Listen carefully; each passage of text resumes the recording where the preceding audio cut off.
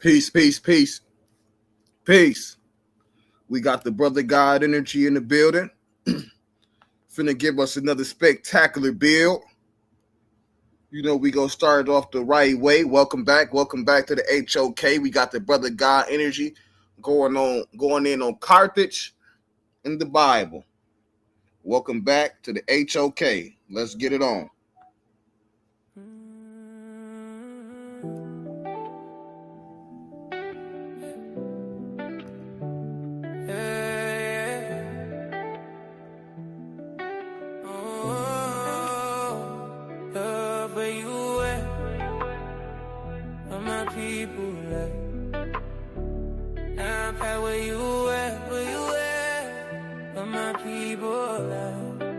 I need you to help me on this mission. Yeah. This is for my brothers trapped in religion. Open up your eyes, break out of the prison.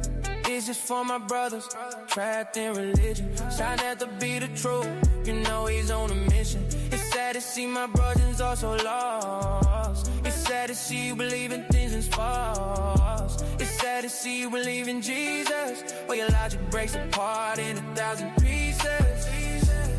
Oh, God killer, not gonna let that slide. You drowning in a myth, you had nowhere to hide. The HOK is the toughest environment. While we trade blind faith for mental empowerment. I believe in scriptures for your mind, this is the key. It's time to unlearn everything you believe. The house of consciousness, start looking within. That's where the real liberation begins. Oh, this is for my brothers trapped in religion. Open up your eyes, break out of that prison. This is for my brother trapped in religion. Sa.neter be the truth, you know he's on a mission. The HOK is more than just a place. It's a tough environment where you check your faith.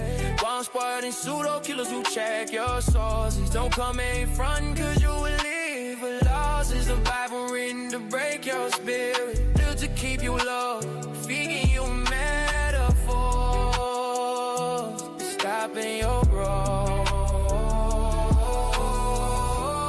These is for my brothers trapped in religion. Sa.neter be the truth, you know he's on a mission. It's sad to see my brothers all so lost. It's sad to see you believe in things that's false. It's sad to see you believe in Jesus, while your logic breaks apart in 1,000 pieces.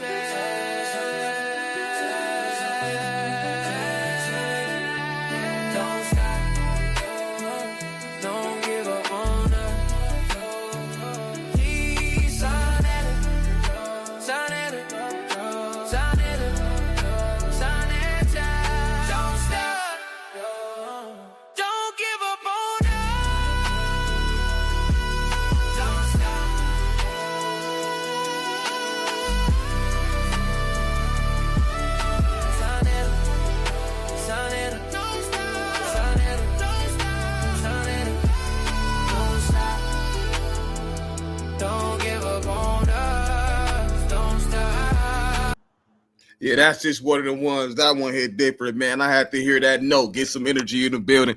Peace, brother. What should we be looking forward to, man? How you doing? Happy Father's Day, brother. Even if you're not a father, good holiday. Yeah, definitely. Happy Father's Day. Happy Father's Day. Brother. Thank you, bro. But yeah, we definitely gonna get into some information. This basically part 2 to my Canaan the Legacy presentation, the very first presentation that I did on Sa.neter. If y'all missed it, definitely go check that out. We dropped a bunch of good information in there. So this is basically part 2.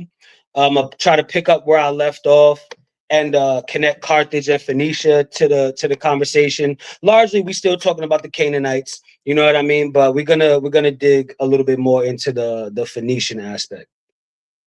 Okay, great. And what's gonna be the connection with it? I see the Bible is in there, Carthage in the Bible. So what we gonna be looking for as far as the Bible goes?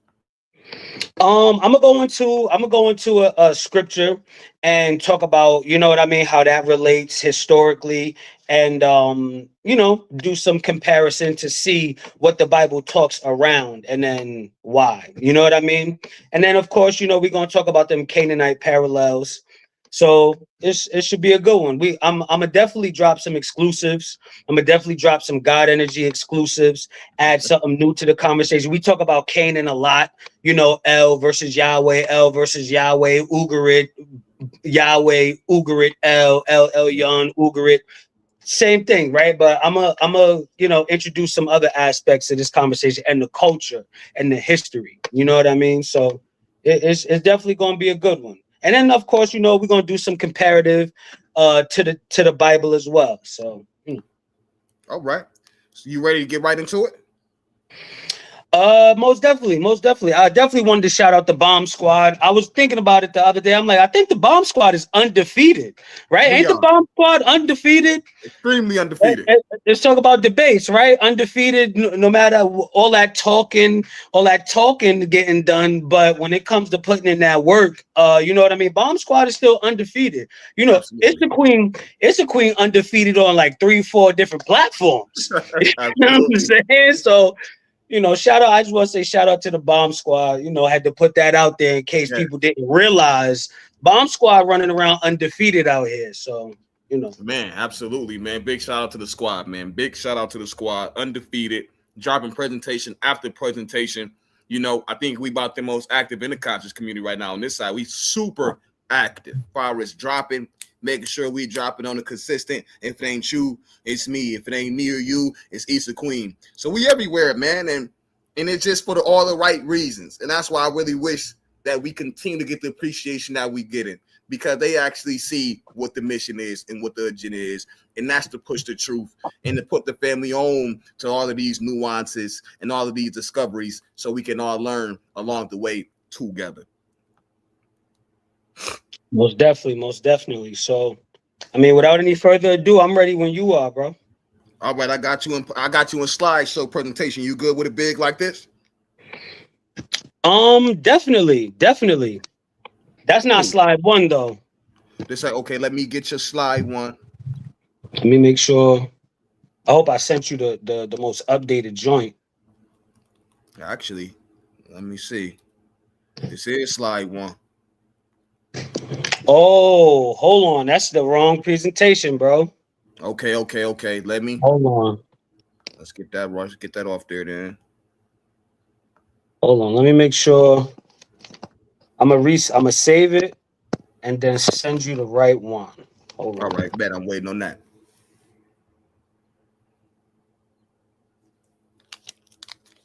Man, absolutely. Yes, sir.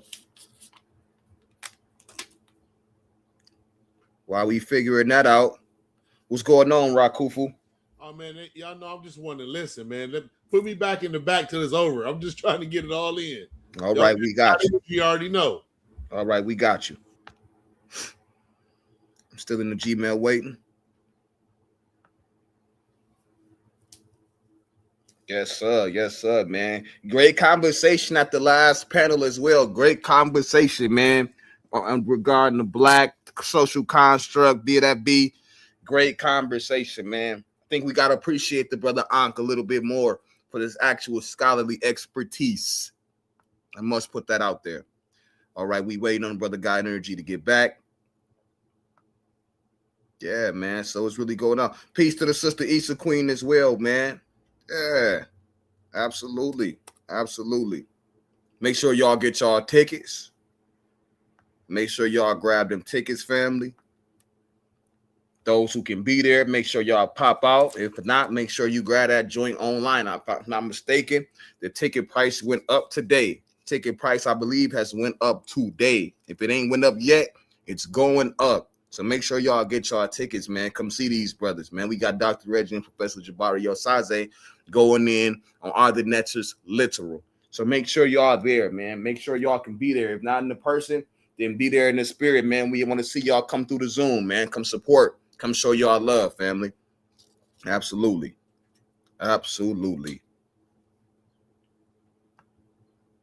And also, don't forget, we got the brother Easy Band. Easy Band will be doing a presentation as well. Did Prophet Muhammad own slaves? The Islamic dilemma. Easy Band's always out there, man, with that strap out, man. He be trying to put it down. He ready to put it down, man. Anybody who's in his way, he gunning for you. Easy Bands ain't playing no games. He said the Prophet Muhammad owned black slaves. Ankh say cool, brother lie, get the smoke. So you know he doing his call outs. Waiting on my brother God Energy to return with the presentation, family.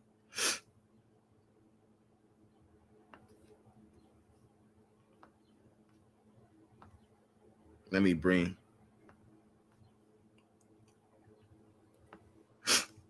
What you think, man? What you think about this real quick, Kufu, since you here? Yeah, I want to ask you that. I'm glad you put me up for a sec. So I would agree that, you know, Islam has slavery and all this type of thing, even still after they made certain, what is hadith saying it's not right. You should buy them and free them and this, that, and the third. But I believe it was going on in this culture and still going on today. But also I would turn that mirror to Easy Man and say, what about the Christian slave dilemma? Did Jesus' time did they have black slaves? Right. The Christian slave dilemma. And there was a slave presence in Rome. So you're absolutely right. All right, we got energy back. God energy back. You ready, brother? Yeah. It should be in your email right there. I sent you the right one. All right. I'm gonna put you in the back real quick. Kufu, bring you back when everything done. And let me see what I got going on. Talking about Bomb Squad undefeated. I'm about to take my first L to technology. I feel that, huh? About to take my first L. I still ain't. Okay, I just got it. Here it go. Here we go. Okay. Just got it.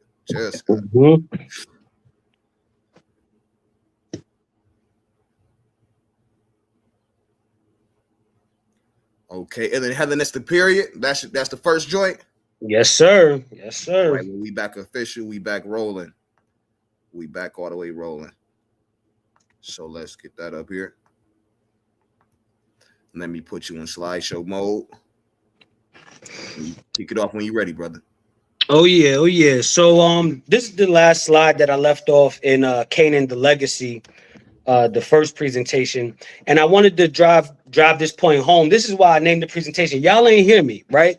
Right. Because in the Hellenistic period, Canaanite equals Carthage, right? When you're in that Hellenistic period, the people that's maintaining that culture of Canaanites are the Phoenicians and the Carthaginians. So when we talk about the Septuagint being published in the Hellenistic period, when you're reading this Septuagint and you're reading, oh, the Canaanites stink, the Canaanites stupid, the Canaanites got it twisted, the reader at that time is associating Canaanite with Carthage. So when you're talking about these things, right, we're going to have to make that association when we're reading out this scripture to see what type of historical context it's really trying to drive home. Next slide. Right. So on the left, that's from First Maccabees chapter 8. And it talks about this is talking about the Roman conquest, right? And it says, and what they had done in the province of Spain, seizing the silver and gold mines there, and by planning and persisting, gaining control of the entire country, even though it was considerably distant from their own. And then on the right-hand side, right, where it says 221, it says the murder of Hasdrubal, Hannibal Barca, right, and is acclaimed he's acclaimed as the general of the Carthaginian forces in Spain, right? So Spain was a stronghold of Carthage. So that's why in First Maccabees chapter 8, they're making sure they talk about the province of Spain seizing the silver and gold mines there. So in Maccabees, it continues on. It says they also had subdued kings who had come against them from the ends of the earth. These kings, right, are Hamilcar, Hasdrubal, and Hannibal. This is who they're talking about, right? So to continue on in Maccabees, it says Philip and Perseus, the king of Macedonia. The king of the Macedonians and the others who had engaged in battle against them had been crushed by them and subjugated. And on the right-hand side there, you see in 205 BCE, Philip V of Macedon makes peace with the Romans. And this is what First Maccabees is talking about when it says Philip and Perseus had been subdued or subjugated. Right? In the book that I'm referencing, Carthage Must Be Destroyed by Richard Miles, right? In 205, it says, Philip V of Macedon makes peace with Rome. And the first book of Maccabees phrases this as Philip and Perseus, the king of the Macedonians, and the others who had engaged in battle had been crushed by them and subjugated. Next slide. And First Maccabees goes on to say, and this is the important part here, Antiochus the Great, king of Asia, he's ruling out of Syria, who fought against them, meaning the Romans, with 120 what? Elephants. Now, who's the most famous general in the world that you know going to war with elephants? Hannibal. It's our brother Hannibal. Exactly, right? Elephants, and with cavalry and chariots and a very great army. Right now, on the right hand side at 195, Hannibal leaves for exile in the Eastern Mediterranean. Guess where Hannibal ends up in that Eastern Mediterranean? In Syria with Antiochus, right? So in Maccabees, it goes on to say, with chariots and a very great army, and he was defeated by them. So Antiochus was defeated by the Romans. And it says, they took him alive and obliged him and the kings who succeeded him to pay heavy tribute. So Antiochus was captured, but in 183, instead of being captured with Antiochus, Hannibal commits suicide in Bithynia. Right. So in First Maccabees chapter 8, and here's the chapter and verses from verses 3 to 7, as we just read, it covers the history of the Punic War from 205 to 183. So this is Carthage being talked around in the Bible, and the Bible dared not to shout out Carthage, their great rival, this Bible being a product of these Greeks who were the rival of the Carthaginians, and they went to battle. They went to battle a few times over territories in the Eastern Mediterranean. So this is where Carthage is talked around in the Bible and their significance. Next slide. So continuing on from Carthage Must Be Destroyed by Richard Miles, it says, although the inhabitants of these cities certainly did not call themselves Phoenicians, the name that was given to them by their great commercial rivals, right? So even before the Greeks and Carthage were rivals, the Greeks and the earlier Phoenicians were rivals, right? And the Greeks, they did recognize.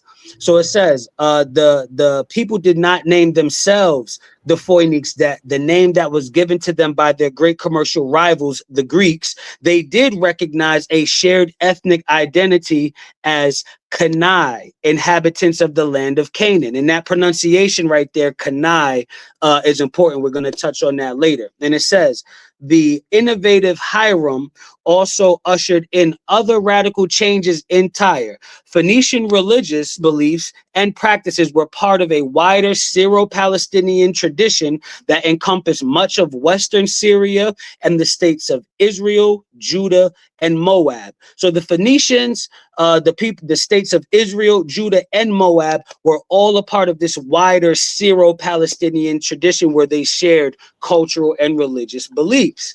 As adherents to a polytheistic religious system that applies to Israel and Judah, the Phoenicians worshipped a wide range of deities, although there does appear to have been some kind of hierarchy. At the head of the Phoenician divine pantheon were El and Asherah, while the god Baal, in numerous different manifestations, played the chief executive role in a subordinate but more active day-to-day capacity. And a large portion of this presentation is going to be around Baal, and interestingly enough, it says numerous different manifestations, right? So we're going to explore that a little more, but later on. Next slide, brother. Yep. And from this work here by J.B. Sirkin of Novgorod University, it's titled Hey, can I ask Canaan. you a question real quick? Yes, sir, brother. So there's a relation between the famous Abu Bakr, the last name, of course, and Hannibal Bakr. No, Abu Bakr is much later. That's a much later different. That's a different time period, different groups of peoples. So yeah. Yeah. And it's Hannibal, and it's Hannibal Barca, not Bakr. Thank you for that. No problem, brother.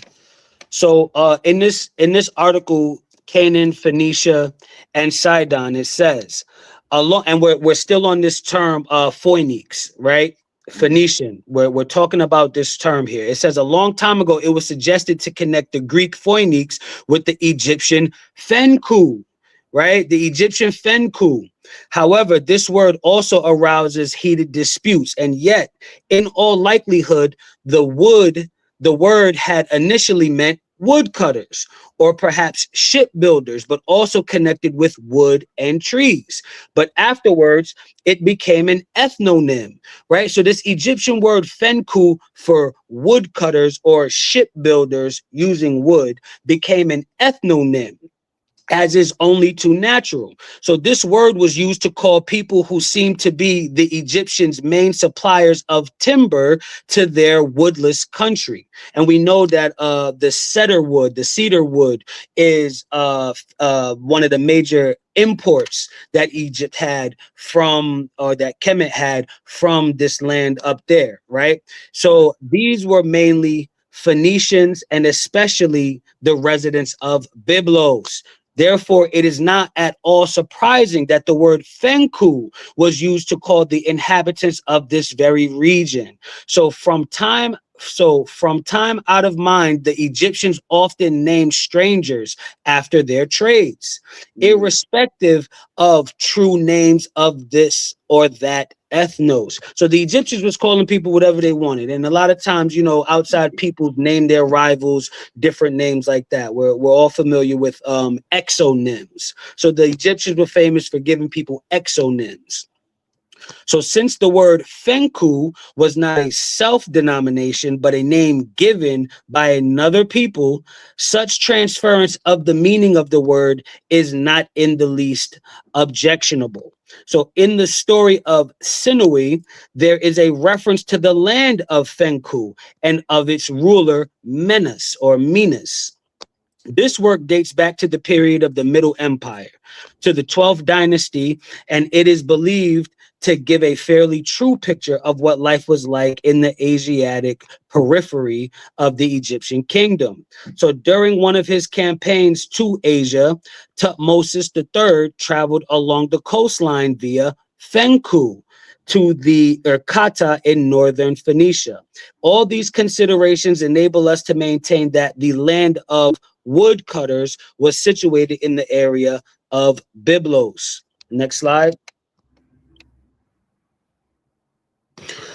So to sum up, it may be assumed that the Phoenicians regarded themselves as Canaanites. The Egyptians called some of them Fenku, whence the Greeks adopted the denomination Phoenicians. The Greeks adopted the denomination Phoenicians and much later even coined their own eponym Phoenix. So from Fenku, the Greeks adopted the denomination Phoenicians. We give all the credit to the Greeks and how they called them Phoenicians, when really that term is stemming from the Egyptians assigning exonyms to people from the term Fenku.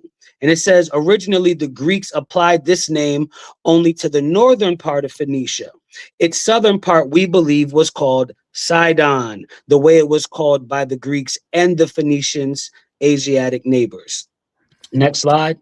Yeah, I never heard that one. That might be a God Energy exclusive. Come on, brother. That's a God Energy exclusive.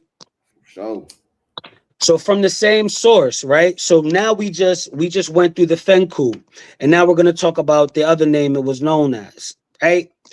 In historical science, there are several interpretations of the term Canaan. It is often associated with the notion of purple or red color, right?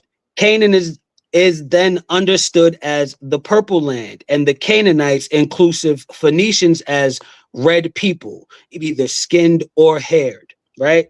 In this case, the term is congruous with the Greek name, also derived from the notion of red, which is phoenix, and we know how they got to that from the Fenku. We just went over that.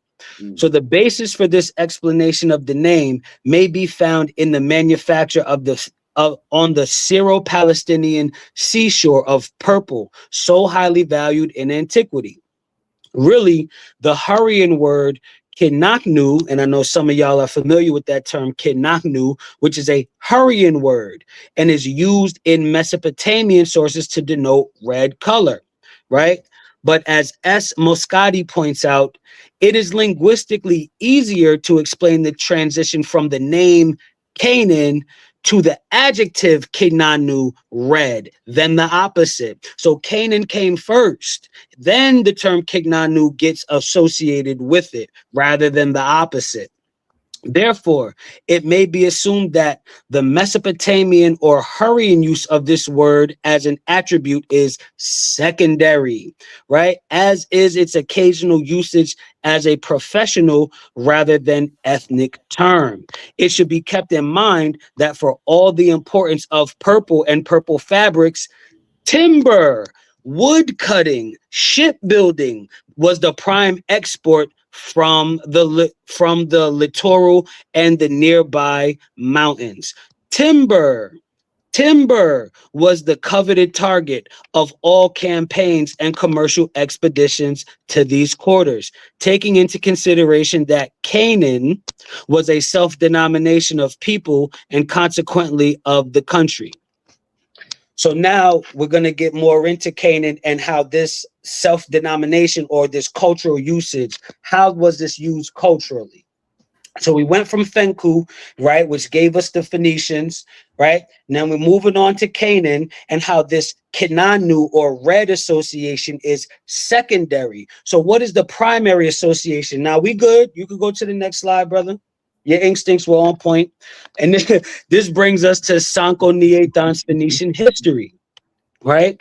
Where we get that Cana is Canaan and his brother Isidis is Osiris. So in the work Sanchuniathon's Phoenician history, we know from the biblical tradition Canaan and Mizraim, right? But in this theogony, there's a Cana who is Canaan, and Cana is the brother of Osiris.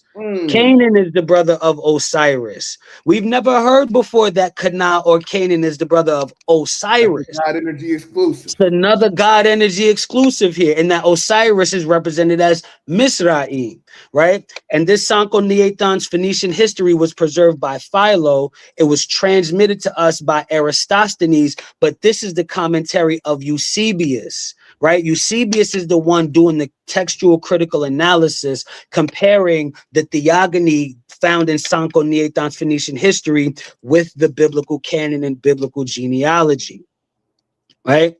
Next slide.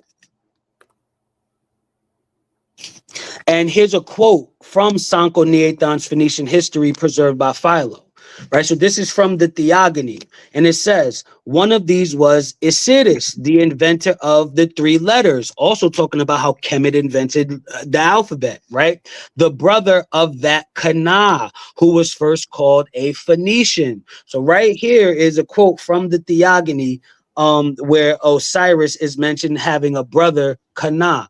Next slide. Oh, wait, hold on. And it says, there is a good reason that all should own this, because although we make CA the first syllable, next slide, when we pronounce Canaan, we make CA the first syllable in the word Canaan, yet the Jews did not so. So how did the Jews originally pronounce this, right? But the Shiva joins the letters C and N into one syllable, making it Canaan, right? So the indigenous Semitic pronunciation of this word is Canaan. That's why it starts as Cana, right? And Philo, who preserved Sanchuniathon's Phoenician history, really Philo may actually be the author of this text and just attributed to Sanchuniathon, but that's another discussion. And Philo imitated his own country pronunciation and only left out the terminating letter N of the Phoenician word, which is not useful in Greek, right? Yet compensating the loss of it by long pronunciation or circumflection of A. So that's why it's pronounced Kana, right? That long circumflection of the A, Kana, right? And it says, accordingly, Stephanus Byzantius, who lived about the 6th century and several times quotes our Philo Biblos as a good author without the least intimation of charging forgery on him. He expounds again, this is Kana. This is Kana is Phoenician or Canaan. And Canai or the are the Canaanites. So again, you hear that Canai from earlier. So this was the pronunciation of this. This was the endonym, right? This usage of the term Kana, Canaan. So when Philo records his text and he uses this term Kana to represent Canaan, Kana and Canaan being Asar's brother, and Asar being allegorically behind Misraim. Misraim doesn't just represent Kemet. Mizraim is a euhemerization or a de-deification. You go from a deity to a human figure. That's called euhemerizing, right? This is the euhemerist tradition from the scholar. So Asar becomes represented or euhemerized as Mizraim, and Asar has this brother Kana. And Philo records this more Semitic indigenous pronunciation of Kana aside from Canaan, right? Which has influence with Kananu, the Hurrian word, the Mesopotamian word. The Semitic indigenous way was Kana. And how are we going to show this? So now we need context, because I just put forth that Kana was the Semitic way of pronouncing it. So we should see Semitic peoples using this. Next slide, brother. So from the work Egypt, Canaan, and Israel in Ancient Times from the archaeologist Donald Redford, it says, in the 3 versions of the epitome of Manethos Egyptica, widely differing time spans are given for the Hyksos rule. 250 years, Eusebius 284 years, Africanus 511 years from Josephus, right?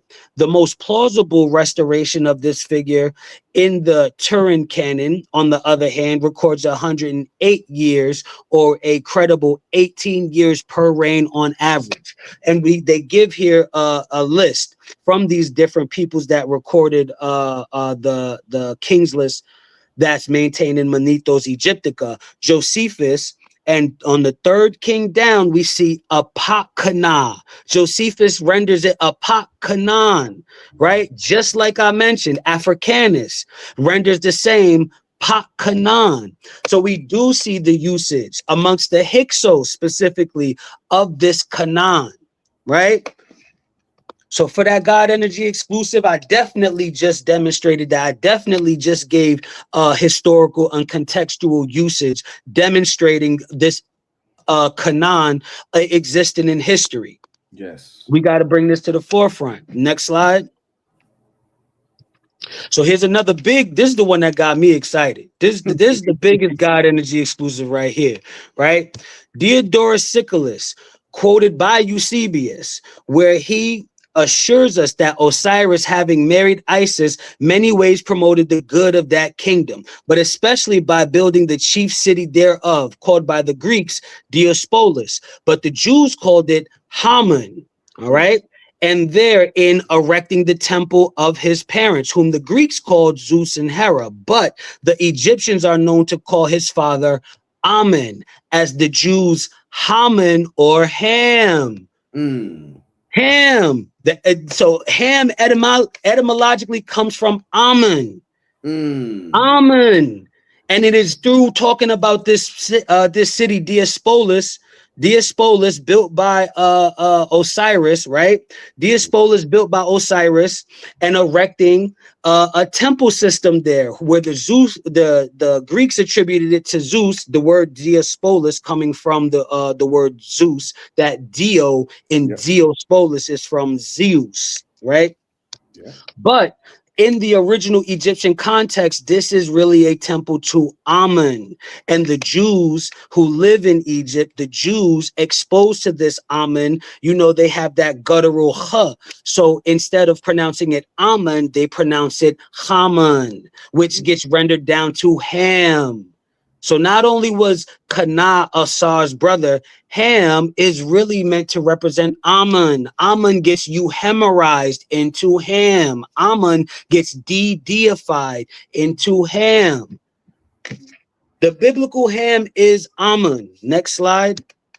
So let's talk about this Diospolis, right? Diospolis, meaning city of Zeus, may refer to any of the following ancient Egyptian settlements. So the Greeks are calling an Egyptian settlement Diospolis. Diospolis Magna was Thebes, modern-day Luxor, the provincial capital of Waset, the fourth nome of Upper Egypt. But Diospolis Parva, right, was the provincial capital of Seshesh, the seventh nome of Upper Egypt. Next slide. And it in the source it said Diospolis had a temple erected, a cult system to Amun in Thebes, was the capital of Egypt during the New Kingdom, and became an important center of the god who? The god Amun's cult. Its sacred name was Pa-Amun. So when in Sanchuniathon's Phoenician history, and they're talking about Diospolis, they're talking about Diospolis Magna being Thebes, right? But there were a few Diospolis cities in ancient Kemet. Next slide. So what really drives this point home is Tel El Baal Amun, and you already see where this is going in Baal Amun, first known as Smibadet. And it's an ancient city in Egypt dating from 2400 BCE. It was once a port city on an estuary of the Nile, but is now inland of the Mediterranean Sea. In ancient times, it was known as Diospolis Inferior, and it has a complex of temples there, right? So it was first called Smibadet. Nope, next slide. We can move right on. It was first called Smibadet or Bedet, the ancient Egyptian city from 2400 BC or earlier. And Tel El Balamun is the Arabic name, but about 1200 BCE during the New Kingdom of Egypt, Diospolis Inferior was named Amun, meaning the island of the god Amun. It was the ancient form of the name Baalamun or Tel El Balamun, right? So Diospolis Magna, that was the specific Diospolis mentioned in the source Sanchuniathon's Phoenician history. But Diospolis Inferior, right, was named Amun and was still associated with Amun, right? So this is driving home the point of the accuracy of what was recorded in Sanchuniathon's Phoenician history. And here you have Amun in the Medu-Neter, the island of Amun, right? Amun Ka-em Waset. And here you go, you have the Medu-Neter. So when you look at, next slide, brother.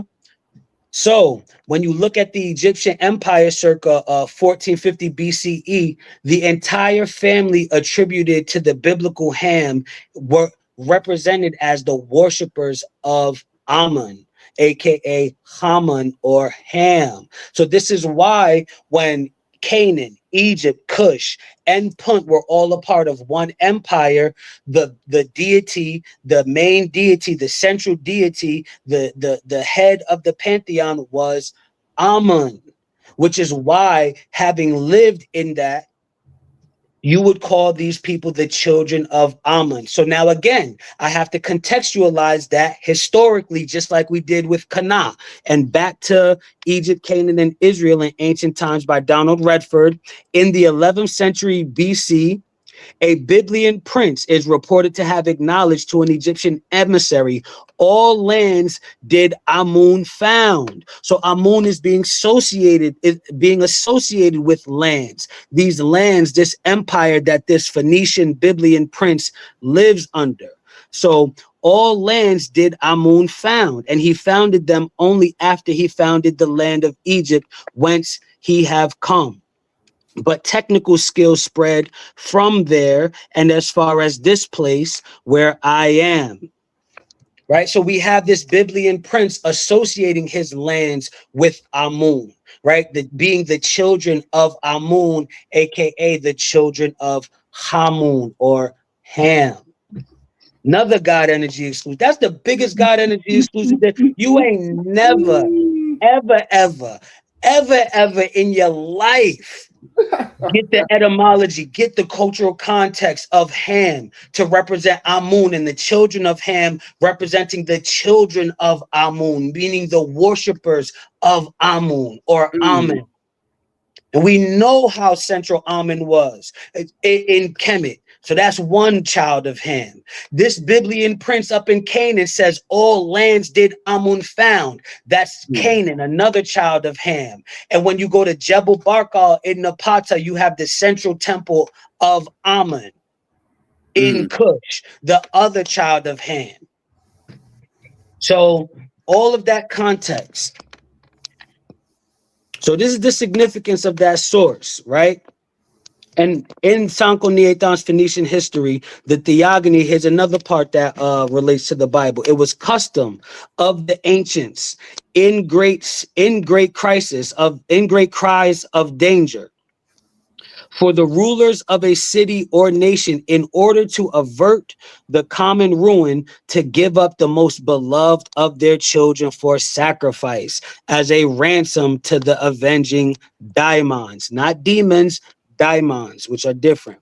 And those who were thus given up were sacrificed with mystic rites. Kronos, then whom the Phoenicians call Elis.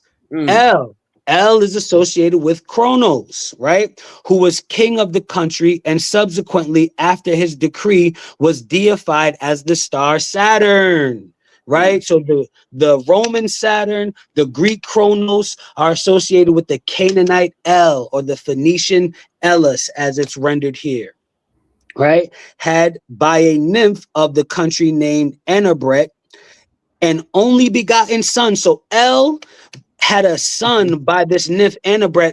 El had an only begotten son. Where have we heard that before? Right? Only begotten son, whom they on this account called Yedud. I-E-D-U-D, not I-E-S-U-S, not Jesus, Yedud. You see where this is coming from? Absolutely. Right? The only begotten. Jesus wasn't the first only begotten. Yedud was the only begotten before, the only begotten son of El, right? Being still so called among the Phoenicians.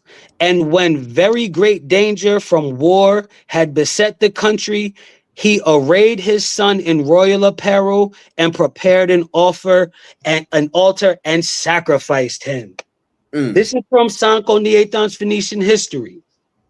So I said, can Sanchuniathon's Phoenician history be considered like a proto-Genesis? Yes. Sanchuniathon's Phoenician history, as transmitted by Philo of Byblos and quoted in Eusebius, can be considered a proto-Genesis or a foundational cosmogony, as it presents a similar account of the origins of the universe and humanity that parallels yet contrasts with the Hebrew Genesis.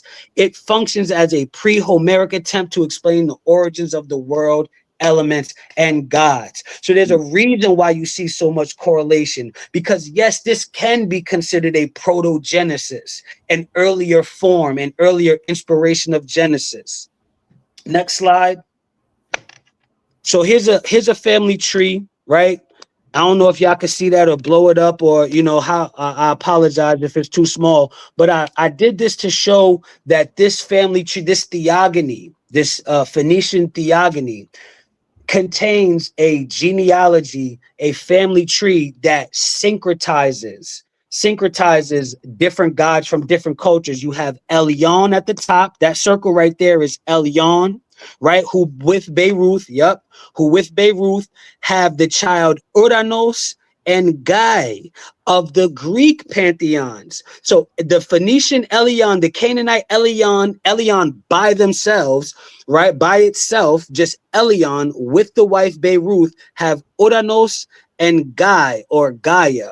And then Uranos and Gaia have children, and that one circled is El. So in this pantheon right here, in this theogony, in this genealogy, El is not even the child of Elyon. El is the grandchild of Elyon. Right. So I've heard there's been a request to show where Elyon is in a pantheon as a singular deity, as a god by themselves. Here it is. Here it is. Elyon is not El. According to this theogony, in this pantheon, Elyon is the grandfather of El, 2 generations removed. So come on now, we're not playing. And right there it says Elyon with Asherah, right? Their child, and I have the star next to Yedud. Down there I have Yedud in that star. That's right. And one of the other children in the circle over there is Sidek. Right, Sidek, where you get Melchizedek from. Absolutely. And the child of Sidek you have down there with the other star, Asclepius, aka Eshmoon.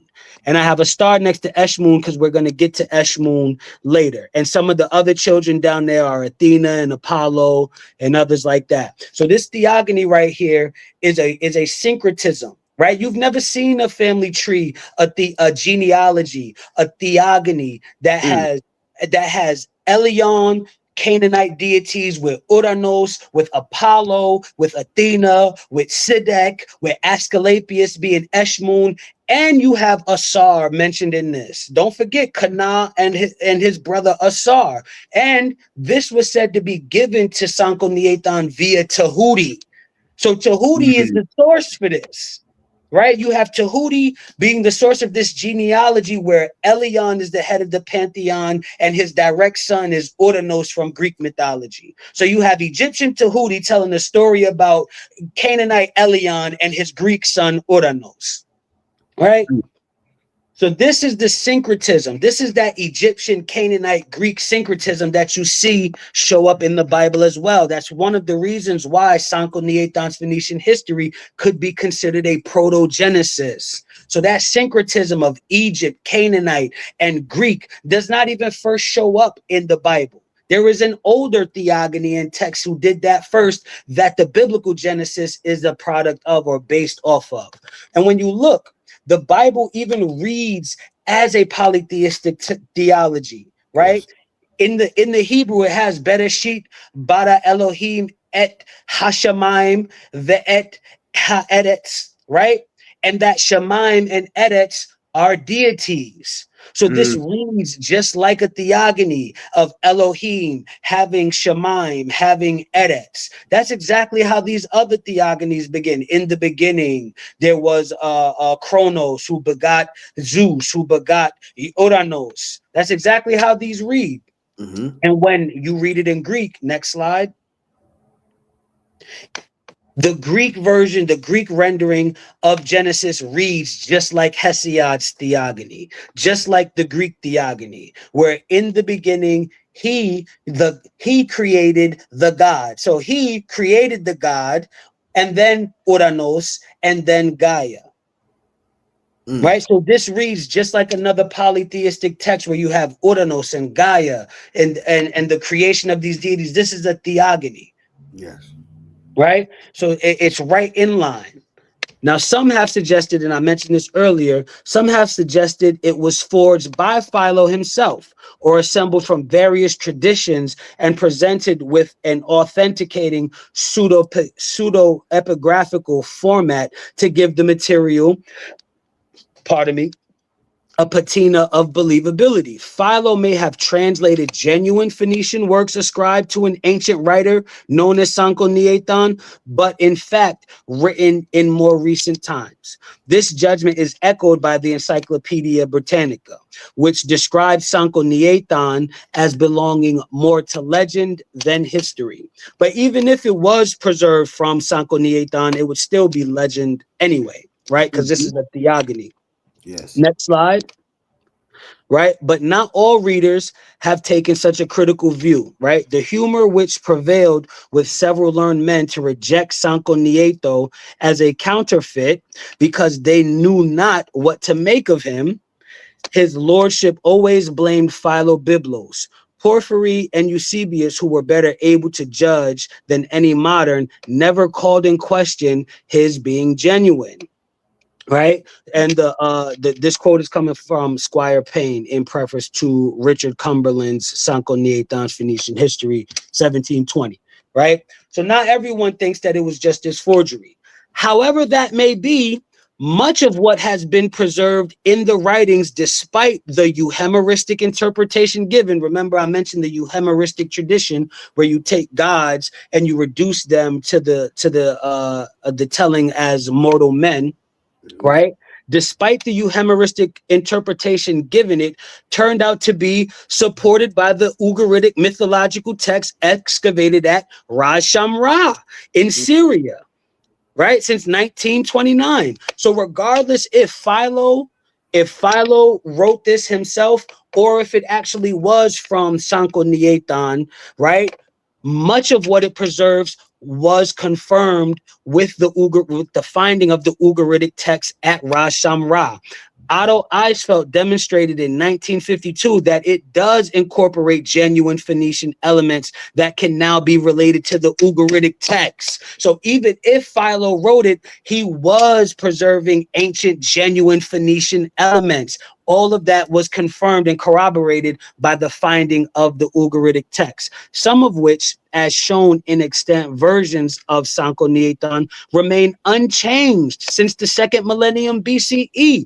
So the work preserved by Philo, known as Sanchuniathon's Phoenician History, even preserved elements that were unchanged since the Ugaritic text.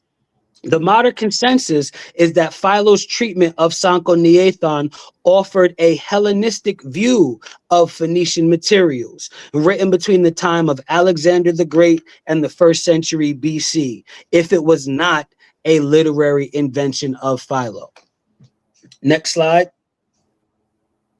And in Ras Shamra, the Ugaritic text, we find the Baal cycle, right? The Epic of Baal is a collection of stories about the Canaanite Baal, also referred to as Hadad, right? So this is where we get to the main, the meat and potatoes of this presentation, identifying these Baals, right? Where the Bible is polemicizing against Baal, right? It's not one Baal that the Bible is polemicizing against, right? So this is what we're going to get into. It was composed between 1400 and 1200 BCE, right? And rediscovered in the excavation of Ugarit in the ancient city in modern-day Syria. The storm god Adad and the sun god Shamash jointly became the patron gods of oracles and divinations in Mesopotamia. Sanchuniathon's account, it is Sky who first fights against Pontus, sea. Then Sky allies himself with Hadad. Hadad takes over the conflict but is defeated, at which point, unfortunately, no more is said of this matter. Sanchuniathon agrees with Ugaritic tradition in making moot the Ugaritic Mat, whom he also calls Death, the son of El. So Sanchuniathon's Phoenician history is accurate all over the place, right? And in Sanchuniathon's account, Hadad is once called Adados, but is mostly named Damaris. This is a puzzling form, probably from Ugaritic Damarum, right, which appears in parallelism with Hadad, or possibly a Greek corruption of Hadad Raman. Sanchuniathon's Hadad is son of Sky, by concubine, who is then given to the god Dagon while she is pregnant by Sky. This appears to be an attempt to combine two accounts of Hadad's parentage, one of which is the Ugaritic tradition that Hadad was son of Dagon. That's why in some sources, when you look up Baal, right, and Baal's place in the pantheon, sometimes Baal is labeled the son of Dagon. The cognate Akkadian god Adad is also often the son of Anu, sky. The corresponding Hittite god Teshub is likely son of Anu as well. Right? From the Levant, Hadad was introduced to Mesopotamia by the Amorites, where he became known as the Akkadian god Adad. Adad and Ishkur are usually written with the logogram that you see there, the same symbol used for the Hurrian god Teshub, right? So Hadad was also called Raman, Kedar, Rapiu, or Baal Safan, or often simply Baal as it appears in the Ugaritic text, which means Lord. However, the latter title was also used for other gods. We're going to get into that, right? The bull was the symbolic animal of Hadad. He appeared bearded, often holding a club and thunderbolt and wearing a bull-horned headdress.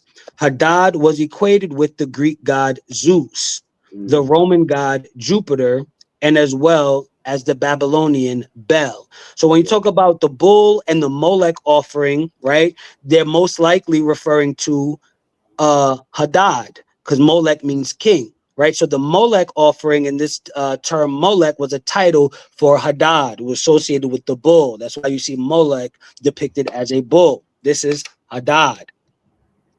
So though originating in northern Mesopotamia, coming from the Levant, introduced into Mesopotamia, Adad was identified by the same Sumerogram, which you see there, that designated Ishkur in the south. So Adad and Ishkur were synonymous. His worship became widespread in Mesopotamia after the first Babylonian dynasty. A text dating from the reign of Ur-Ninurta characterizes the two sides of Adad Ishkur as threatening in his stormy rage and benevolent in giving life. Ishkur appears in the list of gods found at Shurupak, but was of far less importance, perhaps because storms and rain were scarce in Sumer, and agriculture there depended on irrigation instead.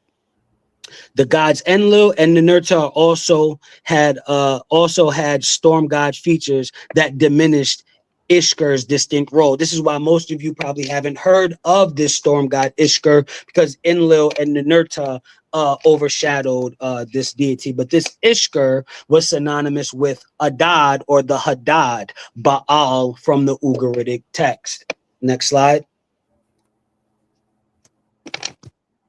So as illustrated here in Stories from Ancient Canaan, right?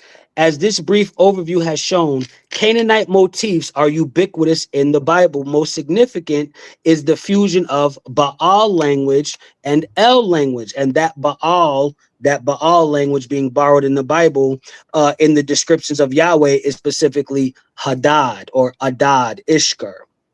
The God of Israel may be unique, but the formula, right, the formulae with which Israel expressed her understanding of him were not unique. The more we learn of the cultural context in which the Israelites lived, the more the prophetic remark rings true from Ezekiel 16:3, by origin and birth, you are of the land of Canaan. Next slide. So we're going to do a comparison here, and it says from the Baal cycle, talking about Adad specifically. Let me tell you, Prince Baal, let me repeat, rider on the clouds, behold your enemy, Baal, behold your enemy, you will kill your enemy, behold, you will annihilate your foes, you will take your eternal kingship, your dominion forever and ever. And now the parallels in Psalms. Behold your enemies, Yahweh. Behold, your enemies have perished. All evildoers have been scattered. That's from Psalms 92. Your kingdom is an eternal kingdom. Your rule is forever and ever in Psalms 145. So we see right there, right? We see right there, not the plagiarism, the preservation, right? The syncretism, right? The use of this Baal language, and that's specifically Baal Hadad right there that the Bible is using, right? What other elements do we see borrowed? The Carthaginians appear to have believed that the soul split into two when a person died. The nephesh, the physical part of the soul, stayed in the tomb and had the same needs as a living person, whereas the spiritual embodiment of the dead person's soul, the ruach, left to reside in the world of the dead. So when you talk about the ruach imeth, right? This concept was a central part of the Canaanite Carthaginian religious system. This is not unique. The Ruach is not unique. Next slide. That's a God energy exclusive, I think, too. Come on, God energy exclusives. This is actually getting deep, bro. So we're gonna move on with Phoenician and Greek relations, right? Luxury goods and artisan techniques were not the only thing that the Phoenicians had brought with them to Greece. Although the Phoenicians went to trade and not to deliver an extended tutorial on culture, many aspects of Greek literature, language, religious ritual, and art were clearly heavily influenced by the Near East. Perhaps most important was the alphabet. Next slide. So this is a citadel at the site called Tiryns, right? And this is from an article. This is from an article by Davis, Moran, Pilwitz, and Wagova, right? And it's talking about at this citadel in Tiryns on the left. That's construction of the citadel, the layout of the citadel. You found pottery shards. You found Canaanite pottery shards, and those are the recreations of the pottery there on the right-hand side. But on this pottery was inscriptions. Next slide. And these inscriptions gave insight into the transmission and development of the Phoenician script making its way into Greece, right? So of the 79 attested occurrences of this sign in the Cypro-Minoan corpus, 78 come from the two regions that are the sources of most Cypro-Minoan inscriptions: Cyprus, 69 instances, and Ugarit, Ras Shamra. Ugarit is so important in the history of Canaan. It's not even funny, right? Thus, this occurrence of sign 25, right, Avas 1, represents the only instance of this sign ever found outside of those two regions. So that was the importance of this pottery shards found in Tiryns, because that was the only instance of these symbols, right? These letters being found outside of Cyprus or Ugarit. And in most attested examples of sign 25, including all of the examples from Ugarit, the central vertical stroke pause does not extend upward as far as the vertex of the two outer strokes pause meet, right? So what they're talking about in that A shape, the central line usually doesn't come up to meet the top. And you see gradually it develops and meets the top. So this is showing the development as this sign gets transmitted from Ugarit through Cyprus into Tiryns, where it did not meet the vertex at the top, and eventually it does connect and meet the two vertex at the top. So this is showing the development in the transmission of this alphabet, and they use the inscriptions on these pottery shards to demonstrate this transmission of that Phoenician alphabet to the Greeks. Next slide. Right. So another key aspect of this was the syncretism. Right. We brought up Greek and Phoenician relations and interaction to talk about this syncretism, because when you're transmitting the alphabet, right, and it said the religion and culture was influenced by the Phoenicians, right? So Heracles, better than any other figure, stands as an emblem of the cultural diversity and interconnectivity that typified the ancient Mediterranean, as I was just alluding to. Although, as the great wanderer and strongman of Hellenic myth, Heracles was closely associated with Greek colonial endeavor. He also epitomized the syncretism, the amalgamation of different religions, cultures, and schools of thought. That was one of the main results of the contacts that Greek colonists made with other ethnic groups, particularly the Punic diaspora. And Punic is a Roman way of saying Phoenician. From the 6th century BC onwards, Heracles came to be increasingly associated with the Punic god Melkart in the minds of not only the Punic, but also the Greek populations of the central and western Mediterranean. And it is Melkart why the Pillars of Hercules are called the Pillars of Hercules. It was the Phoenicians that named it that, after Melkart, which became the Pillars of Hercules.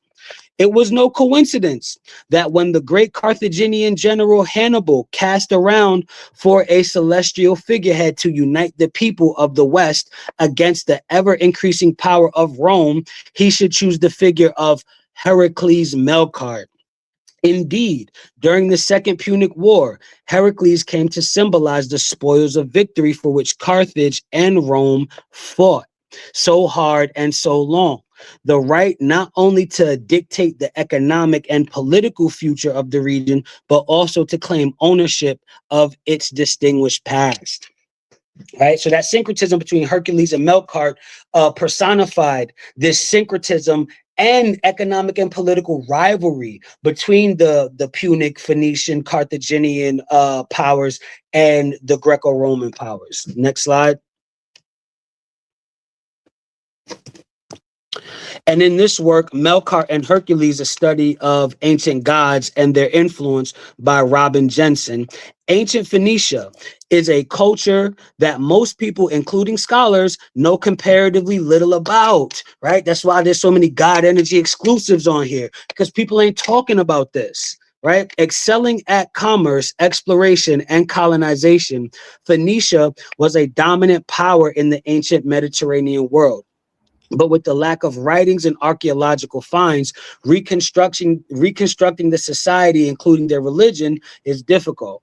Even their most influential god, Melkart, must undergo a different sort of historical analysis, right? A comparative study with Hercules of Greece shows that, like Heracles with the Greeks, Melkart had a great amount of influence upon the people of ancient Phoenicia. And below, right there on the left, you see Hercules fighting another Greek, and he's wearing the pelt of the Nemean lion. And then on the right-hand side there, you see a depiction of Melkart. But Hercules, a central theme in the Hercules mythos is his relationship with the Nemean lion. And after he slays the Nemean lion, he's always seen wearing the pelt of the Nemean lion, as shown here. Next slide.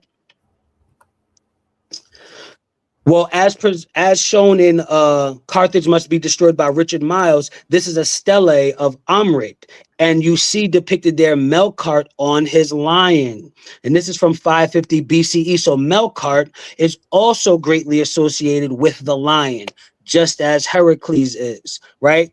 Using this iconography to demonstrate what the sources were saying about Melkart's influence on the character of Heracles. And you can see there the Phoenician art is highly derivative of ancient Kemet, right? Melkart there wearing the Atef crown. If you zoom in, right, there's a depiction there, side note, of Melkart wearing the Atef crown, and there's a uraeus emerging from the front of that Atef crown as customary. Next slide. But Melkart was also another Baal, right? So in the City of Malta, you have this inscription, Melkart Baal of Tyre. right? Then on the Tyrian plaque, you have my master Melkart. And in both of those, you see the MLKRT with the BLSR at the front where it says ancient titles, right? So there it is, Melkart Baal of Tyre. Then in the next one, my master Melkart. So Melkart was also known as Baal. Melkart held the title of Baal. So in some portions where the Bible is using Baal language, right, as paralleled in the Ugaritic text, it's specifically paralleling Baal Hadad. So Baal Hadad language gets used in the formula for Yahweh. But right here we have Melkart Baal. Next slide. And in the story of Elijah, right? Well, first we have to get it across that Melkart dies by fire on a pyre, right? That's part of the story of Melkart. And Melkart's death had a resurrection ritual known as the Agursis. And Josephus, Menander, Athena, and Lucian of Samosata all attest to this Agursis ritual, which was the resurrection ritual of Melkart, who dies by fire on a pyre. Here's a resurrection deity, right? A dying and rising Baal. So Baal, there is a Baal that is a dying and rising god. And Elijah's death by fire mirrors Melkart and the Agursis. Otto Eisfeld, again, in Durgat Carmel, established that the Baal that Elijah fights on Mount Carmel, the story of the 450 prophets of Baal, is specifically Melkart of Tyre, right, where Jezebel is from. And Melkart was the patron deity of Tyre. So when Jezebel brings these prophets of Baal from Tyre, it is specifically the Baal of Tyre, which is Melkart. And Mark Smith works inside this framework, and there's a slew of other scholars that work from this framework as well. This is the consensus, right, on this topic. Next slide. So in 1 Kings chapter 18, it says she, meaning Jezebel, imported 450 prophets of Baal and 400 prophets of Asherah, all eating at her table. So this is talking about Baal Melkart. When Elijah is pursued by King Ahab and for announcing the drought, Elijah proposes a contest of fire. This is on Mount Carmel. This is the story of the contest on Mount Carmel. And he challenges the 450 priests of Baal that whichever God answered by consuming a burnt fire with consuming a burnt offering with heavenly fire would prove to be the true God. Next slide. So in it, right, they do their dance, the 450 prophets, they do their dance, they cut themselves as customary, and nothing happens. Right. So Elijah, he starts trolling them and he says, cry aloud, for he is a god. Either he is meditating, or he is busy, or he's on a journey, or perhaps he is asleep and needs to be awakened. And that awakened right there is the giveaway. Agursis means awakening.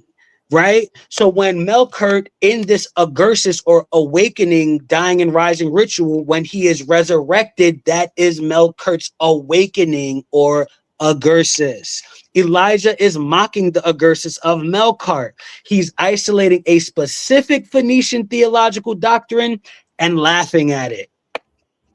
Elijah then builds his altar, and he pours 12 jars of water on his offering 3 times from each jar. So he's soaking his offering in water, making it extremely difficult for it to catch fire, because the victory of this contest is for the offering to be consumed by fire. So to make fire even more challenging, he dumps water on it. Right? And he prays one time. He doesn't do a dance. He doesn't have to cut himself. He prays one time, and the fire of Yahweh fell and consumed the burnt offering and the wood and the stones and the dust and licked up water that was in the trench. Right?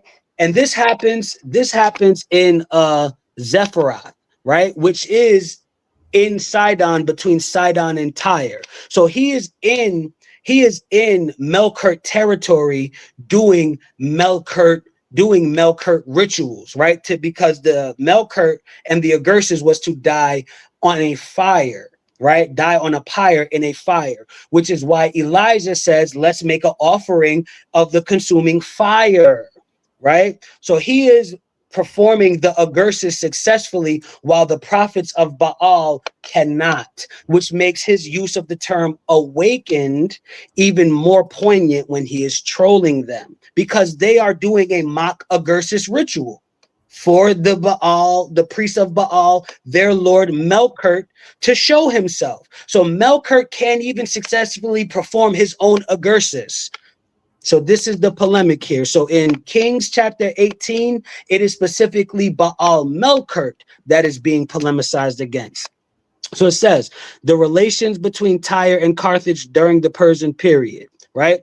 According to Arrian and Curtius, Carthage never failed to dispatch sacred envoys to the festival of Tyrian Melkart every year, right? So the Carthaginians made sure they sent their envoys to Tyre for the festival of Melkart every year. Some Carthaginian envoys had come to their mother city to pay honor to Heracles. According to an ancient custom, envoys of the Carthaginians had come at that time to celebrate an annual festival in the manner of their country. So again, here we have Heracles associated with Melkart.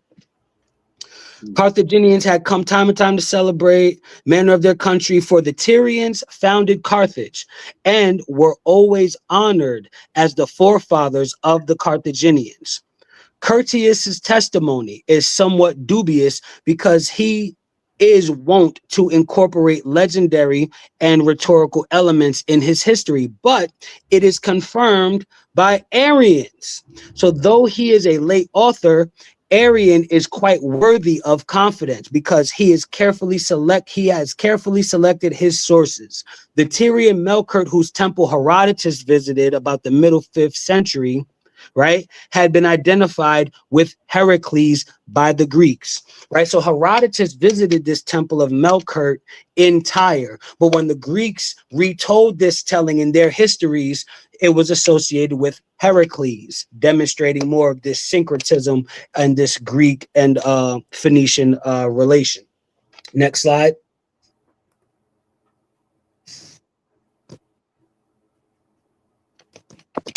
So we're going to talk more about Carthage a little bit. Its Phoenician name, Carthage, right, or new city, certainly suggests that Carthage was set up as a colonial settlement and not just as a trading post.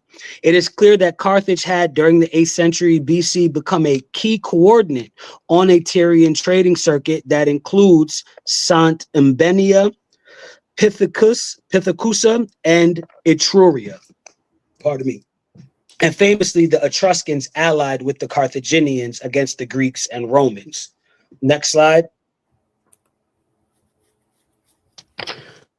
And in this article here from Science and Technologies, where it says the Carthaginians weren't who you think they were.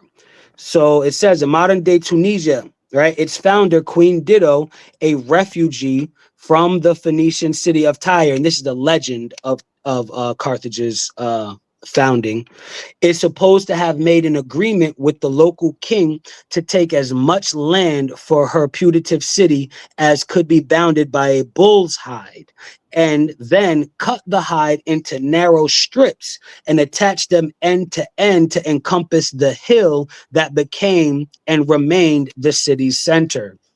Later, she is said to have taken as her lover Aeneas, a Trojan prince fleeing his own native city after its destruction by a Greek army. Next slide.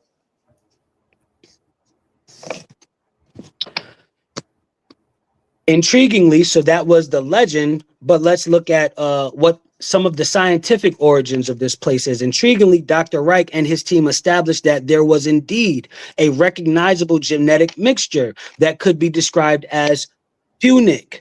So this is from the general population, right? But it had little to do with Phoenicia. Instead, it drew in Greek, North African, and Sicilian genotypes. The many Punic settlements in North Africa and Sicily helped explain admixture from those parts of the world. So it was the Punic settling of Sicily that brought these genotypes there. But the Greek influence is surprising. Greeks and Carthaginians were rivals. Again, another source citing how the Greeks and Carthaginians were rivals, which is why the Hellenistic Greek Septuagint talked around the Carthaginians. That's why I had to go into that explanation to draw out where Carthage was in First Maccabees. Because the Carthaginians were such rivals to the Greeks, when they authored the Septuagint, talked around the Carthaginians and the Punic War. Right? So they were rivals and indeed clashed frequently in warfare during their respective attempts to colonize Sicily. So it says at the heart, these North African genotypes. Next slide. And I think y'all all know where I'm going with this, right? Think y'all all know where I'm going with this. I've showed this same exact slide in my Out of Africa Scientific Reality Part 2 presentation. I showed the same exact slide in the debate that I had with Chief X. Check that out if y'all missed it. And this was a reconstruction of the Gobi people, right? Forensic reconstruction of the University of Chicago and Project Exploration. And the Gobi people represent the Kiphians, right? And as I've explained plenty of times, that the Ibero-Marusians, the Capsians, the Kiphians, the Miktani, right? Not to be confused with the Mittani, right? We're all related. We're all related of this E haplogroup, right? And this is a forensic reconstruction that would represent the phenotypes of all of those peoples. Next slide. So these were the North African ancestors of the Punic peoples, and the material culture, this is all from the Phoenician era. The material culture completely reflects that North African ancestry. So the rectangular depictions were found in Spain.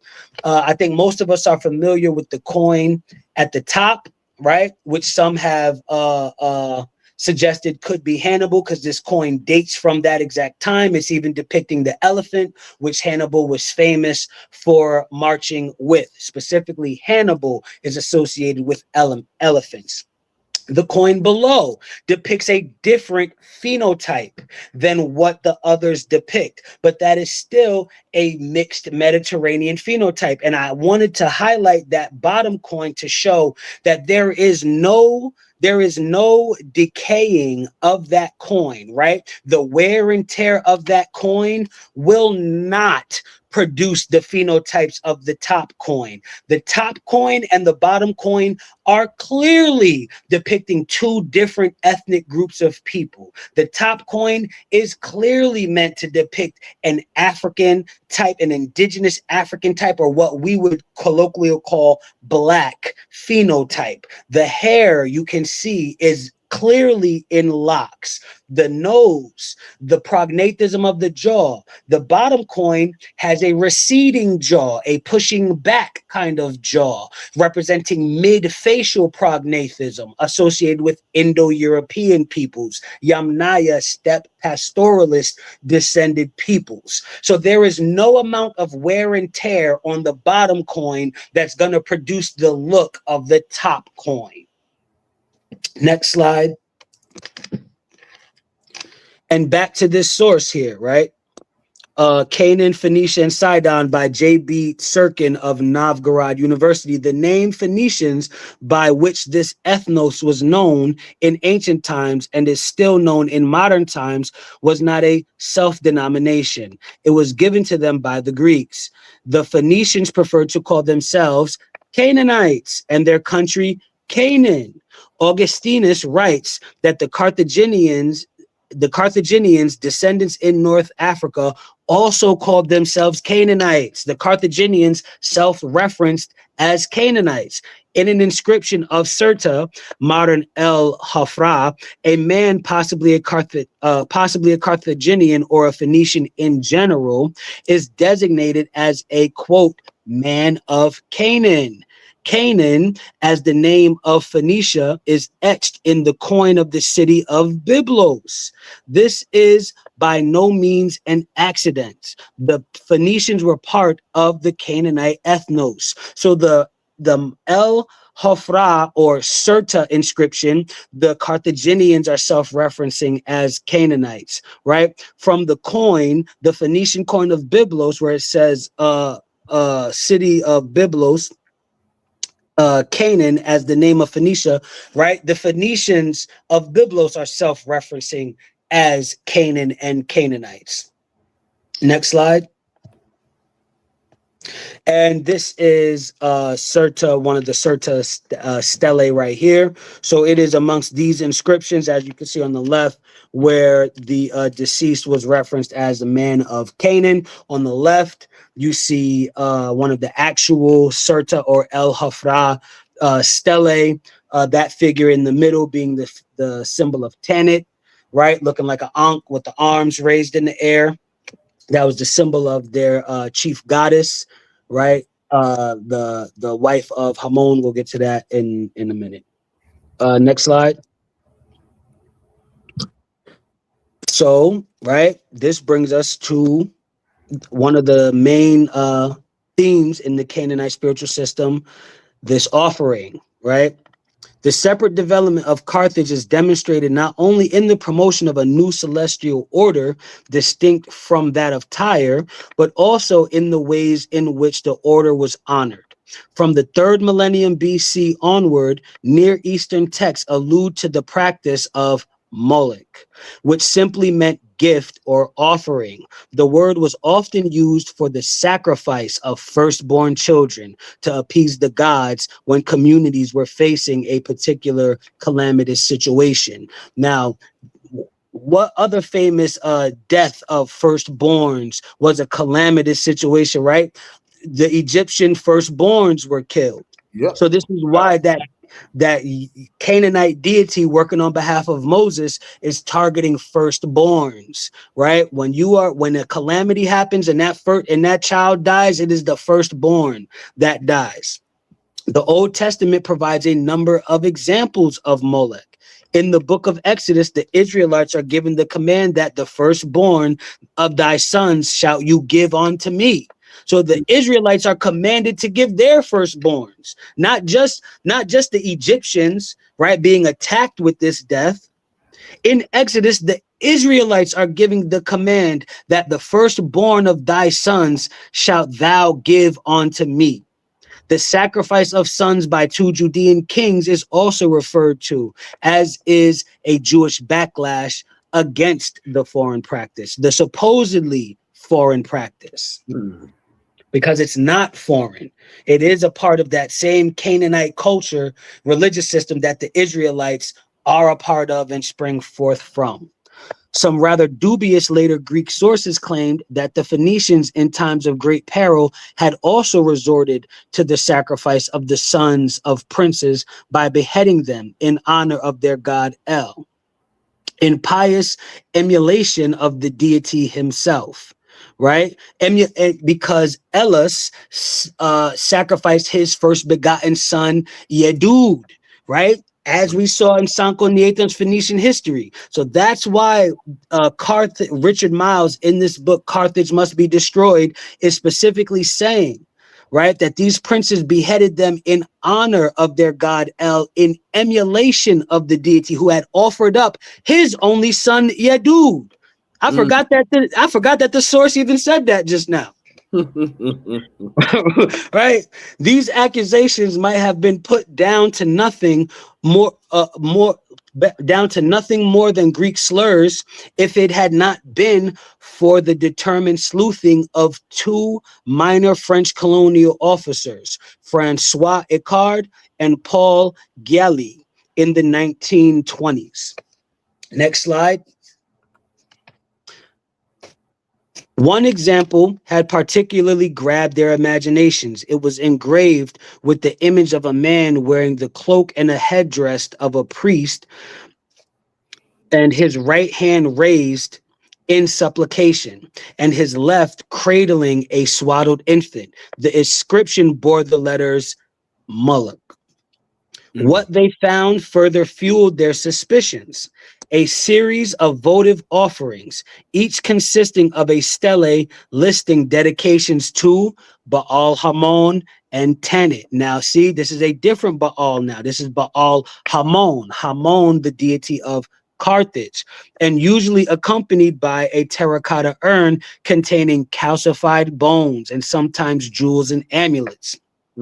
When the contents of the urns, now this is what the French archaeologists discovered. When the contents of the urns were analyzed, it was ascertained that virtually every one contained the burnt remains of young children.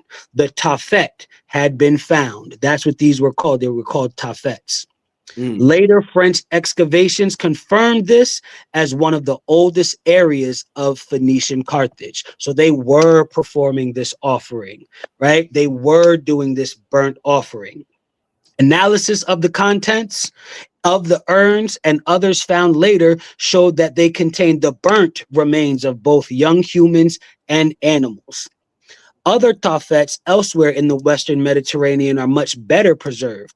For example, the Tafet at Sulcis off the coast of Sardinia consisted of a large rectangular enclosure delineated by massive blocks of the local trichyte on a rocky outcrop. So they were really doing this offering. They were really doing this sacrifice, right? Known as the Tafet. Next slide. Side note, Sardinia was a great ally of the Phoenicians, and a lot of the modern scholarship is pointing that the figures known as the Sea Peoples were actually of the Nuragic culture of Sardinia, and this close contact, and well, really, the Phoenicians had put the Sardinians under sonship. So the same way that the Egyptians were the imperial suzerains of the Canaanites, when the Phoenicians became powerful, they became the imperial suzerains of the Sardinians. And when forces of the Nuragic culture of Sardinia invaded and became known as the Sea Peoples, this relationship is why the Phoenicians were the only kingdom and civilization that benefited from the invasion of the Sea Peoples. Analysis of the human bones and burnt remains at Carthage has shown that the vast majority come from either stillborns or newborn infants, which is strongly suggestive of death by natural causes. These findings have been backed up at the Tafet of Tharos on the island of Sardinia, where only 2% of the children were more than a few months old. One suggested explanation is that the Moloch sacrifice involved not human sacrifice per se, but rather the substitution of the dead for living the substitution of the dead for living victims, and that when none of the former was available, a bird or animal was sacrificed instead. So at these specific sites, at this specific time, they didn't, unalive the children. They instead used stillborns. One suggested explanation is that the Moloch sacrifice involved not human I had already just covered that. But when the contents of the urns from the 4th and 3rd centuries BC, nope, go back, yep. When the contents of the urns from the 4th and 3rd century BC were analyzed, they were shown to contain a much higher ratio of human young. See, right? Some urns from this phase even contain the bones of 2 or 3 children, usually one elder child of 2 to 4 years old. That's not no stillborn, right? That's where they were doing the unaliving, and 1 or 2 newborn or premature infants. Right, so they had a mixture of this practice. Next slide. The conclusion to be drawn is that during periods of great crisis, the Carthaginians and other Western Phoenicians did sacrifice their own children for the benefit of their families and community. The archaeological evidence also clearly shows that the Tafet was no dark secret, but a symbol of Western Phoenician prestige. Next slide. Yeah. On a side note, Kathleen Kenyon also talks about the sacrifices that they found at Jericho as well in the Levant. So this practice was also found at Jericho. The Amorites were also performing this. So one of many such examples from the Carthaginian Tafet makes the nature of the sacrifice explicit. It was to the lady Tanit, face of Baal, and to Baal Amun, that Melkart, son of Hanel, grandson of Melkart, vowed this son of his own flesh, bless him you. Right? So we have a direct inscription here. In contrast, Baal Amun, who was often represented by a crescent moon, was a major god in the Levant. The term Baal was a title, right? Like a lot of us know, or prefix meaning Lord or Master. This is why Hadad was known as Baal Hadad. This is why Melkart was known as Baal Melkart, right? And we see here Amun is known as Baal Amun. And it was given to a number of different gods. The meaning of Amun is less clear. It may come from the Phoenician linguistic root hum, meaning hot or burning, right? Being indicating that he was Lord of the furnaces. Those furnaces where those children were being sent as burnt offerings, right? So it's no coincidence that these children are sent as burnt offerings to the Lord of the furnaces, whose name means burning and hot. Next slide. Then there are the thousands of monuments recording the votive offerings made to Baal Amun and Tanit, the chief deities of Carthage, which, although extremely formulaic in their wording, have furnished invaluable information on Punic religious rites, particularly child sacrifice. Next slide. So in the Bible, you have Leviticus chapter 8 and chapter 20 strictly forbids giving children over to be burned in sacrifices to Molech, a Canaanite deity, right? Prescribing the death penalty for anyone who complies. Deuteronomy chapter 12 and 18 commands Israelites not to copy neighboring nations who burn their sons and daughters in this fire, calling the practice an abomination. Jeremiah chapter 17 and chapter 19, the prophet proclaims God's fury over shrines built in the valley of Hinnom, Tafet, to burn children, stating that such a command never entered my mind. In Psalms, right, chapter 106, condemns backsliding Israelites who sacrifice their sons and their daughters to false gods. And to backslide means you return to something you used to do.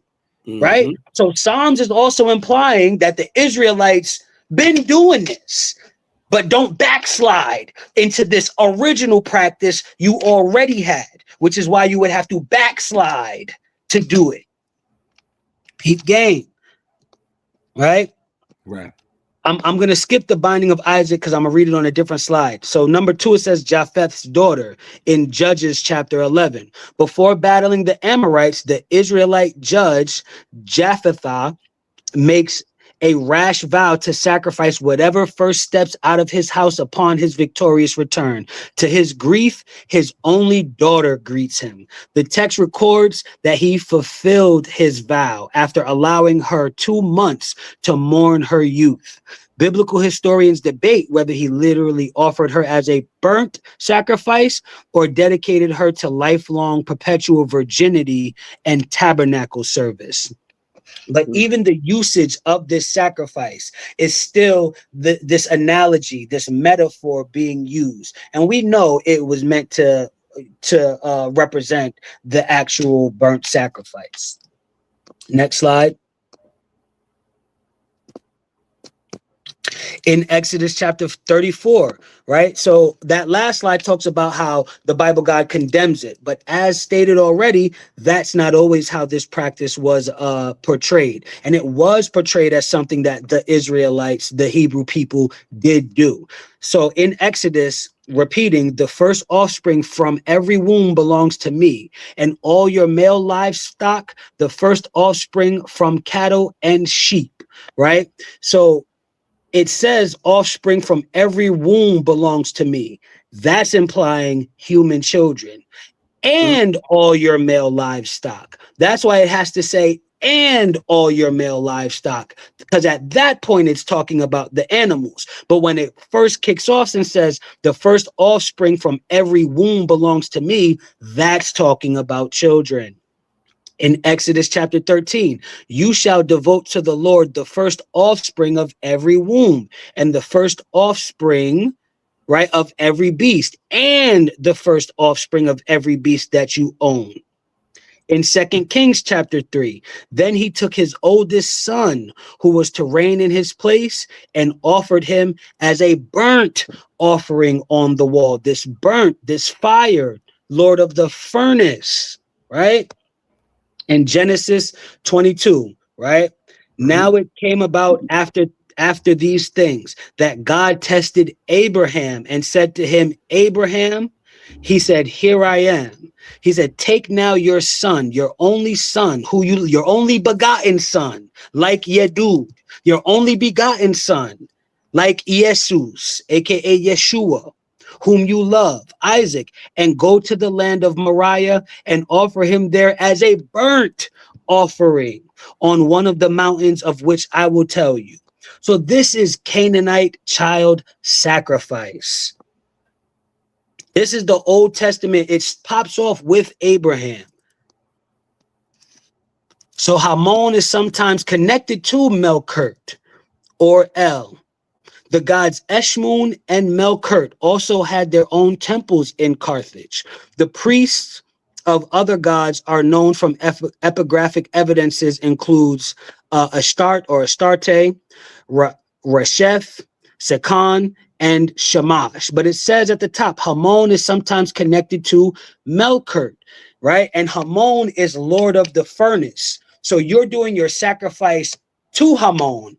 And what happens with Melkart at the Agursis? Melkart dies on a pyre in a fire. Melkart is the burnt offering. So when you look at this ecclesiastical formula, this religious formula, Amun is the god being sacrificed to, and Melkart is the god being sacrificed. And in cultural context, as a mother and father who has to do this offering, Melkart is meant to psychologically soothe your actions, for you to see your sacrificed child like Melkart, right? So you can let your child go in this heinous practice, comparing your child to Melkart. Like, my dead child is like Melkart. My child is sacrificed to the furnace and the pyre like Melkart. So this culture is crazy right here.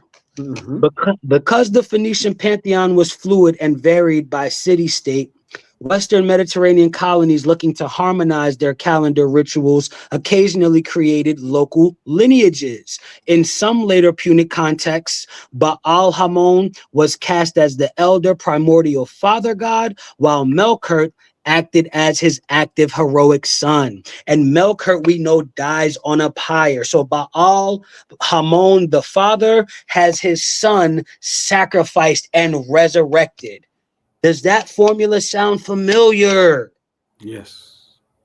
Come on. In the Phoenician, in Sanchuniathon's Phoenician history, Elos sacrifices his only begotten son, Yedud, right? In the Phoenician world, Baal Amun in the Agursis watches his son die and rise as a burnt offering on a pyre. So you have the father Baal Amun with the dying and rising son Melkart.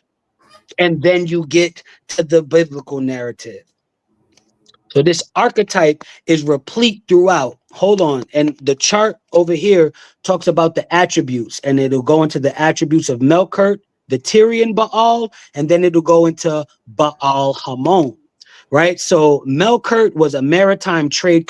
He's associated with maritime trade, colonial expansion, monarchy, and seasonal rebirth.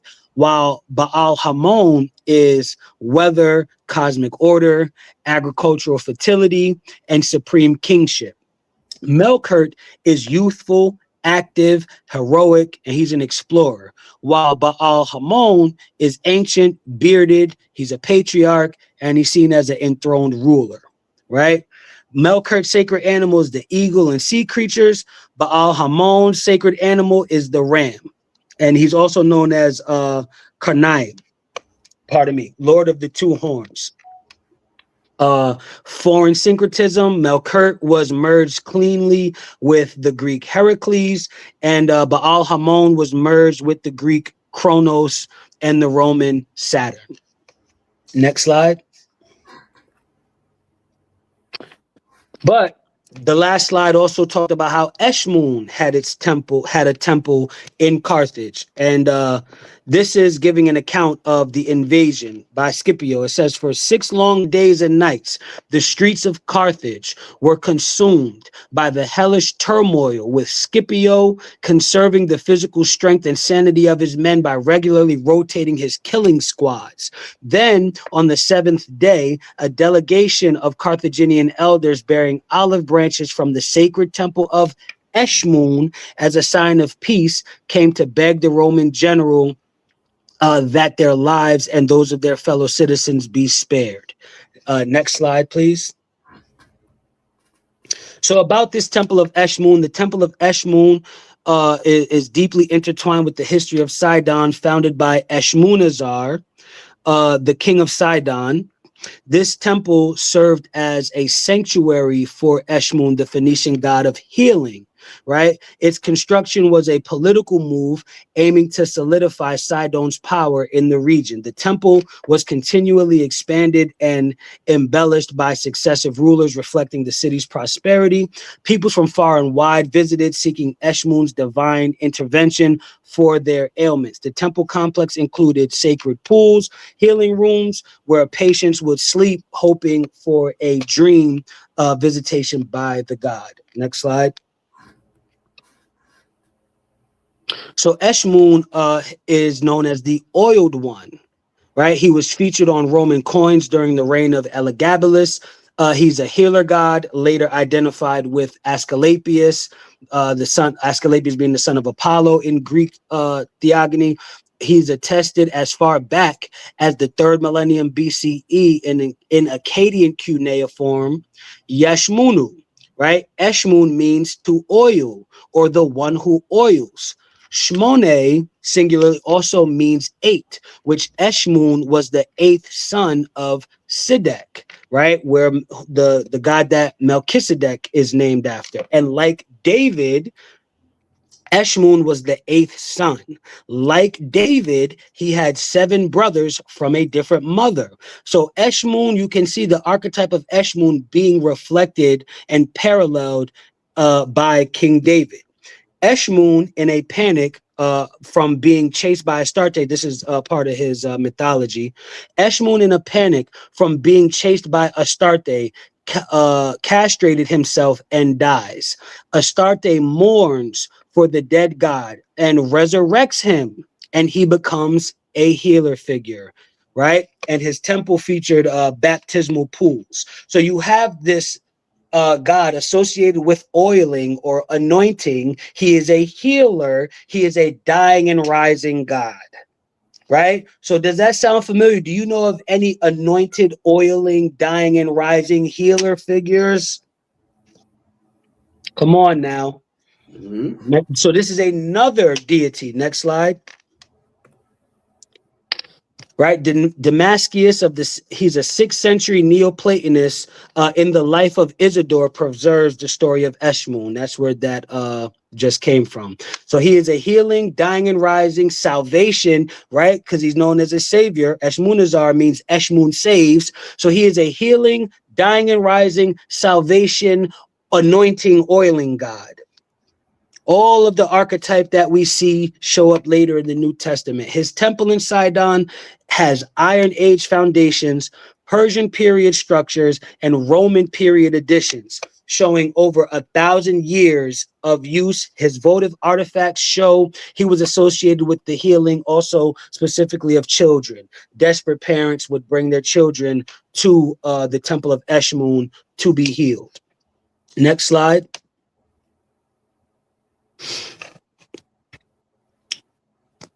Eshmoon was also known as Baal. Eshmoon was also a Baal.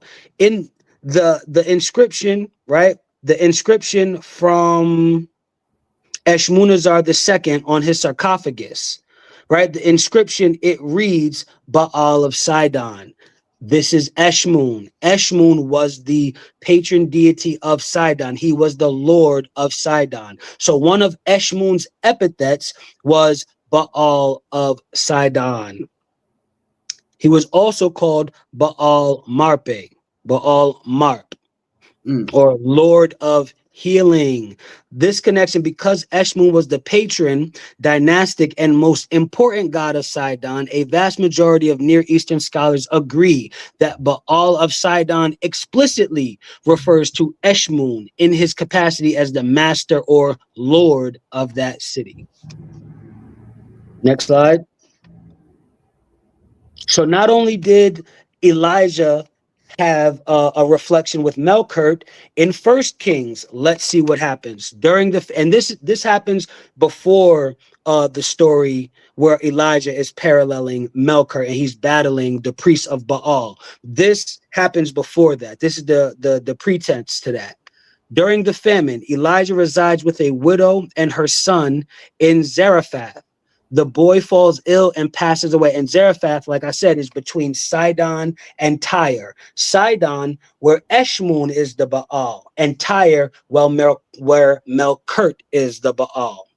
So Elijah brings the boy up to the room that he was staying in. He lays the boy stretched out, and then Elijah stretches out over the boy and prays over the body 3 times. And God answered the fervent prayer, and the boy began to breathe again. So just like Eshmoon was associated with specifically healing children, desperate parents brought their children to the temple of Eshmoon to be healed. And here we see Elijah. He is in healing God territory, performing healing God rituals. And then after that, on Mount Carmel, he is in Melkart storm God territory, performing Melkart storm God Egursis rituals. So the Bible in First Kings, Elijah is polemicizing or borrowing the typology of Eshmoon.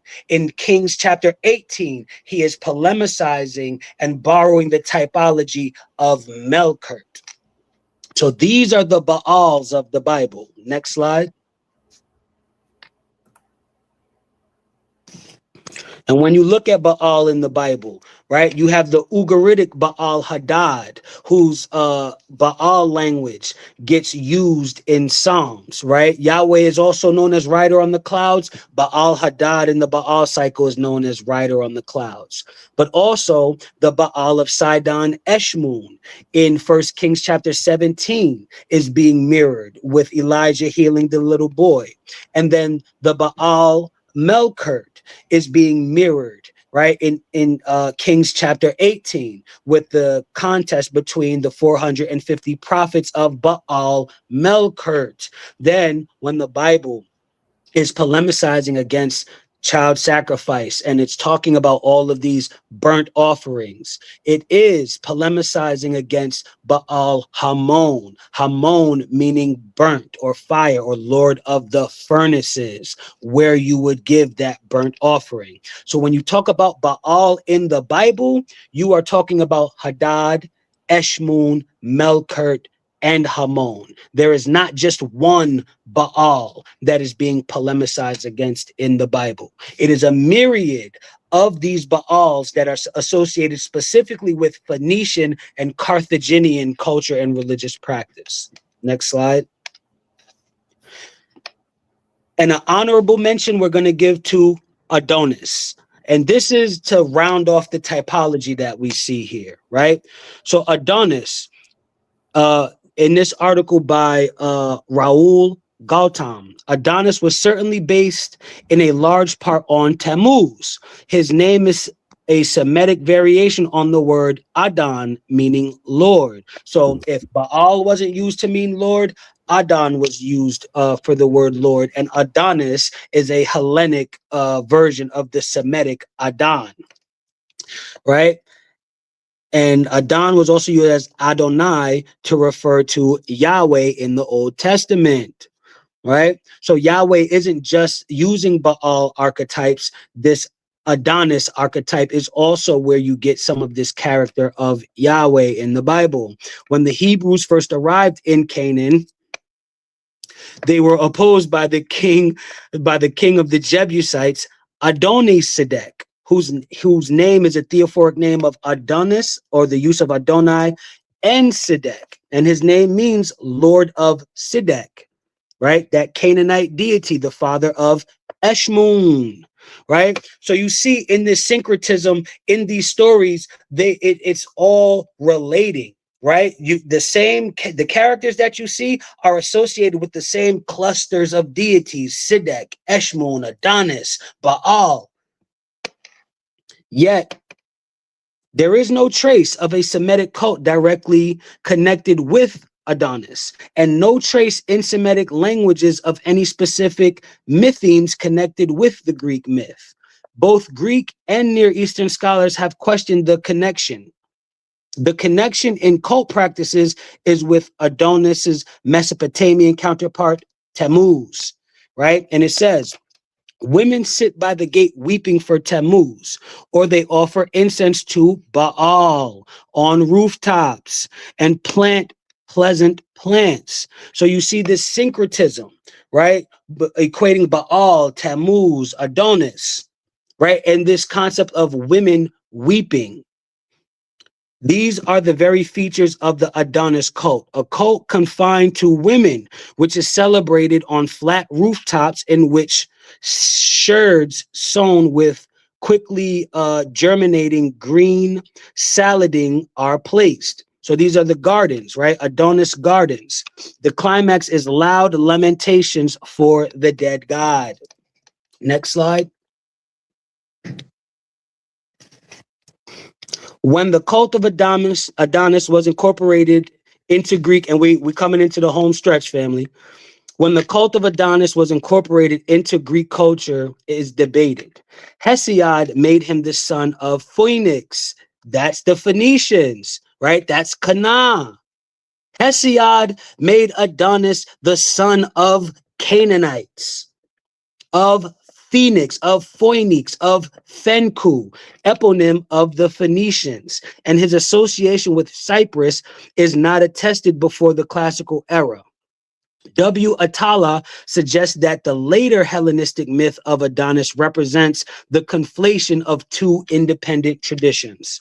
Adonis worship in unspoken mystery religions, not until Imperial Roman times, does any writer's source mention that the women were consoled by a revived Adonis. The 3rd century BCE poet Aphorion of Chalcis, in his Hyacinth, wrote, only Cocytus washed the wounds of Adonis.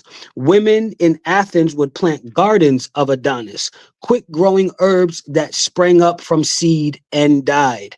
The festival of Adonis was celebrated by women at midsummer by sowing fennel and lettuce and grains of wheat and barley. The plant sprang up. So this is one of those vegetative festivals, right? This is associated, and this type of festival is associated with dying and rising gods, with the coming and going of the harvest. Next slide. And this is from The Golden Bow, A Study in Comparative Religion by James George Fraser.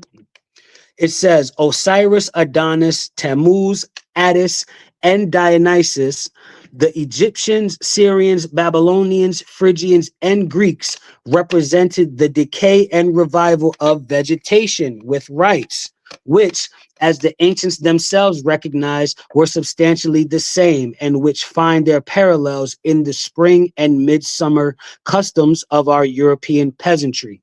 The nature and worship of these deities have been discussed at length. by many learned writers. All that I propose to do is to sketch those salient features in their ritual and legends which seem to establish the view here taken of their nature. We begin with Adonis and Tammuz. The worship of Adonis was practiced by the Semitic peoples of Syria, from whom it was borrowed by the Greeks as early as at least the 5th century before Christ, right? So this Adonis was passed on to the Greeks, just like Melkart was passed on to the Greeks with Hercules, just like the alphabet that we saw on the pottery shards found at the Tyrian citadel was passed on from the Phoenicians to the Greeks, illustrating this passing of culture from the Greeks in their colonial, this passing of culture from the Phoenicians in their colonial exploits to the later Greeks. So the name Adonis is the Phoenician Adon, or Lord. He was said to have been a fair youth beloved by Aphrodite, the Semitic Astarte, but slain by a boar in his youthful prime. His death was annually lamented with a bitter wailing, chiefly by women. Images of him dressed to resemble corpses were carried out as to burial and then thrown into the sea or into springs. And in some places, his revival was celebrated in the following day. So this is another dying and rising deity. Just like Melkart was a dying and rising deity, just like Eshmoon was a dying and rising deity, Adonis as well is a dying and rising deity. Matter of fact, Baal Hadad is also a dying and rising deity. Next slide, please. They crazy. The last example of the gardens of Adonis, which I shall cite, is the following. At the approach of Easter, Sicilian women sow wheat, lentils, and canary seeds in plates. So he's also associated with the harvest, right? Grain and harvest, which are kept in the dark and watered every 2 days. The plants soon shoot up. The stalks are tied together with red ribbons, and the plates containing them are placed on the sepulchres, which with effigies of the dead Christ are made up in Roman Catholic and Greek churches on Good Friday. So right here, it's citing how the effigies of Christ, right, in the Roman Catholic traditions mirror what was happening with this Adonis ritual. Just as the gardens of Adonis were placed on the grave of the dead Adonis. The whole custom, sepulchres as well as plates of sprouting grain, is probably nothing but a continuation under a different name of the Adonis worship. So this Adonis ritual was mirrored by the Roman Catholics with this offering to Christ. Next slide. Right, which brings me to my final point, that when you talk about Baal in the Bible, we all associate the syncretism with Yahweh. But Yahweh's son, Yahawashah or Yeshua, is also built on the formula laid down by the various Baals. So when you talk about Baal in the Bible, it is not just in the Old Testament where Baal is being polemicized against, but also used as an archetype in the New Testament with your Savior Jesus. Jesus himself is a typology of Baal, of all of the Baals, including Adonis. Jesus was also a child sacrifice. When you talk about that Canaanite child sacrifice, God sent his only begotten son to be sacrificed. So Christians find their salvation through good old-fashioned Canaanite child sacrifice. Just like the only begotten son of Elis, Yedud, was sacrificed, the only begotten son in the New Testament, Jesus, was sacrificed. So these archetypes you find as dying and rising, right? Eshmoon, dying and rising. Hadad, dying and rising. Melkart, dying and rising. Adonis, dying and rising. Jesus, dying and rising. Didn't women mourn for Jesus after he died? Yes, they did. And just like they mourned for Adonis, the wailing for Adonis, right? Isn't Jesus associated with salvation? So was Eshmoon, with the term Yeshmoonazar. Eshmoonazar, meaning Eshmoon saves. Isn't Jesus a healing God? Eshmoon is also a healing deity. Isn't Jesus associated with oiling and anointing? Isn't he the anointed one? Eshmoon's name means the oiled one. Eshmoon's name means the anointing. Isn't Jesus the son of God? Well, so was Baal. So was Hadad. So was Amun. So was Melkart. So was Eshmoon. Wasn't Jesus ritually sacrificed? He is a literal child sacrifice of the Most High. Wasn't Melkart burnt on a pyre? Weren't the Canaanites sacrificing their children, ritual sacrifice to Amun? The Agursis is the deity Melkart being burnt on a pyre, emulating those burnt offerings of the Phoenician people. And then the grain and harvest, like we just saw, right? With Adonis and Hadad.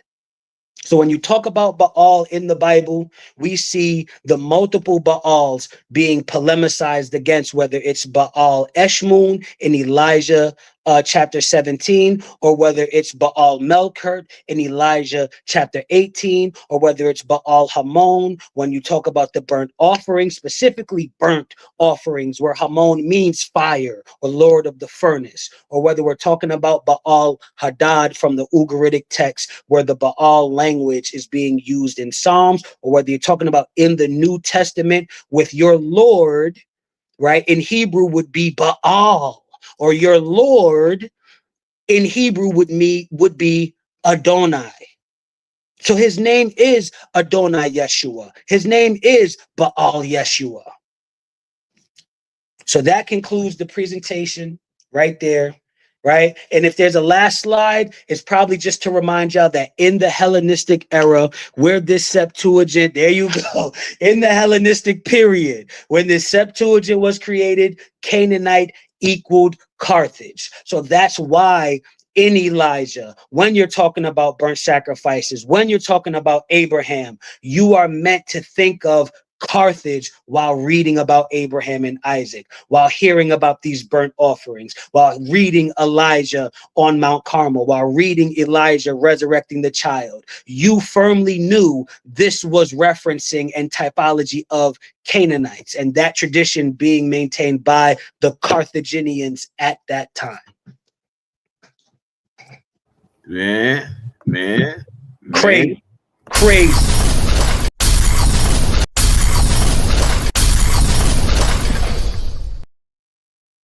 They know how we giving it up, man. Bomb squad in the building, bro. That was immaculate. Man. Much appreciated, brother. The link is in the comments. If anybody want to come up, ask the question, gain a little bit more clarity, the link is in the comments, family. I think Rakufu out of there. I don't know if we got Rakufu in the building. Hey, this another thing. Come on up, family. Rakufu. Rakufu.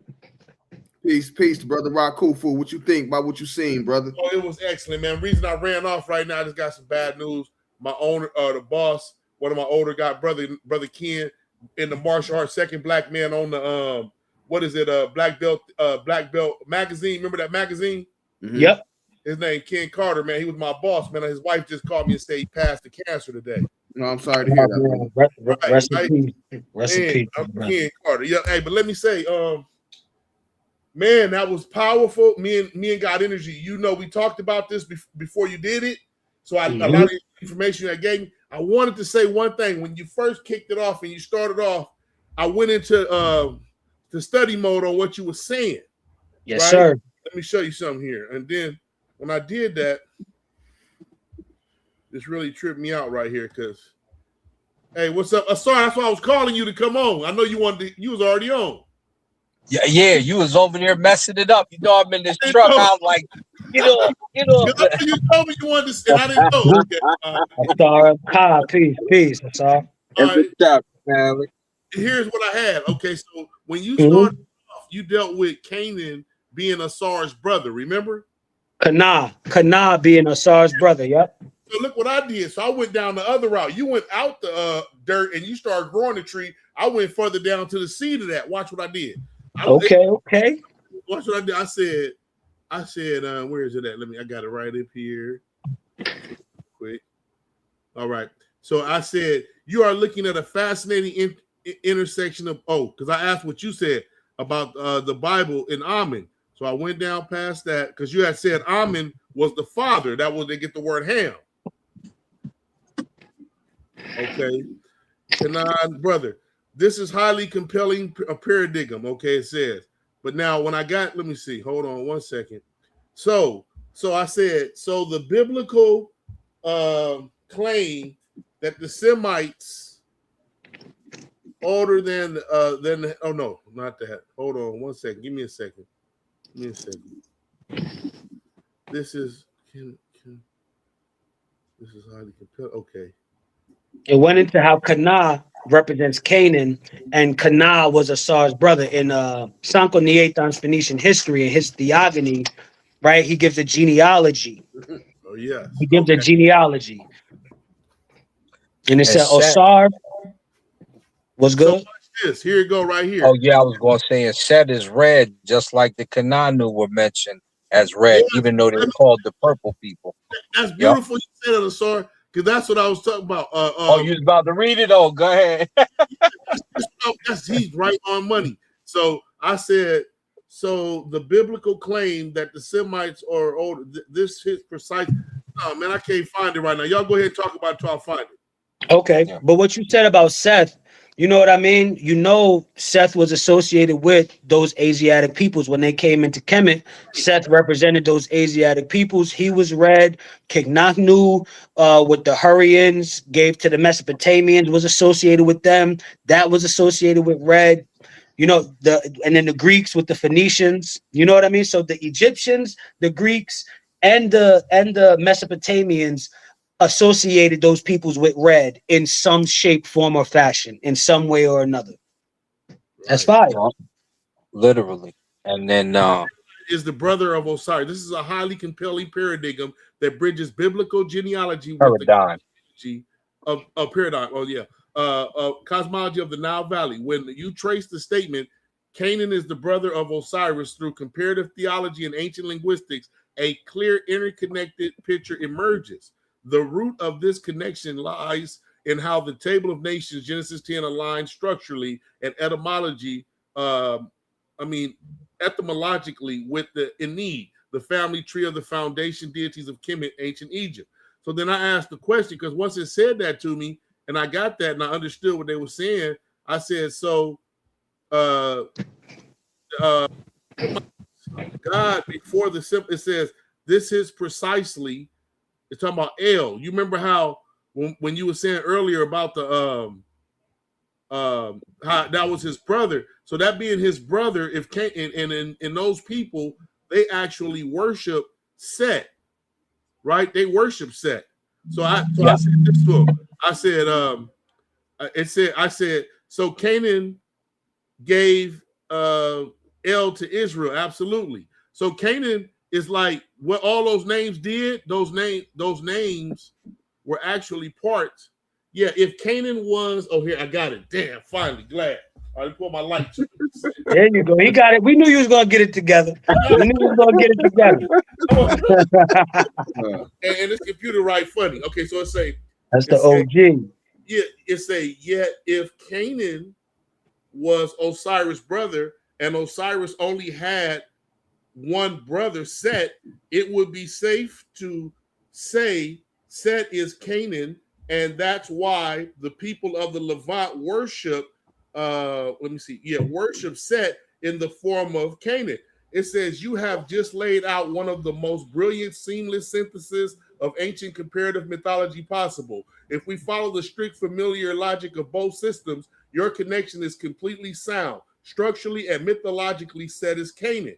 When we examine the actual history of how the people of Kemet and the people of the Levant interacted, Kemet and Canaan, this is exactly how they viewed it. The Canaanites didn't just worship a generic deity, they recognized their primary god in the exact image of the Nile Valley's god of the desert storm and foreign land Set. Here is how ancient explicitly confirm your deduction. The mythological logic, let's look at the mathematical symmetry of the family tree you've pieced together. Send me that. Send me that. It's a wrap. Well, watch. The biblical Egyptian Ham is the father of both Mizraim, Egypt, and Canaan.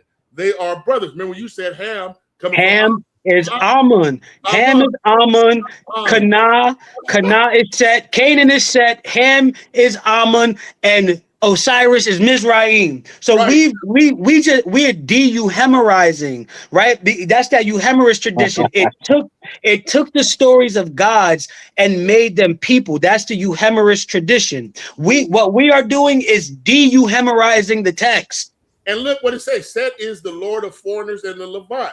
In the theology of Kemet, Set was not originally viewed as a purely evil devil in the modern sense. Instead, he was the god of everything outside the fertile green Nile Valley. He was the god of the red land, the harsh desert. He was the god of metals, copper, and iron, mined in the Sinai and Levant. Most importantly, he was the lord of foreign lands, Asiatic Amun. When Egyptians looked out toward the mountainous, stormy landscapes of Canaan, they believed that was Set's domain.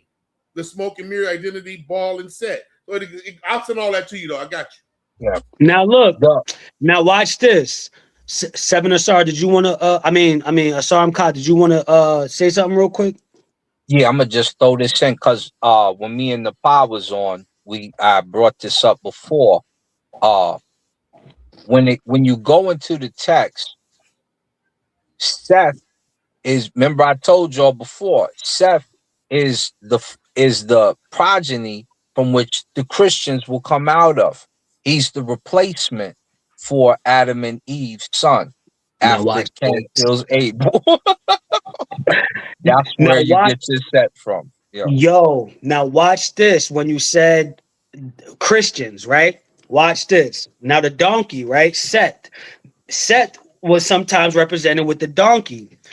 Why was there an ancient tradition where the Jews secretly worshipped a donkey, and that when you went into the Kadesh HaKodeshim, the Holy of Holies, the reason why no one was going in there is because there was a donkey deity in there.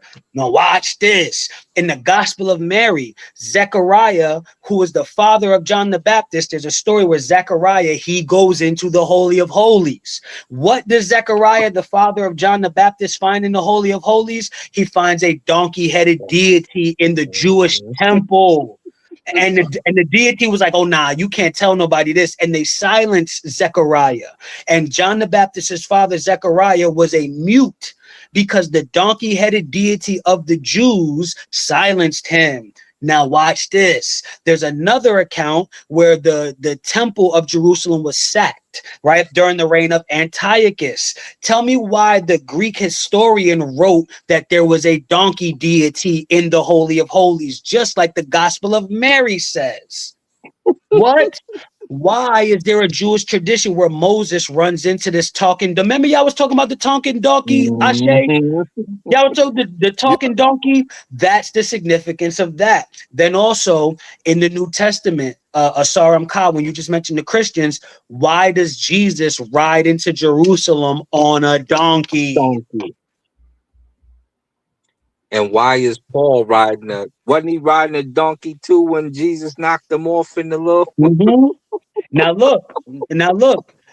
Now this donkey, right, is associated with Set, and Set is Canaan, right? So this is Canaan at the end of the day. But why does Jesus? So now Jesus is representing Canaan. Why does Jesus also come in the order of Melchizedek? Who is associated with Canaan, who is named after a Canaanite deity, right? So this is why you have Jesus, the Baal of the Christians. This is why you have Jesus, the Canaanite child sacrifice that gives you salvation, just like every other Canaanite child sacrifice. This is Canaanite all the way through. The conversation doesn't end at the Old Testament when you talk about the Canaanite influence on the Bible. The New Testament is just as much a Canaanite text as the Old Testament is. Absolutely. Come on now. I'm now. gonna get though for 2 seconds.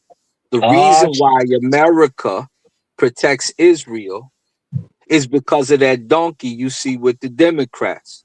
But you better not vote Republican. No, let me stop. Now look. Now what's the up? Ain't the other one the elephant?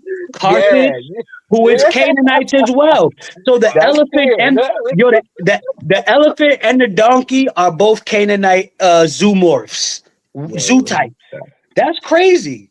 That's crazy. That's actually wild right there, Asar Khan.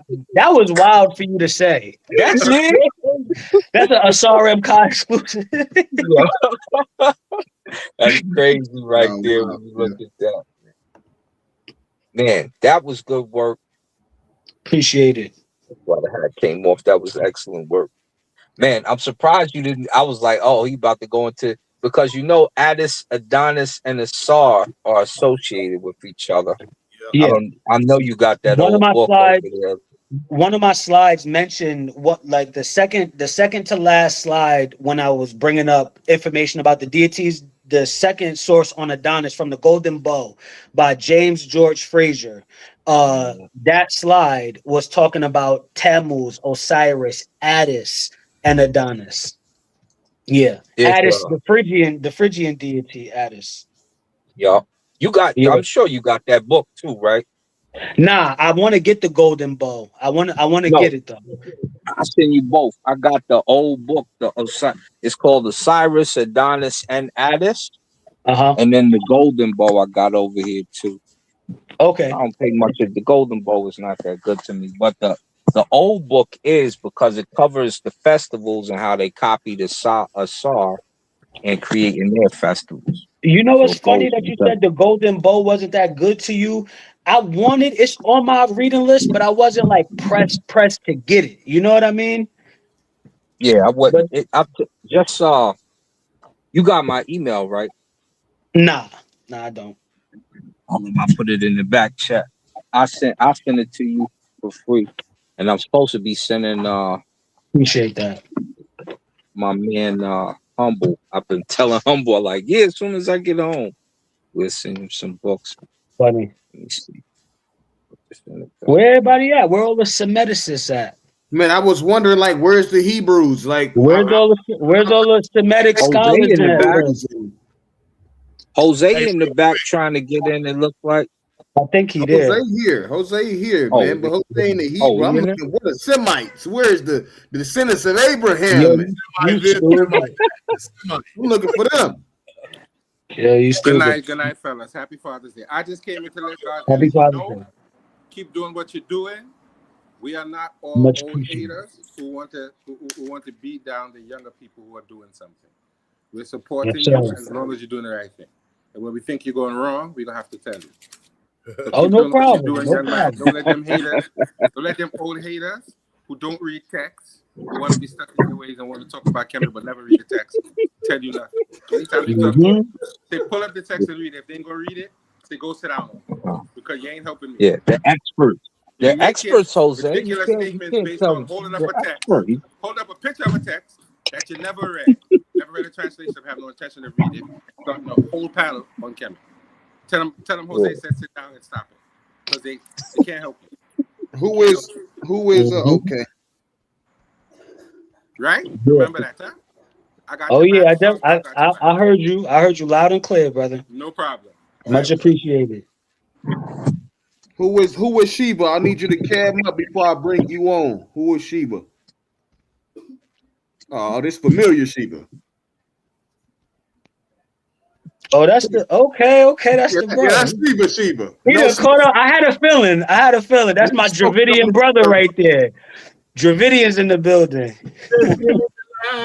Let me call on Shadow Ben. No smoking on the air though, brother Shadow Ben. You could just calm down. I ain't gonna ask you to put your joint out. You just calm down. It's a black and mild, man. Go ahead. You know, they just very critical, but go ahead, brother. All right, I like to that was a good show.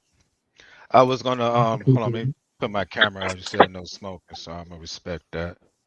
Hold on for a minute. All right, so for the most part, I've been waiting to put up a presentation and do the exact same thing. But instead of focusing on the Canaanites, I was just going to use astrology or astronomy.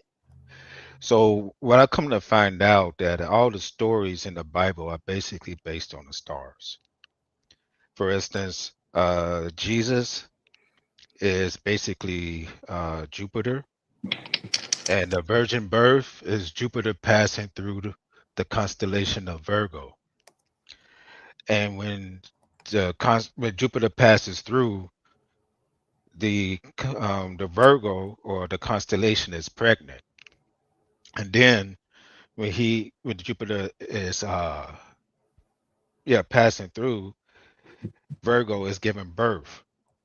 So also you have to look at the stars and the constellations, because when you read the Bible, it says that Jesus was placed in a manger. A manger is also a constellation. The three wise men is Orion, the Orion belt. For instance, the death and resurrection, that's the Phoenix constellation. Jesus was first sacrificed on the cross, and then he was first sacrificed on a tree. Then he was sacrificed on the cross. Then you have also a story with the false prophet or the Antichrist. When you look up the cross or the crux, it's a constellation. There's three of them. One is the false, one of them being the false cross, which leads sailors in the wrong direction. So given that understanding, I pretty much got deeper and deeper into it. And I come to find out that the Bible story is the same story that's been retold all through. All our ancestors are telling the same story. Everybody putting their own twists and turns on it. There's only 88 constellations. Everybody have their own story about each planet, each constellation of stars or wherever. I'm gonna land my plane with this. So I was doing my genealogy and I found out that I was Welsh. So I was like, you know what? Let me see what these Welsh people, what their gods were. And I came across the deity Esos, E-S-U-S, which is the same as Jesus. And I was doing my research. One of his rituals were flogging people, hanging people, piercing the side, and when the blood comes out, they use the blood to for prophets or to determine what the future holds, so forth and so on. And it's the same rituals that Jesus Christ was going through. So I realized that the Bible itself is just one religion that encompasses all religion. So it's like one book to rule over, or to, as the Pope will take and pretty much control all religions. So when you say Baal, Jesus' name is also, well, Lord is also Baal. I said that. Right? I So agree. if you take all these guys' names that mention Lord and Master, you pretty much encompass all the gods into one story. If you take that perspective. And then when I was like, okay, so how did this fit in the Bible? The Galatians worship these deities, the Druids, so forth and so on. So when you look at, I'm gonna lay my plane with this and I'll pass it on. When you look at the tree and the serpent, that's also Norse mythology. And each aspects of the tree is derived, because there's two trees of good and evil and life and death. But each religion, or depending on what culture that's telling the story, is always involved a serpent and a tree. And I end with Thank that. you. Thank you, brother. And you do see that imagery a lot. In response, when you talk about the syncretism of a bunch of the other, spiritual systems, right? That was the significance of mentioning the different Baals, but also Addis and Tammuz, and also Ishkur from Mesopotamia. But there's also an early Christian writer called the Nicene Preacher. that talks about how Jesus is Addis and Jesus is Osiris, and that these reflections that you saw in earlier pagan systems were really foretellings of Jesus, or manifestations of what Jesus is also a manifestation of. To your point, right, of the Bible being one book to rule them all, or one religion to rule them all, encompassing them all, right? The Nicene preacher wrote a work. He's an early Christian. He wrote a work explicitly stating that Jesus was these different figures. When you talk about astrology, back to Canaan again, right? Because the Pentateuch, right? And we got to shout out Shaka Ahmos with revealing this for us. The Pentateuch, right? With the Hellenistic astrology written by Dorotheus of where? Sidon, right? So even when you talk about that astrological element, or the astronomical element with astronomy and the zodiacs, right? That zodiacal system is coming by way of that Hellenistic work, the Pentateuch, written by Dorotheus of where? Sidon, bringing us right back to Phoenicia and Canaan.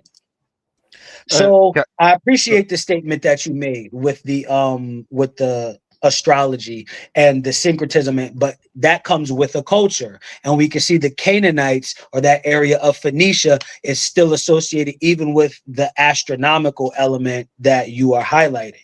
So I think it was dope, brother. All right, I like to add one more thing to that. I gotta move because it's late and we got other brothers on the panel. We gonna swing back to you though real quick, brother. I gotta bring on my brother Shiva and then Gideon, man. I can't wait to hear from my Semitic brother. But come on with it, Shiva. Peace, Shiva. Happy Father's Day, brother. Shiva going once. You might be on mute. Shiva going twice. Soul to Gideon, let's do it. Shalom, shalom. What's going on, my brother? I say, man, how you doing? Peace, Gideon. All praises to the Most High, man. Good presentation, good information. But we got to understand, how we ingest it. You know what I'm saying? Because although you showed a lot of like surface parallel, to where you can make the case for any god almost being the prototype for Yahshua, if that's the barometer that you're using. I mean, for instance, that guy Eshmoon, I mean, I really didn't see much of the debate, but I did see you pull up that guy and you kind of compared him to Yahshua. So these are the main things that we say about Yahshua. He died, he rose, and through his death and resurrection, mankind was saved, from death, right? So I definitely don't see Eshmoon in that capacity. There are some, sources that say he died and he was resurrected, but if I'm not mistaken, that was, from like 6th century material, 6th century CE, like hundreds of years after Yahshua. So, we can find a lot of surface parallels, that, he died, he healed people, he ate food, he wore clothes. I mean, we can find a comparison anywhere, but once you see certain comparisons, like say for instance, whatever God, or I'm gonna stick with Eshmoon and I'm gonna land here. Whatever comparison that you tried to make to Eshmoon, what you have to do, because like I say, it's surface parallels. You look at the guy, right? And you say, okay, he died and he resurrected. What's the purpose of it? Then you got to go into the anthropology of the situation, which is the culture of the Israelites, the theme and the motives and the message that was played out in the Old Testament.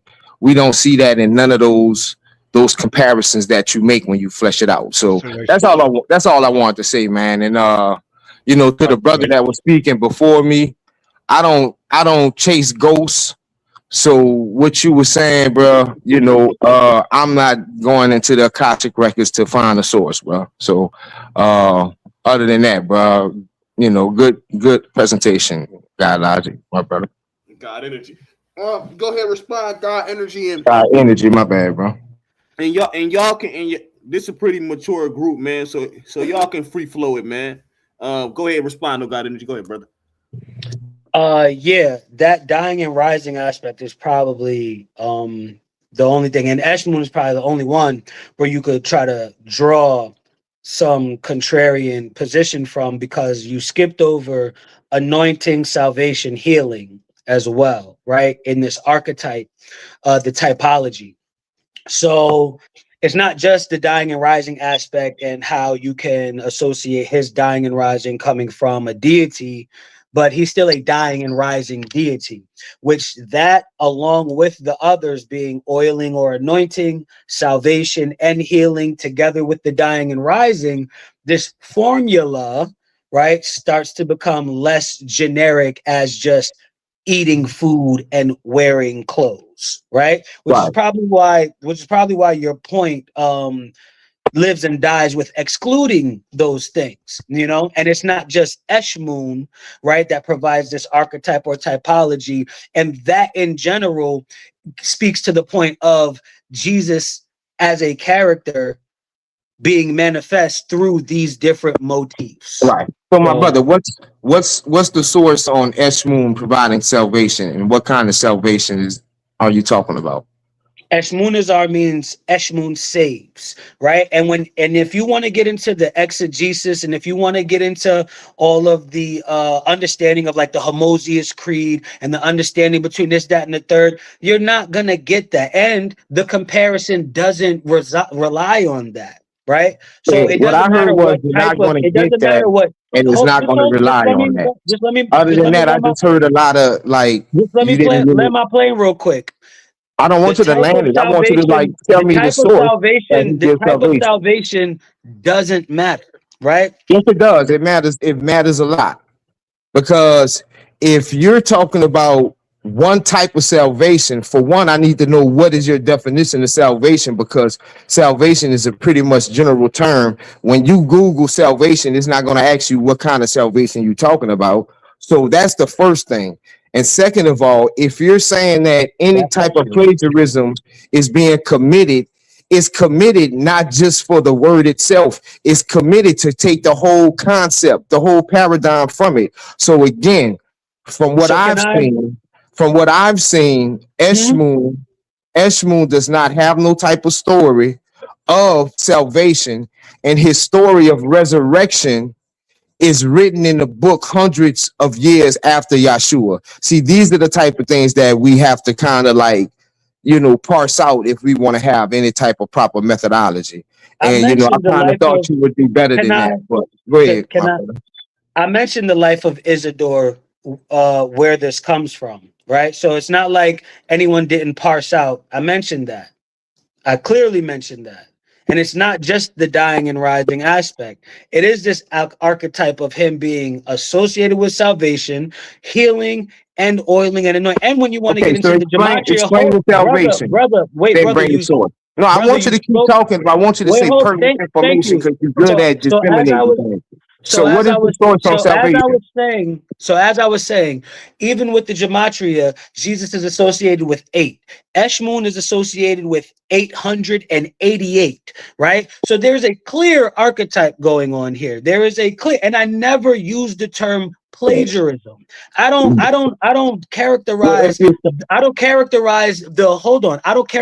typology as plagiarism. I never made that point, and I'm not arguing for plagiarism. I'm not posturing my point as plagiarism, and I'm not pushing a plagiarism narrative. Just to get that clear.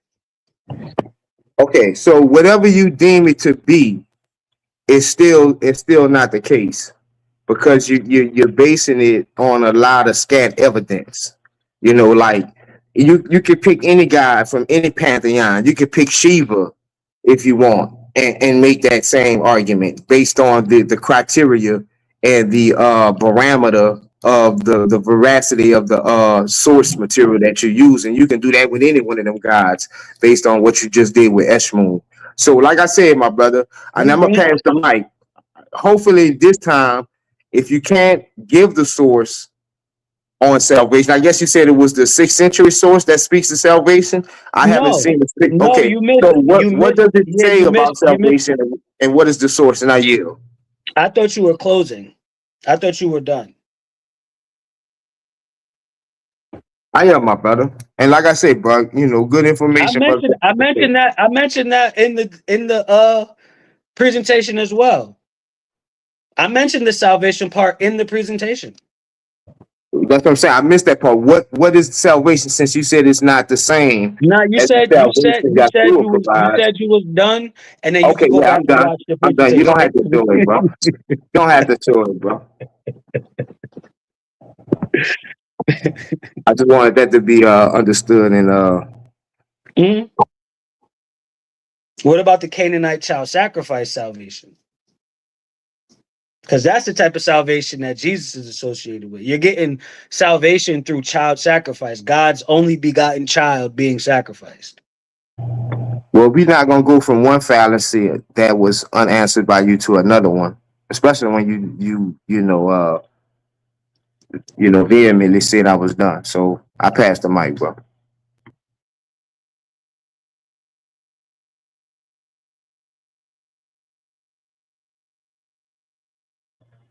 Hey, I'm the only one that's not talking. Everybody else, y'all can talk. I'm sitting here listening very well. Let's put something together about salvation. Hey, can I Something step something in I for a have minute? studied. Go ahead.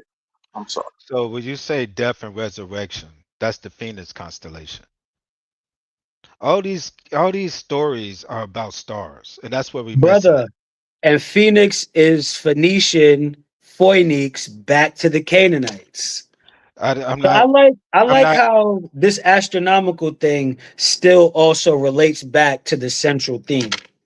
No, All right. continue. All right. So you think about Moses, right? If you go to the 13th constellation, and somebody could pull that up, I have an image. I don't know how to share it though, but you have uh he's the serpent barrier primarily. There's two deities with a male and a female. Now, if you go to the medical pictures, you will see a serpent wrapped around a stick or whatever.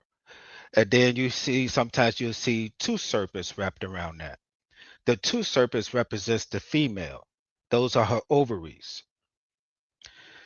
Okay, so when you look at the old constellation image, you'll see a man who has his hands up holding a serpent, and you see his foot on top of a scorpion.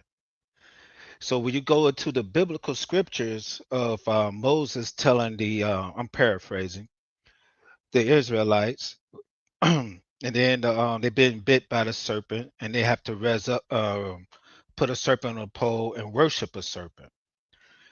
So those two depictions that I just gave is represented in a story revolving Moses. Moses, he meets God, which is the fire, the bush that's on fire, whatever. That Mhm. bush is that the burning bush represents I forgot that Greek guy who brings fire down to the earth. And then when Moses throw down his staff, it turns into a serpent. You see what I'm saying? So he picks up that serpent and he carries it with him or whatever. And then when he goes to Egypt and he meets the Pharaoh with his brother is Aquarius who pours the vase into the water and blood came out, wherever the case may be. I'm Can I paraphrasing. comment? Can I comment on the last thing you just said? Yeah. With Moses and the serpent in this contest. It does Mhm. remind me of Elijah and his contest with the priests of Baal, right? Where you have the biblical figure doing the deeds of the culture and spiritual system he's competing with or polemicizing or trying to be the master of, right? To rule them all. But part of ruling them all is beating them at their own game, right? So Elijah's story in 1 Kings chapter 18 with the priests of Baal, where they're basically doing a mock Agursis ritual of Melkart. He's beating Melkart at his own game, right? In the territory where Melkart would be known. And I like how your example with Moses and the Egyptians and the serpent, the contest between Moses and the Egyptians, parallels the contest between Elijah and the priests of Baal, where Moses is beating the Egyptian gods at their own game. And Pause for a again, minute. Elijah is Pause. also beating the Canaanite god at its own game. Pause. When Mhm. Moses threw down his stick and it turned into a serpent, how many serpents did this Moses serpent eat? I don't know. How It many? was two. It was two. That's what I thought. Okay. Okay, so when he goes into the wilderness with his people, you have one serpent attacking the people, and you have another serpent healing the people. Flying serpents. Yeah. Yahweh sent Okay. flying serpents to attack the people. Okay. So okay, I'm a put a sidestep to all this. I think this is what the problem is. The problem is that everybody has a belief in these stories, but they don't understand that everybody's telling the same story. So I'm gonna give y'all an example. Are you familiar with Lords of the Ring? Yeah, that's why I'm familiar with your one book to rule them all, parallel to one Okay, ring to rule them. Yeah. hold on for a minute. So you have We're also in agreement. I've been liking everything you've been bringing up. So you're in a Okay, space with people that agree with you right now. I'm not disagreeing with nothing you saying. I'm not disagreeing with anybody. I'm just giving you a situation in which the same story is being told over again, but different characters, different names. Lords of the Ring is one. The retelling of that is the Wheel of Time. The retelling of that is the Game of Thrones, right? Aragon is Jesus, and the Wheel of Time, um, Ran Althor is both Jesus and Satan. In the Game of Thrones, Jesus is Jon Snow. Jon Snow has been resurrected. The dragon reborn is what they call Ran Althor. He's the dragon that has been reborn. Aragon, where he goes to the realm of the dead and blows the horn. In the third book, he's called the Return of the King. I'm gonna pause right there. If you look at the Game of Thrones, for instance, are you familiar with Doom and Star Wars? All the Yeah. telling, No, everybody's but telling us. before we get that, and that's great, brother. Yes, the Bible has inspired a lot of Western culture. But Before we all I'm get too saying long is in that, this. All I'm go saying is ahead. this. Mm-hmm. Each of those stories are same, but you have different characters, different names, and different Yeah. representations, but the Yes. symbology is still there. And Yes. that's all these ancient stories are telling. The Yeah. retelling of these star stories over and over again with different perspectives based on the culture and the rituals that they have done within these temples. And that's all it is. Yes. It's Yes. kind of the Yes. base of what Everyone, our I believe brothers everyone is in discussed on agreement. yesterday. So Everyone is when agreement we about that. Oh, yeah, my when we bad. go, that's why no, you good, family. When we go, that's usually why we go all the way back to almost the beginning. We go to a Sar. And if we really want to get ancient, we would go to the Koi and we would use what's his name?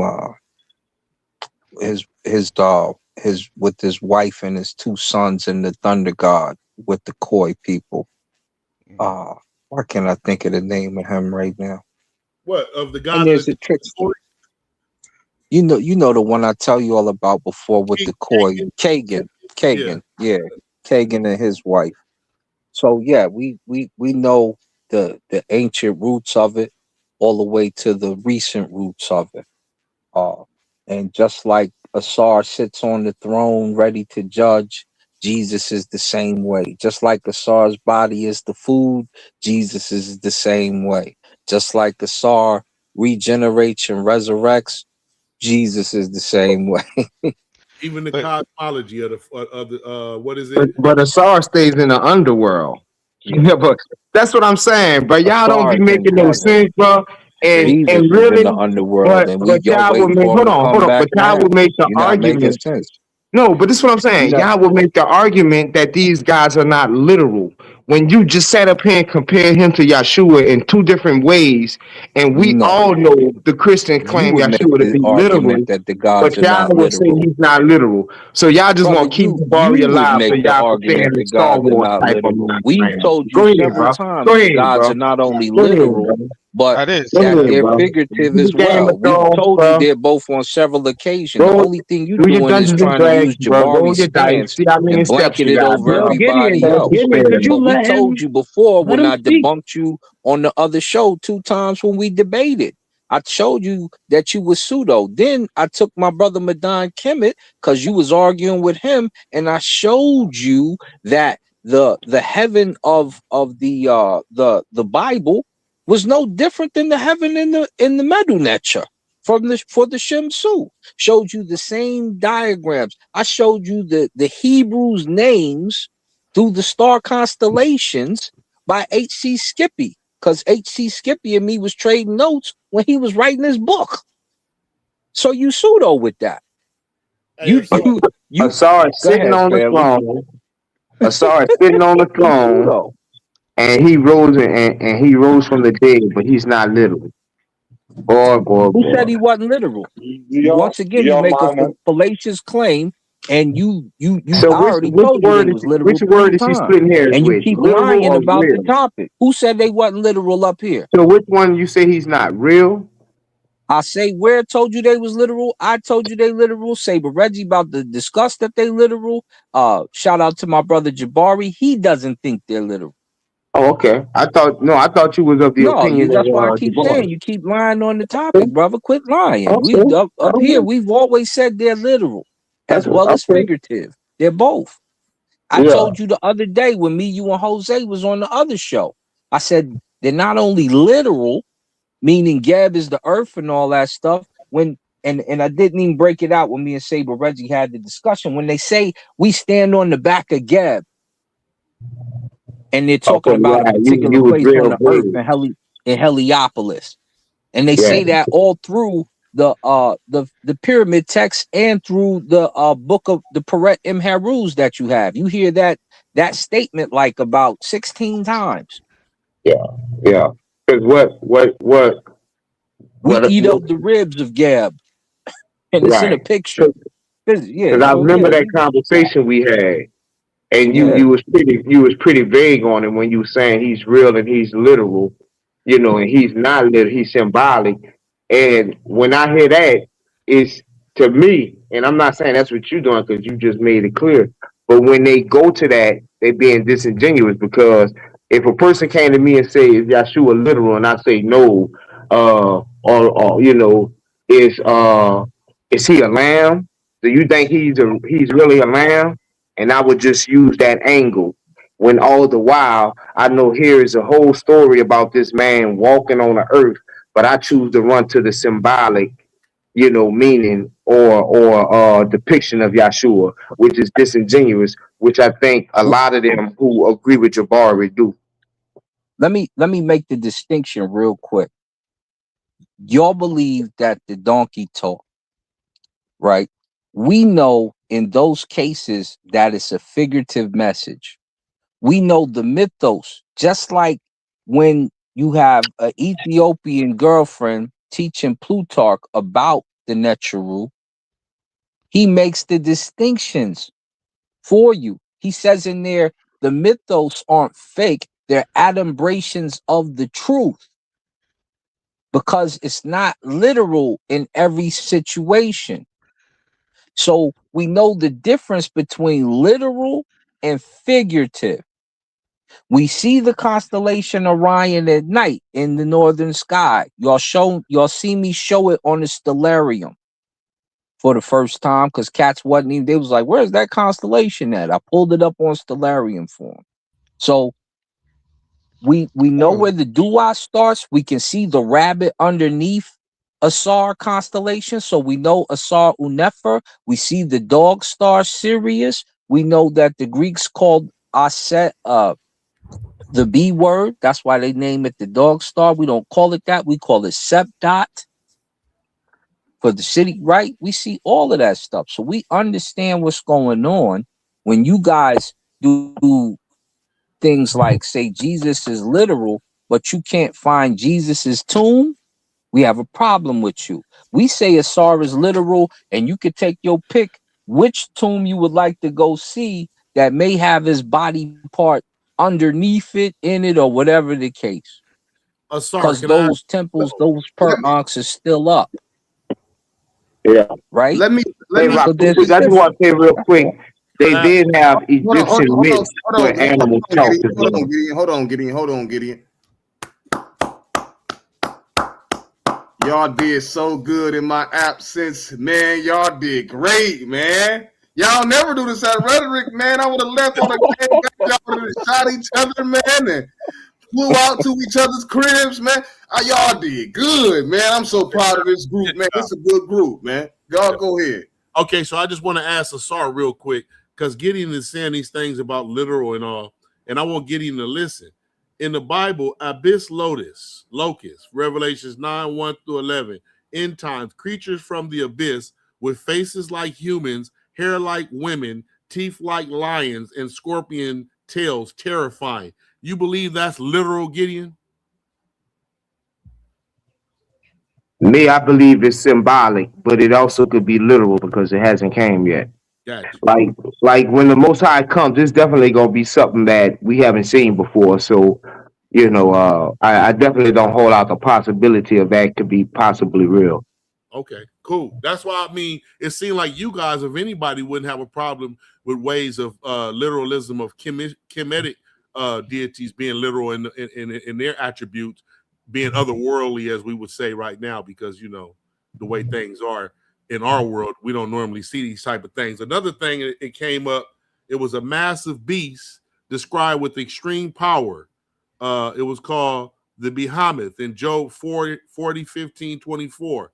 A monstrous sea serpent, dragon-like creature, sometimes viewed literal, symbolic, or both. In Isaiah 27, 1, Leviathan. It's various things that we don't see normally in human nature that the Bible talks about that is actual animated beings. Yeah, but see, you got my position wrong, right? I don't have a problem with Egypt because, like I was telling us all, there are Egyptian stories, whatever you want to call them, myths, that the Egyptian people literally believed where animals talk. Like the god Tahuti was a baboon, and he talked in his baboon form. So I have no problem with y'all believing it's literal and this and that. But the problem that I have with Jabbar is he's trying to, for some reason, I don't know why, he's trying to tailor it to his fancies and to make it seem like it's authentic when it's not. That's all. And then he went as so far as to say that the netters or the Neteru are not literal anthropomorphic sentient beings, which is that's totally not true for a lot of the netters. Now, would you say, Gideon, that all things in the Bible, I don't care what I just named and things I didn't name, ultimately get its essential animation from the great animator Yahweh, or however you pronounce it? Yahweh is the creator of all things. Yeah. All right. So then the essential, when like an onion, when you shed the side leaves of, you get to the meat of the onion. The essence of all things, the animator is the great animator, what you call Yahweh, or other people call the name. So at the end of the day, the great emanator, or the Nebuchadnezzar, is emanating itself in all forms. Asar, Waset, Heru. They're not individual, independent polytheistic thought patterns. They all go back to an omnipresent one. Yeah, but see, this is the problem with that Rakufu, because when you have if you want to say it's like different manifestations of, Khnum or whatever neter you deem is the first one. When you have that, you have a priesthood. And when you have a priesthood, you have certain rituals associated to that manifestation, which delve off into idolatry, where you're making images and you having people performing rituals where, you're taking crocodile dung and inserting it into your vagina, which is unclean. You know what I'm saying? So all of those things happen because you're taking What? Bro, what are you talking about, man? Oh, shit. Yeah, no, ancient Egyptian women literally took alligator dung and put it, that was a birth control contraceptive. Yeah, So I but didn't you y'all mix heard that with the priesthood. How did you y'all mix ever those heard of two together? the Kush creation story? Anybody? Yeah, we know all of those. But how did you mix the crocodile dung that they use for a contraceptive with the priesthood? That was like the dumbest thing ever. It'd be like me mixing the Benjamites up with the Jesus story. Oh, they because pumped lot all in his booty and broke the door down, and Jesus was a priest. It made no sense. What are you doing? haven't you said that Egyptian science was tied to the priesthood? That's what I'm saying. But y'all, Yeah, like, but you talking our about paradigm, when contraceptives it's now. sought out, Put it it's together. searched Put out, those two together. and you look at it from different angles that you didn't see it from before, that's when you see it don't make sense. Yeah, all Egyptian science was related to the netters, to the gods. Now, if you want me to find, I can So I find need you you. to put I that can together find because you you're what still going netter. around it, I brother. can find you what netter was responsible for bringing y'all alligator dung contraceptive. Hold I on, could, It's I so could, I big. could It's search. so I'll big. I search mean, that out. we use lamb skin now, so we putting Jesus on our PP Okay, so instead of lambskin Sobek. and You think so that make it different? lambskin What and did you say? alligator dung is the same thing. That's hold what you're on, telling me, my wait, brother. brother Gideon. Was it just crocodile dung, or was it just how Okay, it was crocodile dung and roses, bro. in Yeah, roses? yeah. Like whatever. I mean, does it matter? Yeah, Nah. you making Nah, a big bro. deal about it. We get on them Europeans for putting There wasn't feces a in their wombs during the Middle Ages. Like, come on, and we call that like crazy. I can call that crazy too, but I'm saying they did it in the name of God, in the name of their God, I guess it worked. I What mean, you text? put Read us the text that says they put the contraceptive on in the name of a netra. Read it. no, their See, this is what I'm science. talking about when you just All of making their stuff up. science, You just making stuff all of up their out of science nothing, yo. comes from religion, bro. All of their science comes from religion, but So show us the text that that knowledge. shows the Thank the crocodile netters for that. dung getting put in a vaginal hole is a scientific thing connected to nature, and show us the verse. Can you show it to us? Or are you just talking pseudo? When I come back, I'm gonna bring all the information that I have on it, bro. So, Okay, But hook us up. give me the But floor long whenever you get a chance, brother, so I can tell the brothers and they mentors. did that. Yeah, that's silly. and that's cool, but we only got one mention of that in the Khnum, and that's the Kahun papyrus. We don't get that again in the Ebers papyrus. We get that they actually using the acacia gum mixed with the honey and dates. Later, Why they called it the Khnum papyrus? one second, but hold on, give me one second. Kahun, not Khnum. Kahun. The recipe. So the recipe you referring to wasn't just dung and roses. It also consisted of a fermented dough. The crocodile dung was naturally alkaline, and inserting it would alter the pH balance of the vaginal environment. Sperm requires a specific pH range to survive and move. By making the environment highly unfavorable, it acted as a spermicide. When dried and mixed into a paste, the dung formed a dense, moldable plug that effectively blocked the cervix, acting as a primitive diaphragm. So the first diaphragm is made out of crocodile dung. Big deal. Big deal. Y'all was cooking with it. Y'all was cooking with all kind of stuff. So when you talk about my brothers, when you talk about the netters, you're talking about I know when we talk about the right? Hebrews on the wall, they have to eat the dung and they have to drink the urine. Yeah, they have to Come eat on, the whenever I dung, can, and you have get to the drink floor. the urine, Camel and you dung, have to cook cow your dung, food which used over. to cook baked Well, food. they start with cow dung, but Yes, no, sir. they actually get switched to cow dung. You start with the human dung, and you have to Oh, do this for a period of 360 days. Otherwise, you're not even a Hebrew. This is your ritual. They said Wait, the brothers who eat their own dung and drink their own urine on the wall. That's what they told you in the text. that's what I'm saying. I keep getting, I keep getting muted. Can y'all hear me? What? Repeat that, bro. Brother, hold up. What is the scientific behavior behind you cooking your food over human dung, the leavened bread in particular, and which you eat on every Sabbath? So you're supposed to be doing this weekend on Saturday or Sunday, right? And drinking your own urine. You are like I seen a fighter do it before, but Pacquiao. That's he lost clearly that not what fight the, when he what the fought Nexus Floyd. is saying.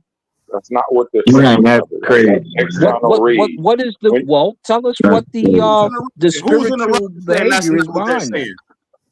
when you understand the Neters operate, the universe is the Neters, right?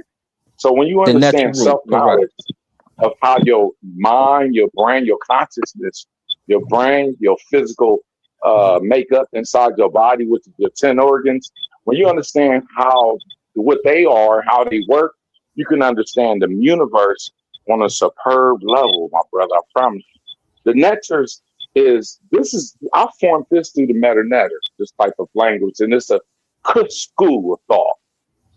You know what I mean? I'm a Which great text Davidian. did you My use, people's brother? is great Davidian. Uh-oh. Huh?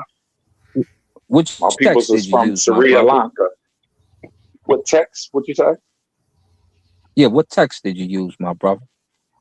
I use the meta-netter, 1 through 7. The meta-netter is Man, words of nature, but or yeah, the he's tongue of talking nature in about He's talking particular. about the no, I book. use He's it talking about different the than book. everybody else. I if he actually says 1 process through it, and 7, it meta-netter shows you how to open your eyes up and your yeah, two eyes, about how he's your talking brain works. about for It's Amun. like adding apps to your phone. You know how you download apps to your Yeah, phone? let You him can know. download them in your brain Shiva, so let you him can know what he's operate talking and about. see better. Let him Yeah, I'm finish, sorry, brother. what you say? let him know that's Ra'u Nefer Amin's meta-netter 1 through 7, right? Yes, sir. Yes, sir.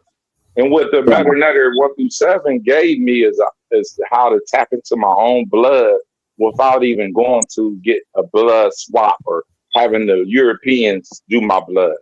And if you read in the meta-netter, it talks about communicating with the ancestors. What And that's what papyrus? I had to practice to break my to go into my blood and practice the white book coming to you.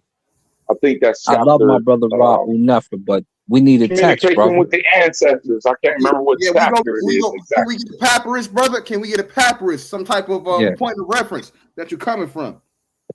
It don't matter. Yeah, I see. meta-netter volume 1. Oh, it matters I think because it's we No, it don't do don't. that. No, it don't. Y'all stop acting like it chapter. do. I want to say Oh, it do. chapter 22.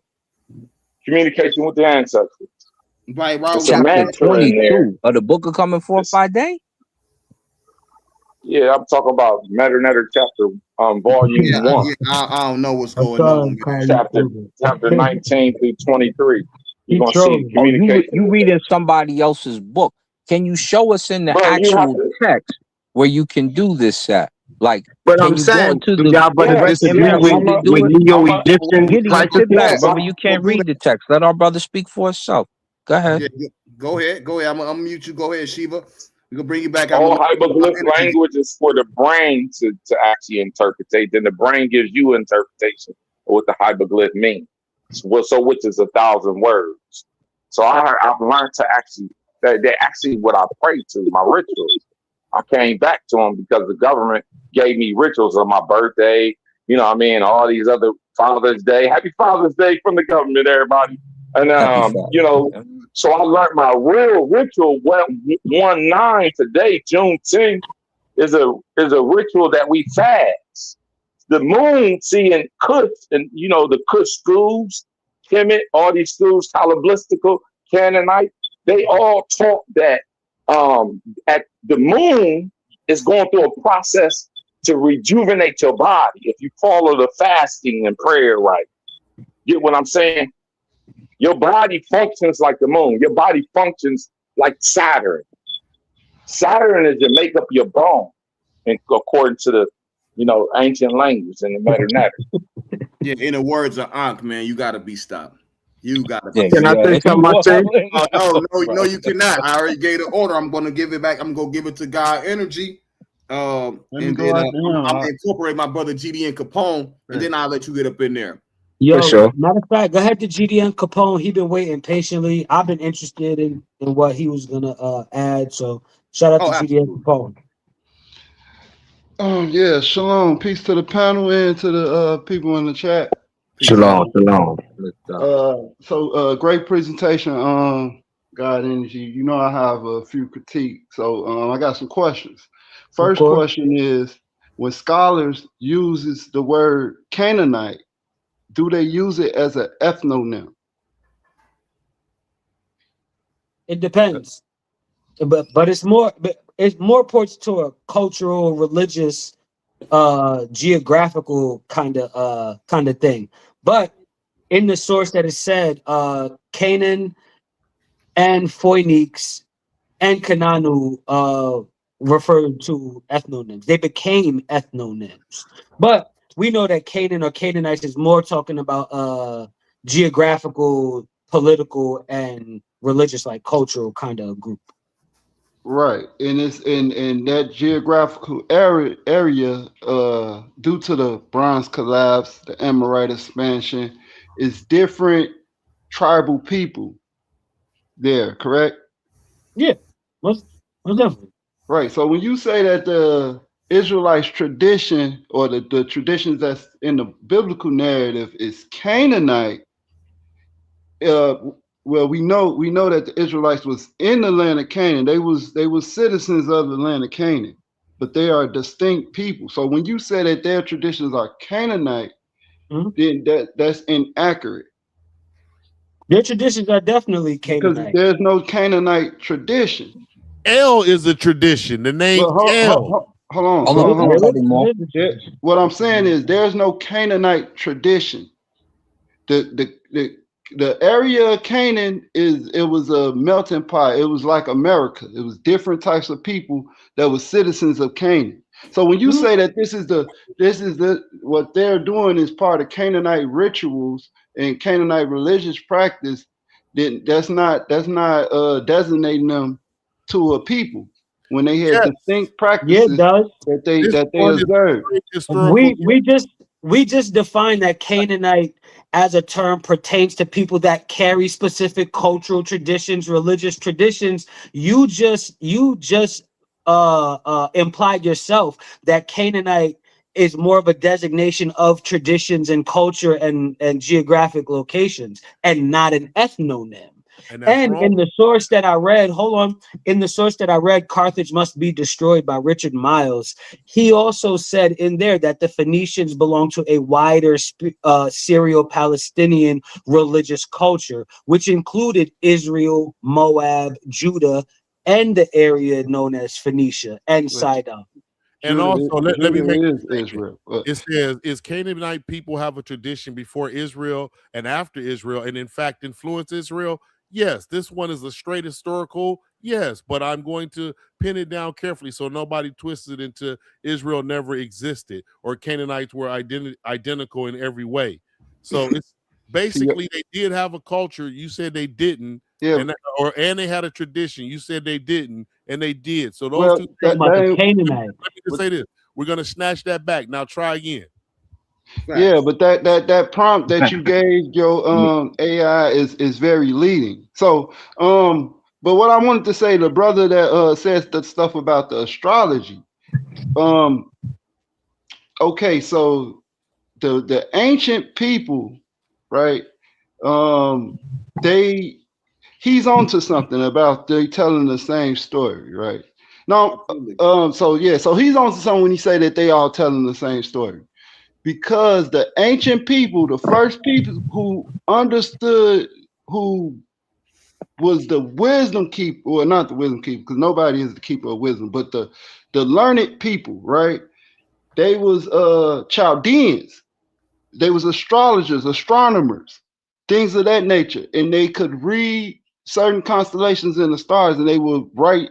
This is where we get the symbols from for the language. It's certain constellation patterns. So they told the story. They passed it down through writing, through that way, by looking at these constellations and stuff like of that nature. It's the story of creation. And that's why the Bible, or the books of the Hebrews, were so sacred, because it encompassed all of it, right? When you get to the you said something about the Baals and stuff, the Baals and stuff, and you mentioned Christ in reference to that. So when you mention, so for one, Jesus or Christ or Yeshua is represented as the Lord of Lords, right? So he's over all of them. He's over Baal of all he's the Baal. Yeah, okay, yes. He's the Baal over all the Baals. Right? And not only that, he's the king over all the kings, right? So, and the God over all the gods. So when you see Hebrew prophets or people in the biblical narrative doing things, you said one person he brought fire from he controlled the storm, and the other one he did healing. That's because they are over those deities who was represented in a physical way. They was represented in stone, wood, or silver. So he called on the power of the creator. So that's I'm gonna sum it up. The stories is the story of creation. And this is what the universe, it's the story of creation. And every civilization told the same story in their own language. But the difference is people started to try to make representation of certain things that pertains to the story. And that's what caused the downfall in the civilization. Thank you. Hold on real quick. I just wanted to say, saying that the Bible contains astrotheology or is based off of astrotheology isn't groundbreaking, right? To say that the ancients were engaging in astrotheology isn't groundbreaking. We all agreed to that. No one had ever disagreed with the brother with that. You know what I mean? So that was never in question. With the Baal thing, there is a certain thing called typology, and this is what's going on. For you to imply Jesus' lordship by embracing that, it doesn't erase the fact that the literary elements, there was a literary formula that went into the fictional tale of Christ Yeshua.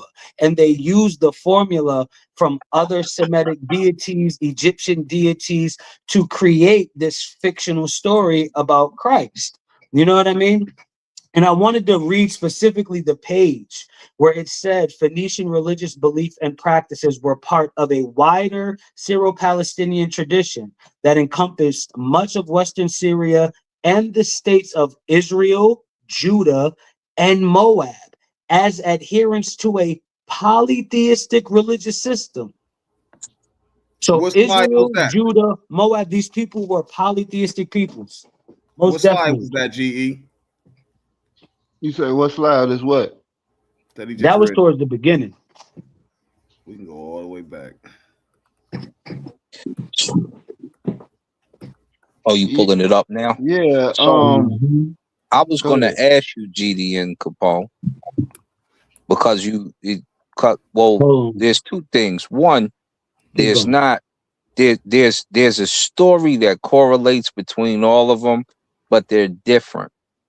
So when brothers say like, yo, it's different because each person is going to tell the story where their culture is on top, which is why you read things in your Bible like Samson threw a stick and killed 1,000 Palestinians, stuff like that, right? So in the book of Coming Forth by Day, you don't find so much of that type of demonization, but you find it in books after that. You do find them tearing up a lot of Amun and Asiatics and basically Arabs. But since they claiming the culture, let them claim the culture. It is what it is. They come in during the Persian period. But when you talk about Canaan, Canaan is in Israel first. Right. And we don't find Yah in Canaan for a while. He's still in Syria. Sidon and Paran, as the Bible tells you. And as I pulled up in the discussion with our brother Kassad. So knowing that this is a Syrian god, how do you you know, when you see him come over and usurp Canaan, how is your mindset when you know that he comes from Syria and then he makes his home in Canaan? Well, see, that's very contextual, right? You have to prove that that's the deity. That's not the deity. So when Abraham, and I meant to say this when I was just speaking. Abraham is a Chaldean, right? So he's a descendant of a Chaldean. He comes from the Chaldees, and the difference is that the Chaldees, even though they could read certain constellations, they started to make representation of them. They started to worship these constellations. Abraham chose not to. So Abraham is the bridge between all of these nations, these areas. He's the bridge. That's why it's in Egypt, the same thing. The Neteru came from the cosmos, nut and everything. Everything is nobody is excluded from this. So if the biblical narrative is off, then the Egyptian narrative is off, which makes the Mesopotamian narrative is off. We are missing it's called a mosaic. You're missing the picture. You're missing the bigger picture. The thing is the point is that you're not supposed to worship something that's physical. Not physical, but like made of rock and stone. You're not supposed to make a representation of these things. You don't believe in idols, is what you're saying. But see, the idol is good because it's a reminder. It's all eternal, all powerful, all knowing. He's everywhere at all times. Everything is in order. Is in mathematical position. So it's a lot of things that goes with that. But when you say Yah, right? The deity, how he announced himself to Abraham, he announced himself as existence, the highest existence. That'll be his name. So that's what it say. I know it say Yahweh and all this stuff in the thing. That's that could be scribal, it could be whatever. But when he introduced himself to Abraham, he introduced himself as the one that exists, the only one, the true existence that is. And that's what the word Yahweh or the Tetragrammaton supposedly represent. He who is. When did he introduce himself to Abraham? Because he told us that El Shaddai was the only name that Abraham knew. So when did Abraham find this name? I meant to say Moses, but Moses. With Abraham, Abraham, he introduced himself. Abraham, he was in when Abraham after he was Abraham left, he was in Haran, I think. Can I ask a question? GDN, could I ask you, are you familiar with the term Eldu Yahweh Sabaoth? Yeah, Sabaoth, yeah, Lord of Hosts. No, Lord, what? That's not the full title. Wait, say it again. Eldu Yahweh Sabaoth. Eldu Yahweh Sabaoth. No. You had it right. You were just missing the word creator. Lord, the creator of the hosts, right? But and in that sentence or title, Yahweh would represent what in the translation? Creator. And that's why Yahweh is always associated with being the creator. What's his name? Petrovich. He do his translation of the Tetragrammaton is he who is. So if you said El, so it'd be El, which is God, he who is, and then you put you said Sabaoth, which means host. I ain't catch the middle phrase that you Right, said. but Yahweh Did y'all know is L is a translated as number too? creator. As creator. Hold on, Shiva. So it will be Yahweh that's rendered as creator. Interestingly enough, when you go to all of the early Christians outside of the Catholic Christians, they all said that the creator God of the Old Testament, Yahweh, was just that, the creator, and that there was a father God, that's Jesus's father, that was above the creator. Then What? that's where you get So you said Yaldabaoth. That's you where you call, get Yaldabaoth from, and all of that stuff. oh, you talking about the Gnostic? As well. Not all of the people that believe that were Gnostics. Can So I ask a question? So it's go not ahead. just Gnostics, but even though yes, Gnostics are included in that group, but other Christians aside from Gnostics believe that as well. What So was I'm their not saying names? that Was you're they completely wrong. Essenes? What was they? Was they Sadducees, Pharisees? Well, Sadducees, Pharisees. Those ain't Christians, right? They weren't Christians, but Oh yeah. was they copper crates? What was their name? Was they individuals like those. Individuals Valentinian, like those. Sethian?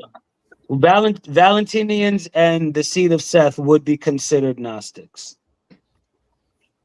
Yeah, so the yeah, it was different. It's different sects We're of Christians, we're just in like agreement. today. They have schisms and stuff like that, and they formulate their own doctrine. And so if you look at what I'll No, say is, so when you it's was not that showing, they formulate. Hold on, it's not that they formulate their own doctrine. There was no doctrine. There was no standard uniform truth that these other groups deviated from. well, yes, it was All those traditions existed equally amongst each other. well, no, because it's one that they all bridge from. So if you're talking about the Christian movement, they bridge from the early Israelites.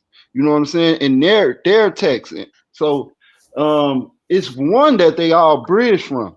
It's nothing that's just it's just sporadic everywhere. No, what happens Yes, is it is. people even with the Gnostics, they use people attested in the Gospels, like the apostles, Christ. So we know that they building off of that, and this is why they was called different But there sects was or no heresy. one tradition. Go ahead. I'm gonna let you finish. I'm saying this is why they was called heresies, because they had different doctrines that was going away from the original teachings, the original scriptures, gospels. Right. So that's not how that went. That's not how Christian history goes. There was no one standard interpretation of the Gospels where an authoritative figure said, this is how you interpret them. And then these other people deviated from that. That's not how Christianity formed. That's not how these interpretations and exegesis and things like that formed. So that is not the story of early Christianity. It was polygenesis. And also one of the most famous heretics that you might know is Marcion. He was the one that put together the first compilation of gospel with epistles, right? And you would consider him a heretic, but he invented this game, right? So there was the first one to compile them. He wouldn't be the first one to compile them, because the Hebrews, the Israelites, they had books compiled already. No, they didn't have. They didn't have a gospel with epistles. So with the epistles, those was letters sent to churches, and you had the Didache, you know what I'm saying, that built on those traditions as well. And then you get Marcion's literature. The Didache is not a New Testament. The Didache is not a gospel with epistles. I ain't saying it was a gospel. I'm saying it was the teachings. It was the teachings of the apostles of the early church, though. It was the teachings of the early church. But there there was no interpretation of the God. That's what we're not talking about church structures. You're all the way over here on a different topic. No. When you You're say in a non sequitur. Could you hold on real quick? I just let you. I just let you mention. Hey, let me say this real quick. No, because I just tried to answer this, brother. I say real quick. I'm sending it right back to you. I'm just letting y'all know that administration switching over. I'm finna kick you with my girl for the rest of this Father's Day. Nepal will hold it down for the rest of the presentation.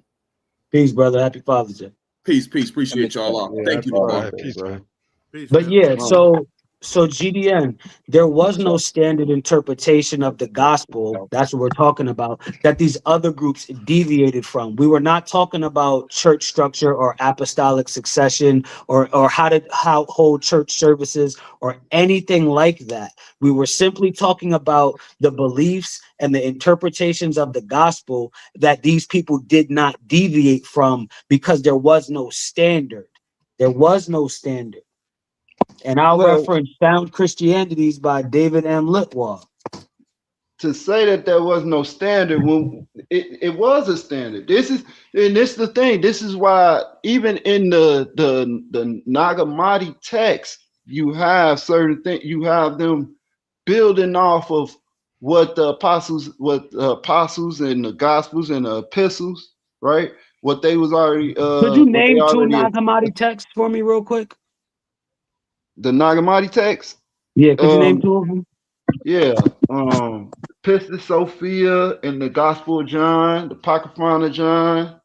I only needed the two. Now can you bring up how those support your point real quick, please, to make your argument stronger?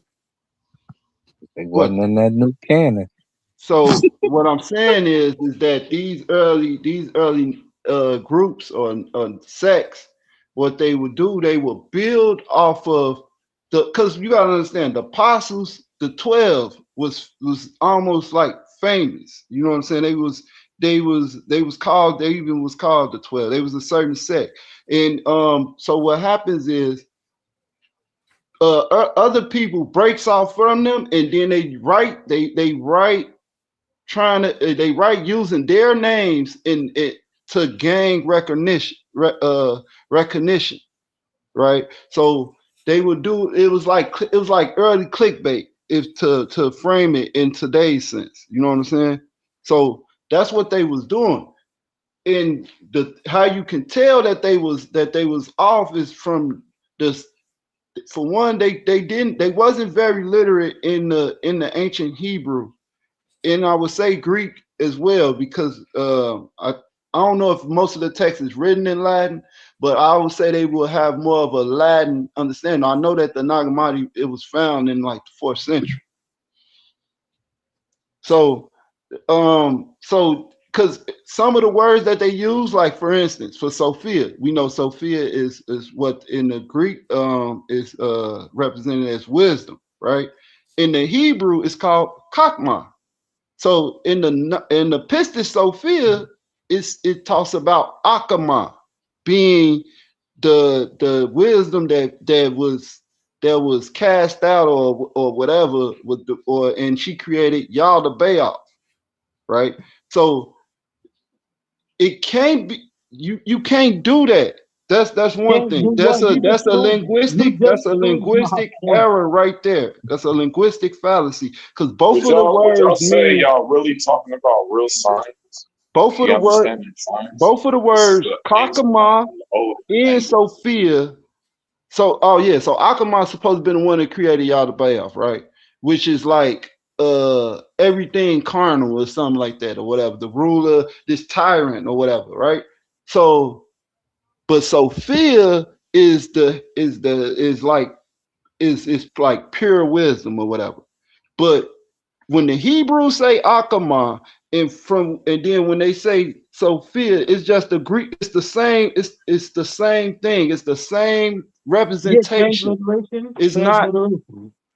Chokmah is not represented as no low wisdom. Chokmah is represented as pure wisdom, just like Sophia is just the Greek word for Chokmah. You see what I'm saying? So the people that wrote the Gnostic Gospels, they didn't understand that old language, that Greek the Greek or the ancient Aramaic?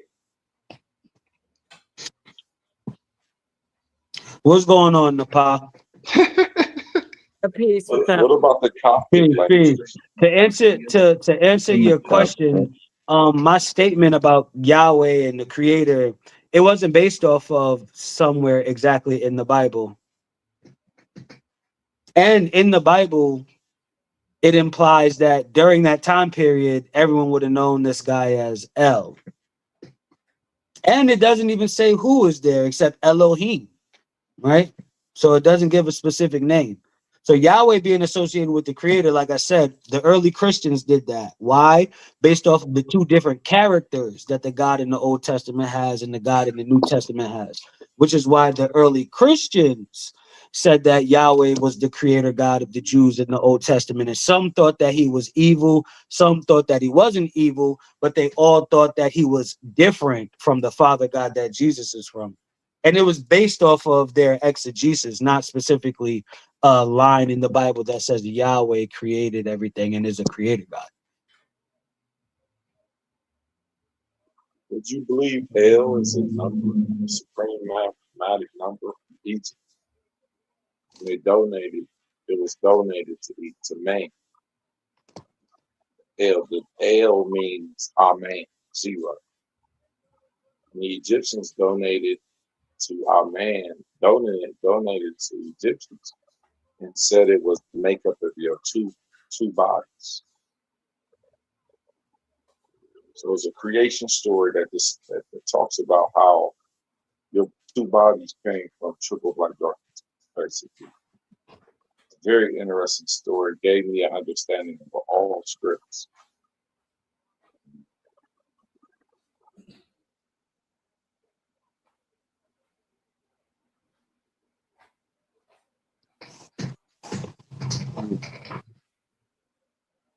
When we talk about the deities, the deities is like superheroes, but when they got translated and stolen, they actually became transformers. So if we go back in the days, a long time ago, you look before the transformers was before, it was something that cultivated, it was heroes. The tree of life each represent heroes of the universe, which make up the 7 forces of the rainbow. And these forces is something we study like magnificently, you know what I mean? So, instead of buying it on a cell phone, you got one in your head, basically. So they basically tricked us, European summit government. Since they know us better than we know ourselves, they're able to consume us with these things that we left. We already created this. But the hieroglyphs basically was the keyboard. But I don't want to go too deep. You feel me? I don't want to lose nobody. But this is just a push understanding, something I initiated into to get this knowledge of the pyramids, which they call the spheres, planets. I'll call them ships. Yo, you just reminded me actually. When Ali Muhammad had his sit down with Shaka Ahmos, and he tried to say that Islam was preserving a Punic tradition. And when we talk, he said Islam was preserving a Punic tradition, right?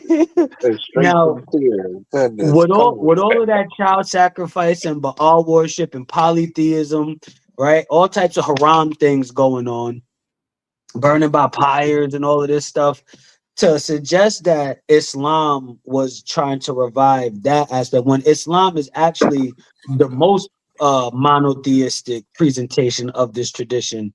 I thought that was hilarious, especially when Punic, Phoenician misnomers, right? Those are for Canaanites. We talking about Canaanites. Now that sentence would have sounded a lot different if he said Islam was trying to preserve or revive a Canaanite tradition. Sentence sounds a lot different, right? As opposed to when you say Islam was preserving a Punic tradition. And it's because that ambiguity, right, and the haze we used to have over Carthage and its culture.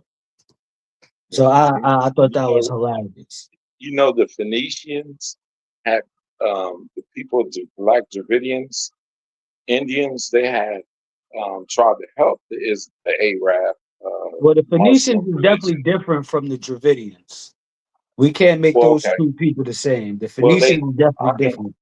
I can get into where they're intertwined. We can get into that. That's another topic. But anyway, I would actually like to talk about that now. For real? Yeah, Oh, yeah. yeah. And then actually, you might be surprised at my response. Okay. I mean, I can get out my resources. How do you feel like the Phoenicians and Dravidians intertwine? And I mean historically, not philosophically and in the astral realm. Because when they left Sri Lanka and came to the United States, they actually was called red and orange people. It was real light-skinned people, red bone. My people, my bloodline people, Sri Lanka, Phoenician type people. But you see, you stay in Sri Lanka and Phoenician type people, those are two completely different areas and ethnic groups of people and genealogy. The Black Dravidians, let's keep it there. Drop the Phoenician so I get more understanding of the Phoenician thing. But yeah. Do you know who the Phoenicians are or where they located and all of that? They actually, today, I call them the Cherokees. You know, red bone people. Cherokees? The Indians? I don't think you are aware. Who were the Phoenicians historically? Well, Phoenician will be a bloodline of Jesus, basically. So they killed a bunch of them all. So it only will be a few, but the bloodline's still here. The blood's still here. So I would say the copper skin people. Copper skin people. Wow. That's way too general. That's way too general to say copper skinned people. That could be anywhere in any group on the planet. That could be Hindu. We can start at the Rig Veda, the first Bible of our great Davidian people, and then we can go trace all scriptures. All right, so here's where I'll play Shiva's advocate real quick, right? I presented an article where it talks about the Dravidian presence in Anatolia. In Anatolia, there's a Dravidian presence there was a Dravidian presence in Anatolia.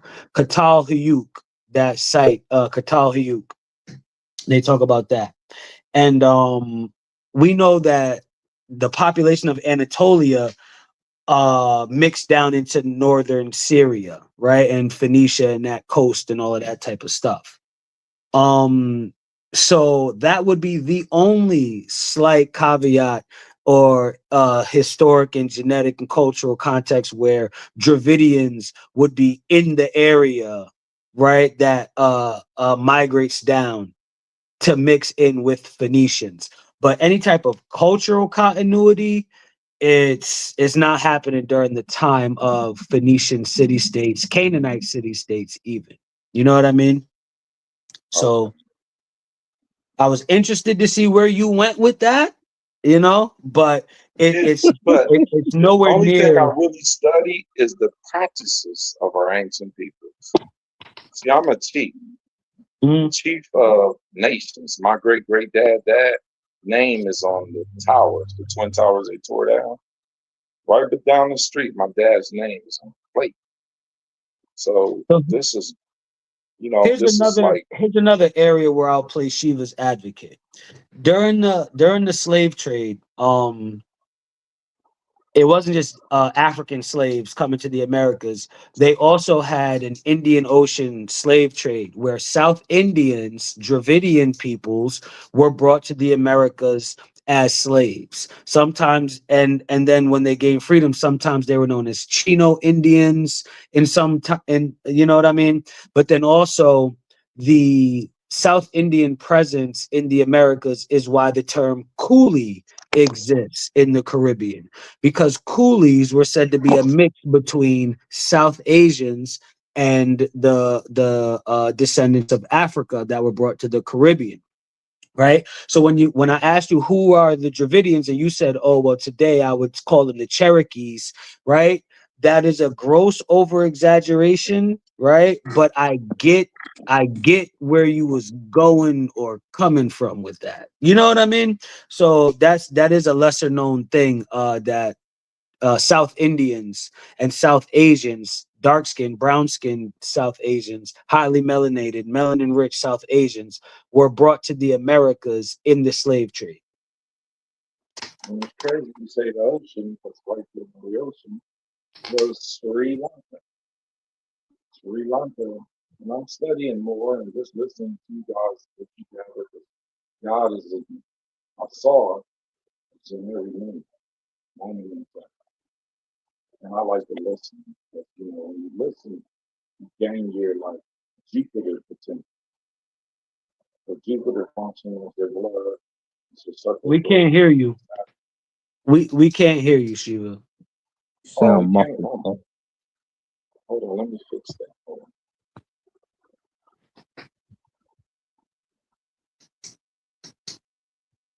What about now? Nah, it's even worse. It's worse now? There you go. Okay, there I go. Okay. So yeah, just remember Sri Lanka. What I found out about my people, how we came out of there, we right there by the ocean, bro. And we had a different understanding of the netters. And I see that every time I try to build with people. It's like the understanding that was given to me so I could find my people or, you know, whatever the divinity, whatever is my divine purpose here on earth. Yeah, these netters. Yeah, the ocean. The ocean like aspect made me think of the spice route and the cinnamon route. That connected East Africa, South Arabia, South India to Southeast Asia and Indonesia. You know what I mean? You got now people too, which is Dravidian people start branching out. Well, maybe there was a little bit of contact. We know King Ashoka sent Buddhist priests into the Nile Valley, but that's way later, right? That's around like the 600s BCE. But just for thousands of years, the spice route and cinnamon coming from Indonesia and East Asia via this southern route of all melanin rich people, this economic maritime trade route is definitely something that fostered a little bit of cultural exchange, cultural diffusion, and things like that. And even Meccan trade and the rise of Islam by Patricia Crone, she went back to look to validate the Muslim claim that Mecca was the center of the trade route back then. And she went back and she examined the trade records because she speaks a dozen different archaic languages. She looked and saw that Mecca was not on the trade route. Mecca wasn't mentioned at all, but it was the Eritreans and Adulis that was the center of that maritime trade route that connected Arabia and South India and Southeast Asia. And Europeans didn't even know where cinnamon came from. It was a myth in Europe that cinnamon came from cinnamon birds that built nests with cinnamon in the ocean in East Africa. Oh, the only thing that Europeans knew is that they got cinnamon from East Africa, but they didn't know that the East Africans was getting it from Indonesia. Facts. You know why though? You on point. You know why? I'm gonna land my plane with this. At different time periods, different peoples on the continents controlled the trade route. So during the time that Patricia Crone was looking, the East Africans controlled the trade route at that time. But before then, the Dravidians had the trade route at that time. That's why the Chola Empire in South India was popping. But the Arabs at one point controlled it as well. And the Indonesians was eating off of it the whole time because the cinnamon came from Indonesia. I'll let my plane. And my people, they actually had a temple called Mahayana temples, and the I can't pronounce the other one. It's the Bahayani. There's two temples, which was the great Buddha, the great Buddhist, which is Buddhism, Mahayana Buddhism.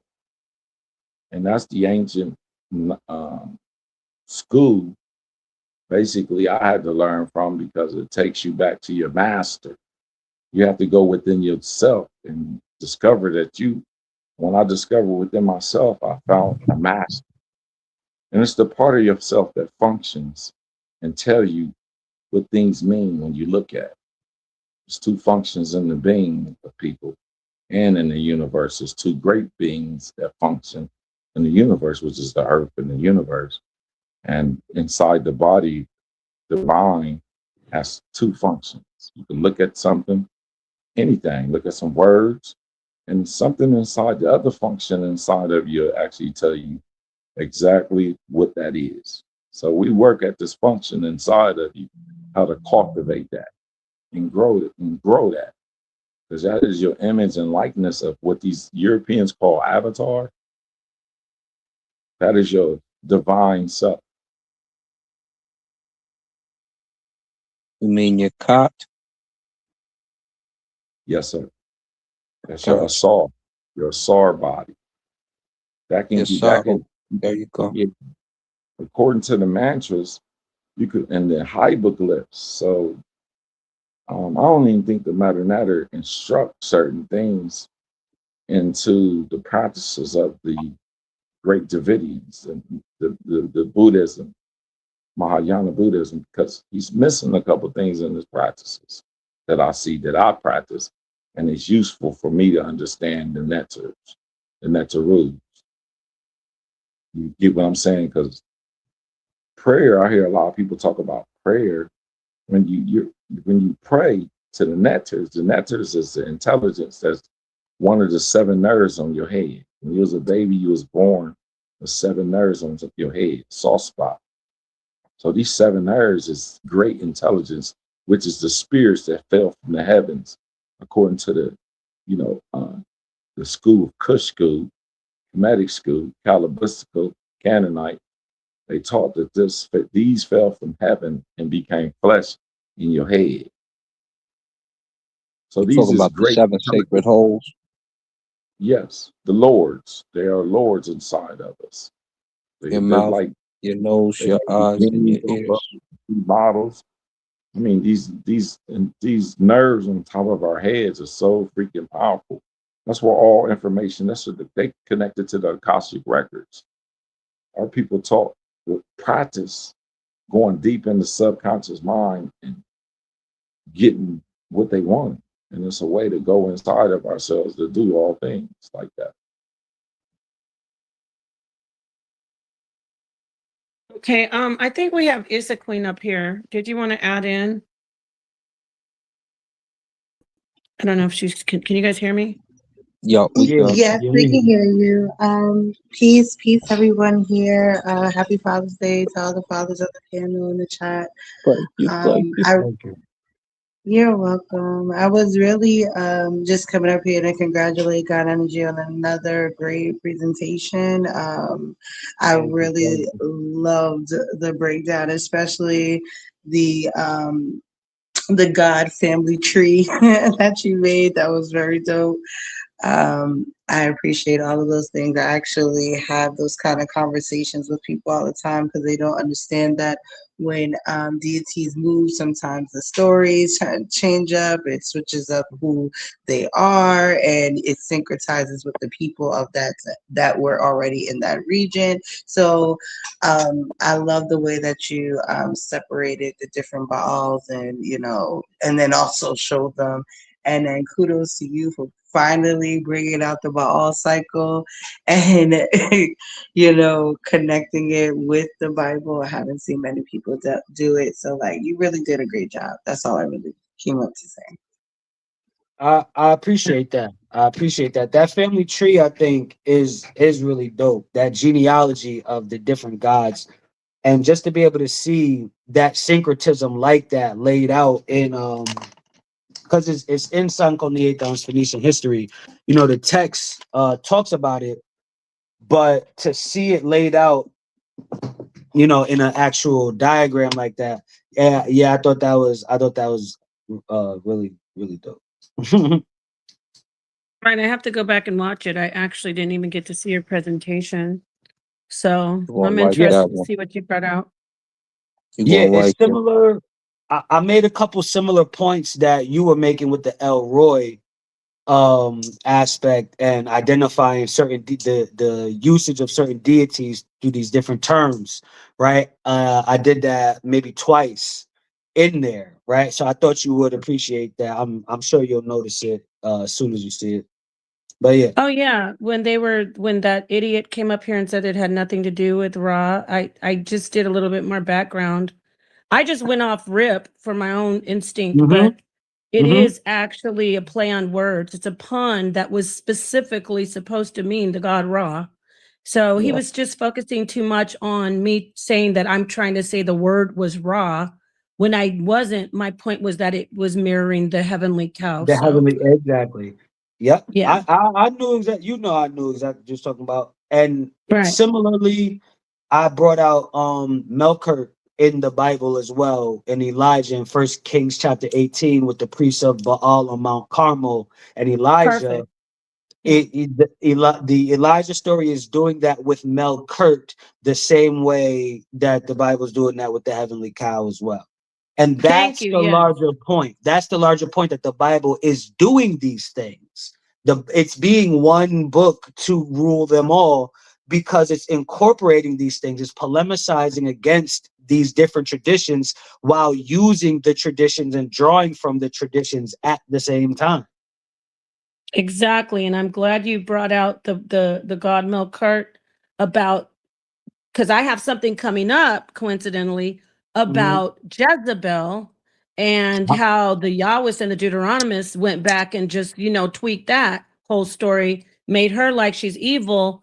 She's supposed to be the most evil person in the Bible, but she didn't do half of the evil things that David did according to the scripture. So thank you. I'm looking forward to doing the playback on your lesson. Yeah. So thank you, God Energy. No problem at all. And I mentioned David in the presentation when I talk about Eshmoon. And there was more to mention with David and King Kinnerest and the lyre, right? The story of King Kinnerest, who's associated with Eshmoon, and then the playing of the lyre, and the lyre is that instrument. And it's Kinor. The word for the lyre in Hebrew is Kinor. And King Kinnerest plays the lyre, and his name is cognate with the lyre. Wow. And there's other correlations with David with King There's Kinnerest so much, right? Like when you did listen to everybody, include especially you, God Energy, because you did the presentation. The more you start to dig and uncover, you're like, wow, and I see this, and wow, I see this, and it's a veneration. It's not a condemnation of these gods. It's a veneration, correct? Well, it retells their stories, right? It takes these attributes, but it is a way of saying, but ours is better. They do it like, that's why Moses did the same trick as the Egyptians, but Moses's was better. Elijah, he did the same trick as the Baal priest, but Elijah's was better. You know what I mean? So it is a sense of superiority there. There is competition there, But there's not especially in Genesis, which everybody, not just you, would you not agree if you've examined it? There's no condemnation. I say, and I really stick with Genesis. People come out and they say, well, that's because it's a history book. It's actually the literal Torah. There's not an explicit condemnation of these gods. It's more of, like I say, esoteric or subliminal or, under the surface. How do you say, letting them still exist in the text? Now, I'm going to ask you this. Would you say they did that purposefully, or it was impossible to erase all the veneration of their polytheism or all their participation in polytheism? Do you think they deliberately hid it, or they just couldn't remove all of it? Both. They deliberately hid it, but they couldn't remove all of it, right? They deliberately tried to hide it. That's the significance of comparing the Dead Sea Scrolls to the Septuagint with the Masoretic text, because you can see a deliberate change to try to tweak the context and interpretation of this thing. You know what I mean? But they still couldn't tweak it all. That's why Elohim is still there, where the original interpretation before all the tweaking, Elohim fit into the context of all of that plurality, of multiple gods, of what a divine council is. You know what I mean? Whereas grammatically, with the tweaking, it just is interpreted singularly in a few places. So you guys may want to look at when people go to war and their gods beat another nation, that in the story of their mythos, they usually, especially in the story with Yahweh, you can notice it real heavy. Yahweh will make a deity his brother or his child or his son, similar to how El would do. El would son you literally. So you became one of the 70 gods. In that situation, you have a bunch of wars taking place, and if it's not a war, it's a negotiation about something, and he becomes the father of that particular god. And you see that same thing with Yah. So if you look into like the war history, you're going to start to see how they become a brother or a son of, or this of, or that of. And then the text appears to be written similarly to how they started to combine things together. Yeah, that happened politically as well, to where when the Egyptians, became the imperial suzerains of the Asiatics, the Canaanites, those types of peoples, the Amarna letter shows their correspondence where they call each other brother, though, right? So they become the brother of in that conquest. Mm-hmm. And it was El Cornisa is the Hittite god, I want to say, and there's 3,000 Neteru altogether between the Hittites and the Ramech, the Egyptians. They basically put all those on the document, and then they go over what the rules will be between the Hittites and the Egyptians going forth.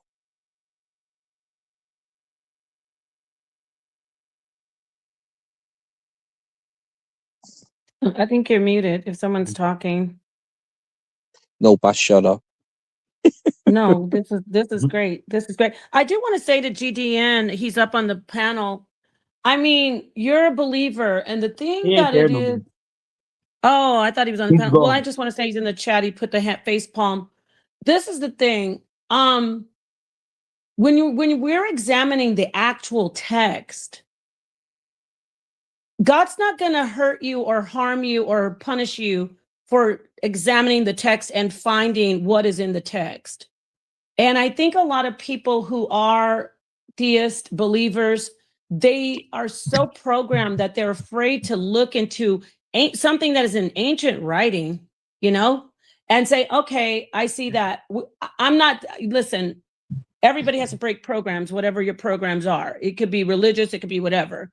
But for people to be so upset, like some people getting up here foaming at the mouth, angry, when you're debating them, Asarim Ka, they get so angry that you open up the text and you just say, oh, here's some information I found in the text.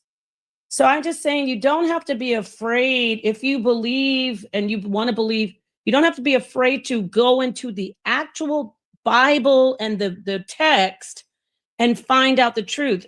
And I'm saying within the text and even extra biblically. I just wanted to say that to my fellow theist Bible believers. That's all I want to say. So that's all. God energy. How long have you guys been up here? 4 hours? Anybody? Yeah, I'm handing the mic over. I just wanted to throw that out there. I mean, cats are they're so nervous about idol worship. It cracks me up.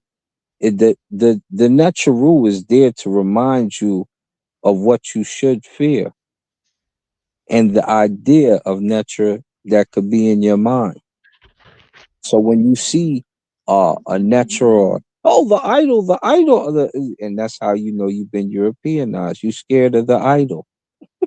You scared of your African all the churches Neteru. have idols. While all these European churches got the idol in there. You know what I mean? That idol of literally the idol of worship with Jesus on the cross.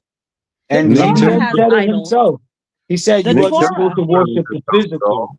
He literally brought God up was idol living, worship. you guys, God lives, the Most High lived in a box called the Ark.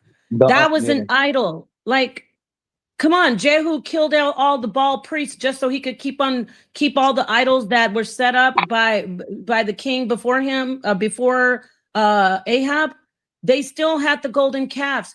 No religion has a lack of symbolic, items that say. And those Not calves can you were name one? Canaanite. Those Yeah, calves go ahead. that was Canaanite idol worship. Those calves that they set up at Bethel and all of that. And Bethel means house of El. House of El. They were using shout out to Rakufu. I have a question. One to the thing panel. about, I'm sorry, go ahead. Yeah, I'm working on a theory in which that the God of the Bible is actually Satan, and that's actually the dragon itself, and it based on the symbolism of his appearance as being fire. So when you go to Moses' first meeting with God, he's a burning bush. When he's fleeing Egypt, it's a tornado fire or something like that, and so forth and so on. So my whole theory behind this is that if you could take somebody's religion and change the wording, the stories around, you can make the people who believe in that religion worship anything. So that's where I'm at with that. And my whole theory is this: the people who believe that they are against Satan is actually worshiping Satan. That's my whole Okay, I thing. want to ask you a question. So is fire I wanna evil to comment. you? I just want to ask you because I want to help. Listen, I'm not trying to stop you doing your journey, but how is, when you say Satan, I'm just assuming you mean evil, because in Hebrew it means adversary. But No, if you I don't mean mean evil. I don't mean evil. I mean in the story. So, for instance, my whole understanding of the Bible is based off of constellations, Greek gods, so forth and so on, which they take these characters and put them in a story context, and we tell a story that has already been told. However, if I want you to worship Zeus or Odin, whatever the case may be, I switch the story around, changing the same story, but put different contexts in certain places, so forth and so on. So, for instance, anything like, for instance, Revelation, God said He's going to destroy the earth by fire. These characteristics of what He's doing is symbolic to a dragon. That's all I'm saying. That's a popular theory that Yahweh is dragon, and talks about how Yahweh has a snout, Yahweh has wings, Yahweh breathes smoke from his snout, Yahweh produces fire, just like you said. Yahweh even requires the same types of spoils of war that a dragon does, like maidens, like cattle and sheep and livestock, like gold. Right, a dragon guards gold, usually has a woman captive, and is known for eating livestock. So it's actually a very popular theory that Yahweh is a dragon. And someone even linguistically made the connection between Yahweh and the other winged serpent mythologies around the world, like Kukulkan or Quetzalcoatl or Akek in Egypt, or the Or the plum dragons or serpent. flying serpents that you see Yeah. in Asia. Right. Yeah. So it is a very common theory that Yahweh is a dragon. And I also want to bring up that a lot of early Christians believe that the creator God of the Old Testament, being that dragon Yahweh, was also an evil creator. Right. So you're right on point with that, because there is a lot of information out there about Yahweh being a dragon and Yahweh being evil. Right. So I want to jump in with that one because, yes, Yahweh is called a dragon in the Bible, Yahweh, and many other teachings, ancient writings, they have, like you said, Kukulkan, Quetzalcoatl, even if we want to look at the Nagas, it goes back to serpents. And that is why I say Jesus, the representation of Jesus in Genesis 3 is a serpent. So that's what I want to take it full circle and ask again. How is that evil, though, to the brother who said he's figuring out? See how we call it evil? Even in Kemet, which we can ask Asarim Ka, we have I believe it's the Wajet, which is also considered the Eye of Ra. You can correct me. The what is it? Asar, the goddess, the serpent goddess of the Nebet hat. Yeah, you got the two sisters Wachet and the bed hat. They both protect, and you also have the vulture Moot who protects, yeah. Thank you. So the serpent wasn't in ancient times always seen, oh, this evil, this evil. That is why I say the seraphim were serpent-like. They were flames. When you look at the way a flame moves, you can liken it to how serpents move. So if we break the program, oh, serpents are evil, dragons are evil, then perhaps we would be able to, I'm not saying we, I already do. Other people wouldn't say, oh, the Bible, Satan is the God of the Bible, because look at this dragon. Why are dragons suddenly evil? You know what I'm saying? Well, I never said that they were evil. So, no, I'm not just saying you, but you said you're looking at the Bible, seeing that it's evil. In the context of the story, this is what a lot of people mess up with the Bible. There's a war between the serpent seed and the woman seed, and that whole enmity that God put forth between these two bloodlines is lost within the story. So if the serpent seed is against the woman seed, then they at war with each other, and because they're at war with each other, you have good and evil. So maybe what if this day and night, when you meditate on these words day and night, this is what I got. The serpent fell from heaven and created flesh into man. And now we got a nose and a mouth and a snake in our body. Because, you know, if you play some music, your body will move like a snake. It's in you.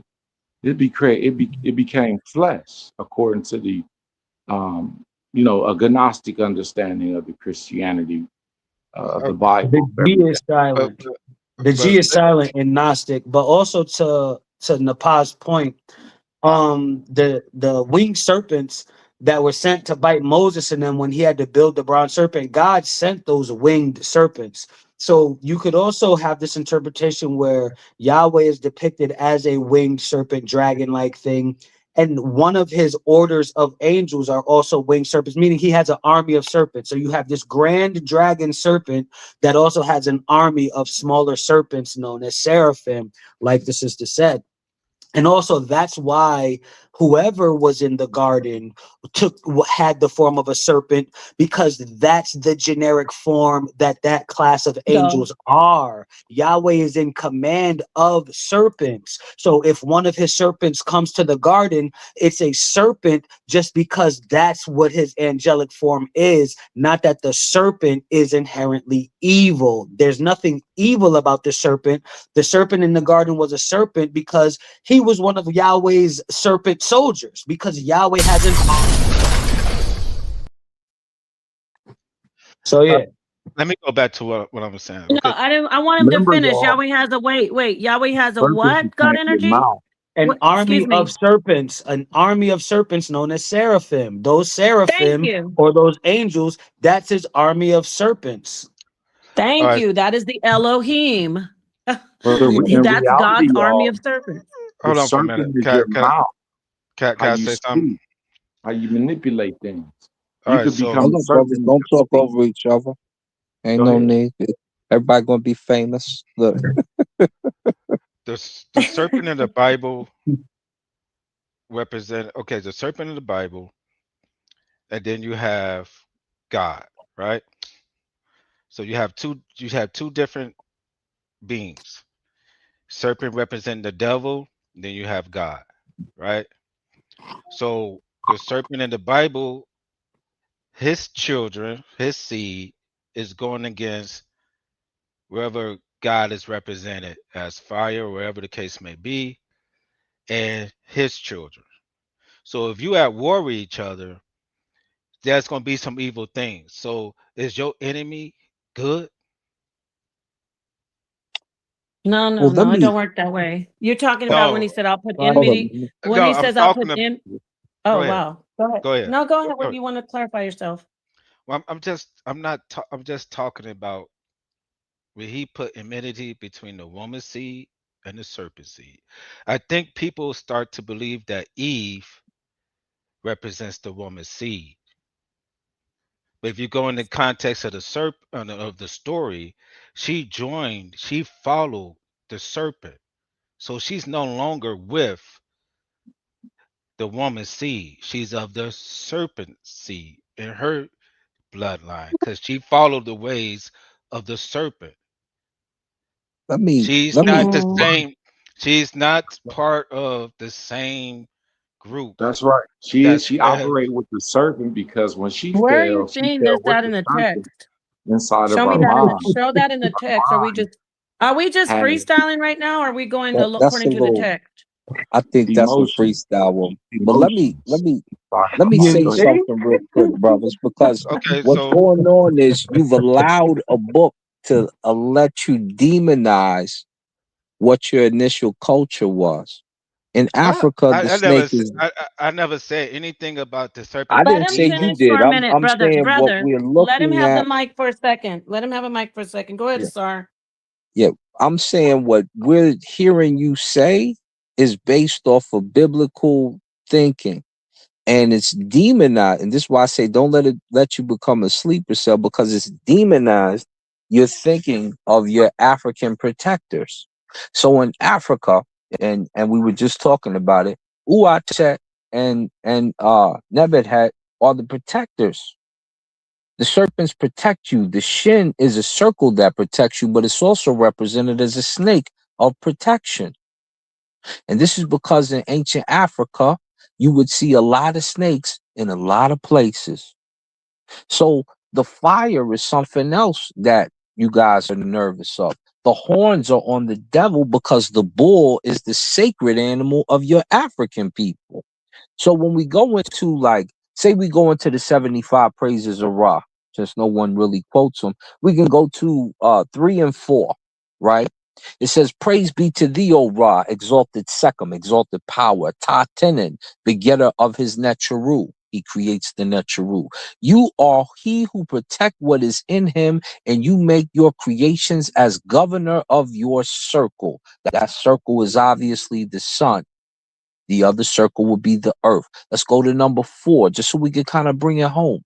"Praise be to thee, O Ra, exalted Sekhem, looker on the earth and brightener of Amenti." Amenti is like a place in heaven. "You are he whose forms are his own creations, and you make your creations in your great disk." Here you see the disk of the sun is warm, is heating you up, it's nice to you. Most other cultures in ancient times hate the sun because it burns them. This is from not just me saying that. This is from the scholars saying that. So they scorn it. A lot of them worship the moon. So when you talk about that dragon, and they usually equate it to the sun, it's probably because eventually you're going into Ra. You're going to meet Ra, whether you like it or not. Because in solar systems, your planet eventually gets engulfed by its sun. And that's what's going to happen to the Earth. Unless some comet knocks us out of orbit like a Thundar cartoon, you're going to meet Ra. And as you get closer to the sun, you're going to end up like Mars. And they hate the sun. And they demonize it, just like in the... Well, in Kush school, they call it the black sun. You know what I mean? They call it the black sun because when it go down, in actuality, it's the blackness of his body covering the sun, the father, the mother. The mother's body covers the sun. Understanding this is a Kush culture understanding. Feel me? I wish we could get together one day and just go through the whole creation story so we can learn what each deity represents in the universe. Then we can learn what it represents inside of man, woman, and child. Again, I never y'all projecting y'all views upon what I'm saying. I was just going with the story that's in the text. From my perspective, the dragon is the Draco constellation. You're right, So, bro. You're right. so That's I'm correct. just I'm just going with the And the context of the dragon, story.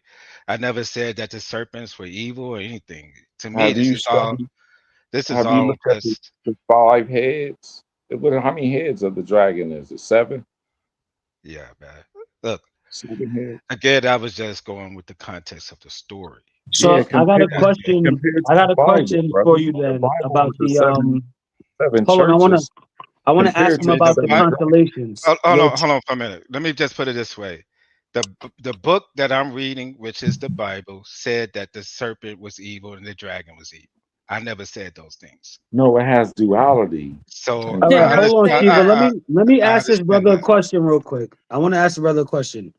Because I just want to entertain your analogy and your breakdown. Do you have a breakdown for Ophiuchus, who Ophiuchus would be in the Bible?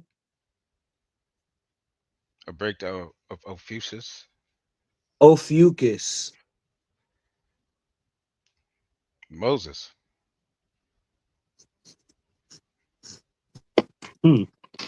Okay. You might want to Google Ophiuchus real quick. It might. Weren't you just talking about astrology? Who's talking about astrology? He was. Maybe I miss. That's Yo, anybody sorry. could be Maybe I misunderstood. that's Yo, Maybe I God, misunderstood. that's that's way okay. before Look it up astrology, for us. I bro. caught it in the tone, but I was gonna let it rock. You said what again?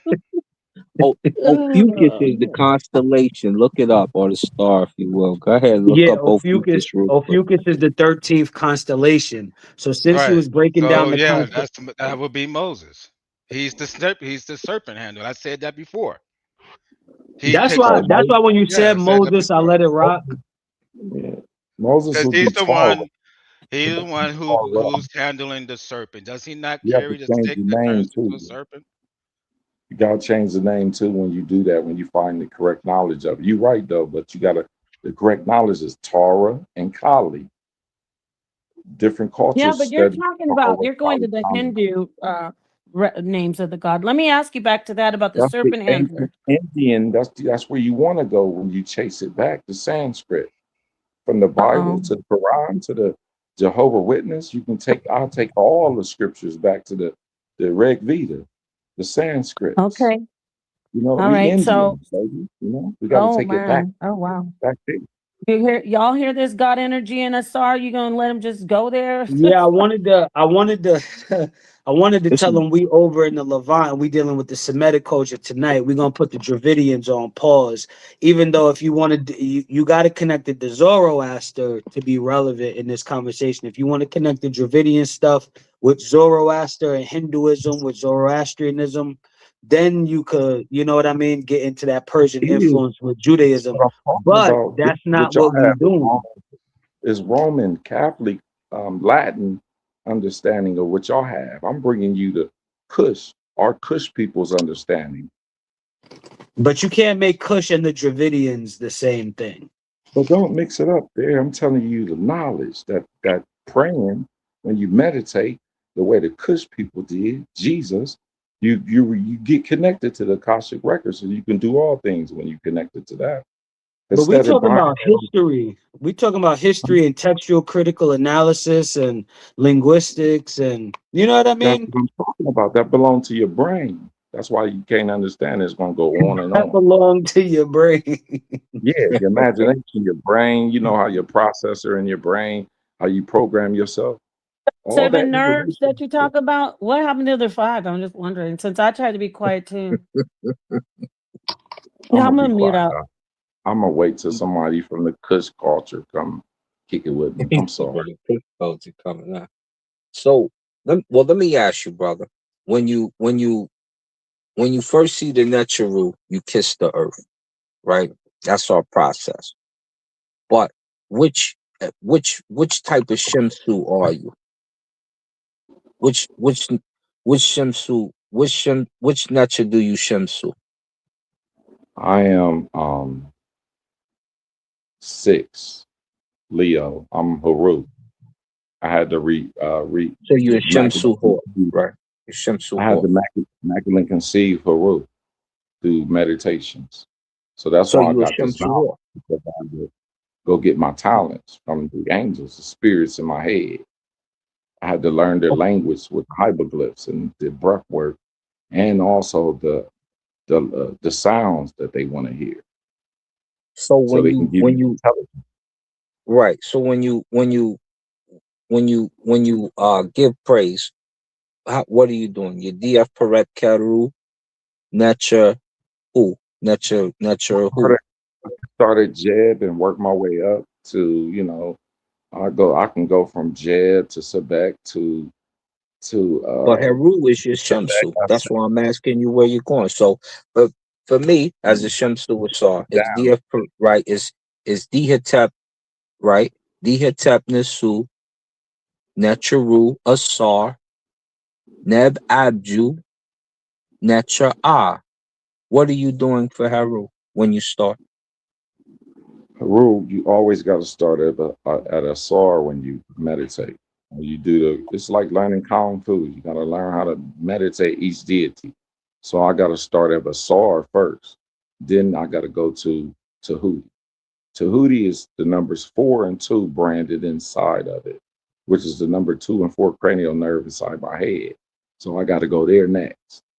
And then Seker. Seker is the bone. So that's my whole trinity of what supports my systems in my body. I have to go through them first, then all the way down the numbers of the tree. Of the What happened to their parents, Gab and Nu? Huh? That's last. What happened to their parents, Gab and Nu? That's number 10. That's 10. What happened to their there's parents, 14 Cap of them. Nu and Shu? There's 14 of them, though. Can't forget the Hachet and Hakabet. There's 14 souls of Ra, but when you start with the family, you start from the top. Right. You got to work. Beginners work with the breath first. The breath is first. You got to get up to an hour first. And then you got to work with the mantras all the way from the top, all the way down. And then there's another technique that you use with your imagination with them too. So you have to know the natural rules. You got to look at them long enough to imprint it on the brain. Then you close your eyes with the mantras and imagine the hieroglyph. The hieroglyph goes with the imagination. So the longer you stay in your brain with that imagination, a picture's worth 1,000 words. Your brain, your consciousness understands that. And that's how Jesus actually got all things, because he knew how to pray. He knew how to. He knew how. Imagination, my brother.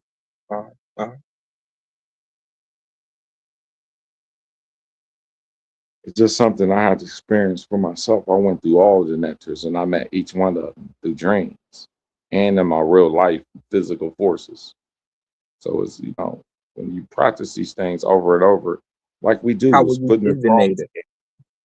How were you divinated? Did they divine you through the sun? Did they divine you through a lamp, or did they divine you through the water? They divine me through Ma'at. Ma'at is the method of righteousness. You're created in Ma'at. That's what it tells you in the creation story you was talking about. How were you divine then, though? Like, how did you? All the 12 nectar rules, because that's a piece of you. Your 12 cranial nerves is the nectars and flesh in your head, and Hachet Hakabet is your temples inside of your head. Magnetisms of the earth, negative and positive plates. So it's a way to meditate to that too. That's a phone in your head. The same thing the phone can do, we can do, but greater things, my brother. The nectar rules is, but when we get back into that and are religiously practicing that every day, it's game over. The intelligence we are, intelligence. That's where I get my intelligence. I stopped studying so much. I just studied the natural rules, the 11 laws of God. I reason with the 11 laws of God when I want to figure out something, when I want to do something. First, I put what I want to do on my mind, and I bring the natures up. The emotions of man will manifest in response in the word of God. then you can have the power to control any event in the world. You know, when you repeat the neter rules, man, they give you intelligence. So it's a system that we will be going back to soon. You know, it's a system like the government uses it against us, but they use the lower spheres, the lower mind. They can't go up the tree like we can to the higher realms of the brain. The brain has two higher brains, which is the cortex and the frontal lobe. So them two brains can think like the Egyptians did, basically.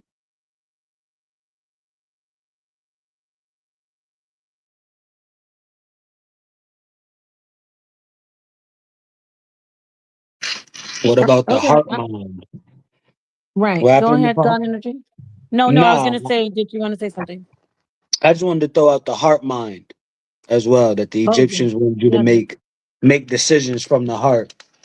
And then they Right. found out that the heart has neural tissue. Yes, It does have neurons, a mind as definitely. well, the heart. If you look up the cranial nerve number, it is number 4. Cranial number 4 controls the heart. When you look it up and see what it does, it controls the heart. It's the mind of the heart. So the symbol of the hieroglyph of Ma'at tells you exactly how the heart works, how the mind, how that nerve works. And it is a spirit, it's a Lord. It's an intelligent Lord. It's very intelligent when you spit the language in your meditations. It shows you how to balance things in your life. So the opposite of it is knowledge. The knowledge is Mercury. Mercury inside the human body is the motor nerve system. Motor nerve system make up the vertebrae all the way up to the voice box, so we're able to speak. So the heart this is is the makeup, brother. Huh? Yeah, the heart is Jehudi. Now he's the No, Lord of Ma'at, but Jehudi is the heart. It's the Jehuti. king where wisdom come from, right? Wisdom Jehuti come is your from the heart. blood.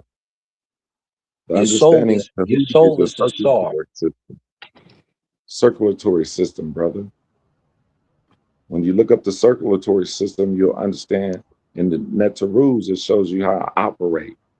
You're talking about the body parts. You're talking about the children of Heru. You're talking about Kabesanuf. You're talking about, that's why you see them in the Coptic jars for the lungs, exactly, the stomach, and the other portions. But when you talk about the heart, you're talking about Jehuti. But basically, these hieroglyphs are science. The science that was left from our people, the Egyptians. And they called the Egyptians basically the red and orange people. Tahuti, that's my guy right there. Tahuti is it's your mind. You can actually learn how to meditate. Tahuti will give you wisdom. Yo, what I thought was interesting about Tahuti is being represented as the baboon, and then being associated with writing and letters, right? Because to write you got to inscribe the letters and all of that, but also being associated with mathematics because the Ashengo bone is supposed to be a mathematical instrument and it's a baboon bone, right? So I thought it was definitely dope for that African cultural context, for mathematics to be associated with a baboon for so long. But then also there was this African tribe, and I hate that I forgot the name of the tribe, that they had an oral tradition that baboons taught them how to write. You know what I mean? And then there was a study The done. apes, yeah. There was a study done as well at a university, and they determined that baboons can do greater than less than decisions. So they can tell larger numbers from smaller numbers, having a slight mathematical inclination. And they've been associated with mathematics in Africa since the Ashengo bone. So I thought that was dope. I want to Yeah, add, these mantras that the Kush people had, you would sit Hold on, down let brother Reggie. Let Reggie in the I'm a building. mathematician. Hold on, Shiva. Yeah, Come Shiva, in. hold on real quick. I did want to say that the nature of writing of mathematics is sheshet, and Okay. so the feminine component is the writing of mathematics. There is a book though called Breathing Flesh by Renard, and that talks about every aspect of the body, and that's now Valley. That's not how can I say anything from another culture that we kind of like mix in. So I'm not disturbing anything that you're saying. God Energy, I missed most of your presentation, but I will come back and I will watch it. But it seems okay. Great topic. I did want to add the feminine. If everybody looks up Sheshat, Sheshat, you will find that she is the nature of writing. Yeah. So since Oh, you're the talking, nature of writing. Okay. yeah. Oh, sorry, of mathematics. Math. Okay. So Tahuti's not associated with math at all. He is as well. Yeah, she does the calculations, the measurements. Jehudi, he writes it, right? He writes it. They work together. Okay. So And he's It's also the like the mouth speaker. of the universe. You know, the universe mouth is different. You feel me? It operates as far as like the circulatory system of the universe. It will be the lava going through the universe, like our blood system has a blood system, circulatory system. So you gotta look at your circulatory system and look outside of it. Tahuti named her opposite side. She has a duality of herself. And you look at the Netarus, you'll see Mercury, Sebek, and that's knowledge. And that's a duality of ourselves. So what it is, so Mercury named all the animals and everything on the planet. Everything got named already before we even got here. And Tahuti basically knowledge, wisdom, foreknowledge. It was like the foreknowledge of knowledge. It was the value of the planet. It was Tahuti, dang, I had it in my god dang. The mouth opposite of the name in the planet is Mercury. Opposite of Jupiter is the source of all everything. So it's going to be where it's the duality of it. I'll get it out. I have to get the net two rules out. I don't want to spit. But anyway, yeah, some of that. But learning these net rules is mastering self-knowledge.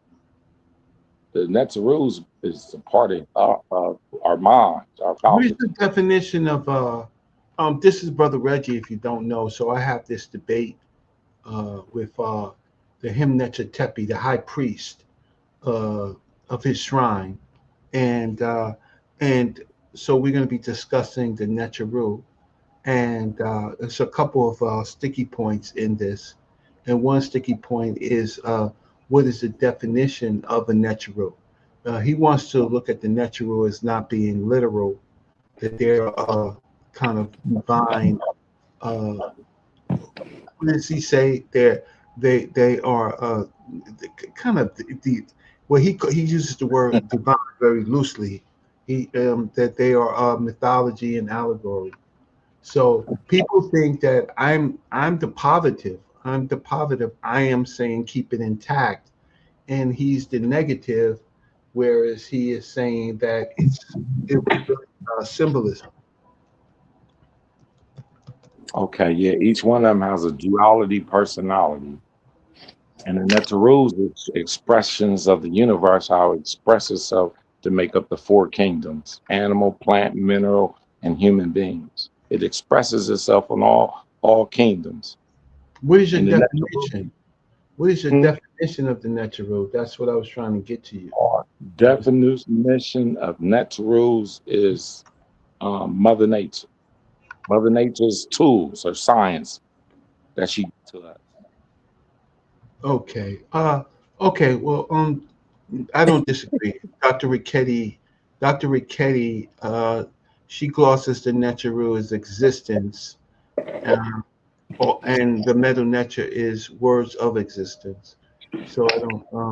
I'm just listening. Just trying to get. I can show you how to meditate and go holler at Tahuti. We all listening, Saber. Then yourself. That's a little bit too far for me.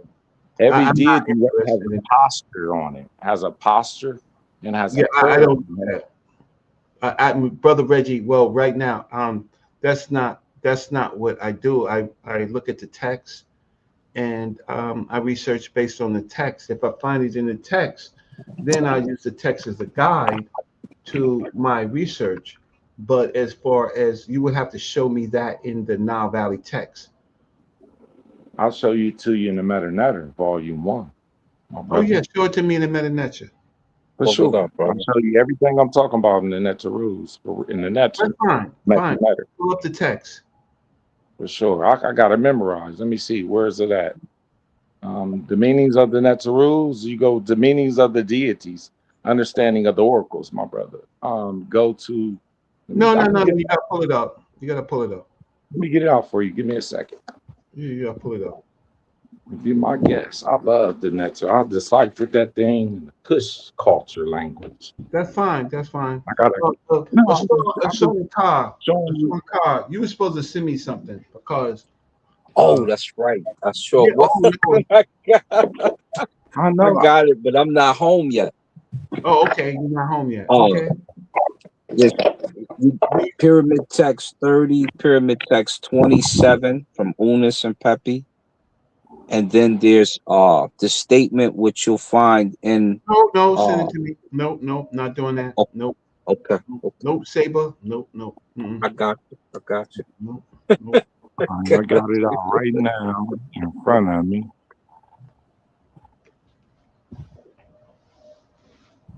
Well, I do. I like the topic that God Energy was talking about. So I do have to take a break from what I'm doing. I got a lot of work.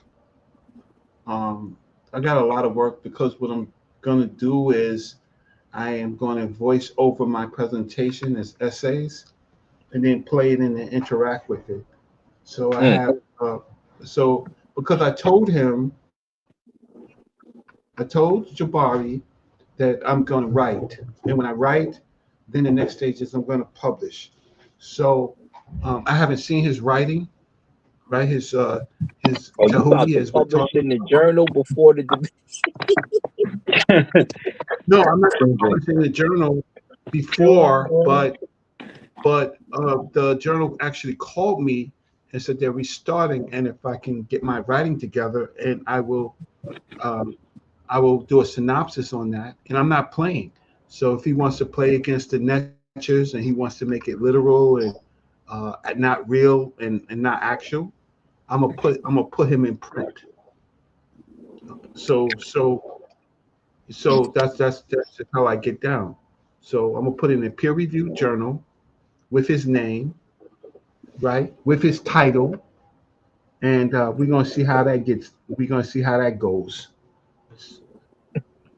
Y'all are Yeah, no, I'm not. It's gonna be classic. It's gonna be classic. I meant to ask God if he got my money.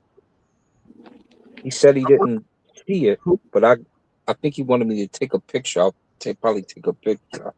Of course. I'm going to show you the book. My brother to be in chapter 17. I'm going to show you the book of that I'm talking about. Let's see if it comes up. This is strange. It's not coming up. Okay. Do y'all see it? No? Because I'm sharing it. Okay. I don't see it. Share. Blow it up a little bit if you can. Yeah. So the book is called Breathing Flesh. I don't see it on the Breathing Flesh, Conceptions of the Body in Ancient Egyptian Coffin Text. And I'll show you the table of contents, and then I'll let you go back. I'll blow this up a little bit if I can. Yeah. So okay, great.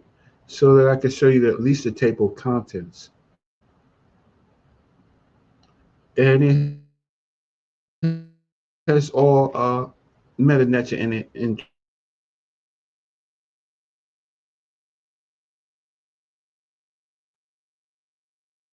Oh yeah, that's classic.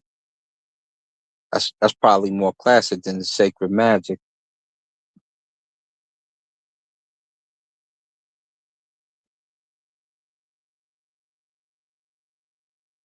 Say, but we can't hear you if you're talking. We can see what you're moving though.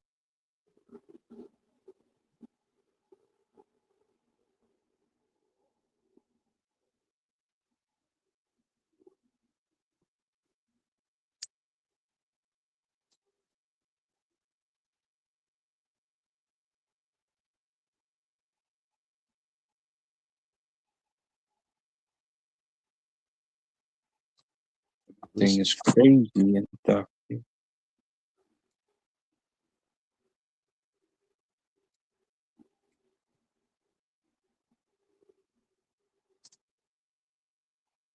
Yeah, each organ inside the body is a language you can speak to it and make it heal itself. But you got to know its commander inside the body, inside the brain, the mind. It's his command. It's a commander inside the brain where you can program each one of them to do just what you bringing up right there, God. Say, but is that one more in depth than the sacred magic one? Well, it's like different kinds. There's ceremonial magic. There's shamanism, which is me, and then you got No, all sacred different magic kinds. is a book. So we're not talking about Heka. We're talking about the sacred magic book because it covers the body No, the parts sacred in depth, magic and is it in the covers the soul. directions as well. It's in your No, soul Heka. body. Yeah, but Heka is what you would call magic. We're talking about the book Sacred Magic, which covers the Oh, body parts, right? yeah. So let me show you because you don't know, right? So he's showing that book right there, which is covering all the body parts of the ancient Egyptian. And here's the other one here. See how it's covering the chest and the thighs and the shin bone and the phallus and all these things here. And it connects which ones are which. So yeah, we're talking about and their comparisons to each other. That's why I asked them if it has all the ones from here. These books have the actual text that you find in the metal netra. Okay. So it's not just a feel good one. These are like the ones with the text that'll tell you this does this. This is for this. Yeah, the meta netter, it was hard for me to understand that book for a long time until I started practicing what was in it, which is called Man Ab. When I started practicing Man Ab, Y'all are that's when I I talking stopped about two sharing, but I different. would like. Y'all talking about two different metal netras, by the way. the meta netter by Rahul Nefra, man. Yeah, Nah, we're that's not not. talking about that metal That's netra, bro. not what them brothers was talking about. But what happened, Reggie? Sorry to cut you No, off. no, I just said I took it off the screen because my mic was muted, but I was going through. I was going through all the bodies and body parts and the metanetra, right? That's what And I the was trying texts to are so. tell you. We couldn't hear you. I was like, we can't hear you, but we seen it. Yeah. Yeah. Okay, that Well, you was the send me meta what netter. you supposed. Okay. You send me what you supposed to send me a saw.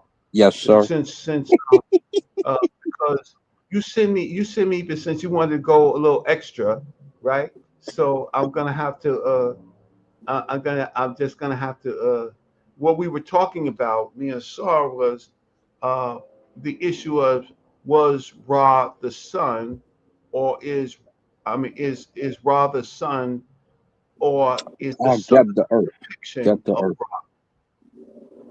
Yeah, I think we had Geb the earth. We were discussing Geb. And Geb is not the earth.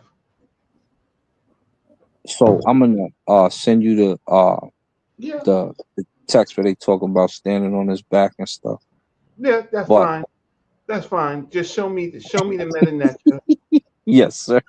Show me the clauses. You already know, since you said Geb is the earth, brother Reggie. It is. Yeah. It is the Geb earth. is not the earth. Like, we can battle about that. I don't know. I don't. That's the OG. You don't battle the OG. You just show your proof. You got to send me your proof. First, I'm still waiting for you to show me something, good brother. From the intelligence I receive, I can show you that's the earth. If we look at no, show me first what you was going to show me. You said that you was looking for something. Yeah, I told you. You said the meaning of the Metaru. Yes. Right. That's all the deities explained. That's all the deities that are explained. Brother, let me see what you can show me. I told you chapter. I'm not looking for it. Show me. I don't know how to do that on here, bro. I just came on here. This is my first time being on here. I study in my brain. My master is in my mind. Feel me? I don't be able to. I hear you. Show it to me. Chapter 27. Of what? Meta-Meta Volume 1. How can I show it to you? Who's the author? In Raul Nefer's book. Would I do cam up and show you? You said Raul Nefer's book? He don't got no meta-net in the book. No, he don't. Oh, we got several meta-netters that I got. I got the 4 right here. He got no meta-net in the book. Raul Nefer, but there's no meta-net. I made one right here. It's chapter 27. The deities of the Metu-neter. Amun, Asar, explain Show me the meta-neter. I want to see the meta-neter of it. This is the meta-neter made by me, brother. I expanded and made it by me because it's an ancient book I wanted to keep. So I made it bigger. Okay, we don't do that. We don't do this on the show. I do that. You don't do that. I do that. Okay. So I mastered the meta-neter. Okay. I'm Kush, man, from the United States. Representing the United States. Hieroglyphs. Okay. Well, real talk. I stand with the Cherokees, man. I've been initiated, bro. I'm Kush, man. Real talk. That ain't got that. Okay. So I hear you. I hear what you're saying. You ain't telling me nothing. Real talk. When he see me and hear me on here, he be looking for a Kush man to pick up these netters the right way. Our brothers don't know how to do it because a lot of brothers eternally. Where's mine? Don't know how to do works of the netters. The netter rules is works. You got work to do now when you understand the netter rule. And it makes me kind of upset because my brothers don't practice. You feel me? Now we got the golden rule, we got the covenant, the tree of life, and we don't practice what it's saying. Just like people that's in Christianity, we're doing the same thing. Understand what religion is, we got to practice to become better with the netter rules. Because they're in us, within you. Literally? Really. They're like a genie bottle. I'll show you how to meditate and you open your crown. Okay. You won't see it in your dreams now. Well, you got to put the program in your computer, your brain that it wants to see, and then you get the works you. I'm gonna ask you a real priest question right now. I'm gonna ask you a real priest question. When the Nimu loosen, some go to the bottom, some go to the top, depending on what hour of the night it is. What Neteru is in control of the earth right now? And since there's usually 3, the one in the middle is the head controller. Which one is in control? Name one of the 3. Time. You look at in ancestor communication, you'll learn how the planetary time works. Okay. And then when you understand that's not how we do that, brother. That's not how we do that. This is okay. I was just asking for clarification. It's fine. I don't while I'm on the show and Napa is managing it until she comes back. This is if you don't show anything, our audience don't believe in it. When a person says you got to go through them and not through the text and don't show the text, right? Then I'm gonna stop it. Right? Dr. Reggie. Yes. Yes. Sister? Can I let you take over? Do you mind? You could close it down whenever you like. I just if you don't want to, I understand, but I'm just saying. I can peace Sister Nepal. I can take it over for a few more minutes, but we don't do this on this show. We show the information. So if you can't show the information, we just don't do this on this show, right? So we're not looking for a guru. We're not looking for any of that stuff, right? We're not looking for any human being to save us. And I'm new here. I'll bring it next time, and y'all show me how y'all got y'all layout, how y'all bring it up. I got all the resources that you need. Okay. It's all through the matter, but when I wake your consciousness, some people that sleep to it, when I wake your consciousness up to it, then you'll see it too. You know what I'm saying? Okay, well, we don't do that. Again, I'm gonna we're not looking for anybody to wake anything up. Just show us the text. And Raul Nefer's book, for some people it's a good book, but for us it's not a good book because it doesn't show us the actual meta-nature and the text that he got it from. Right? So it's not a good book. But God,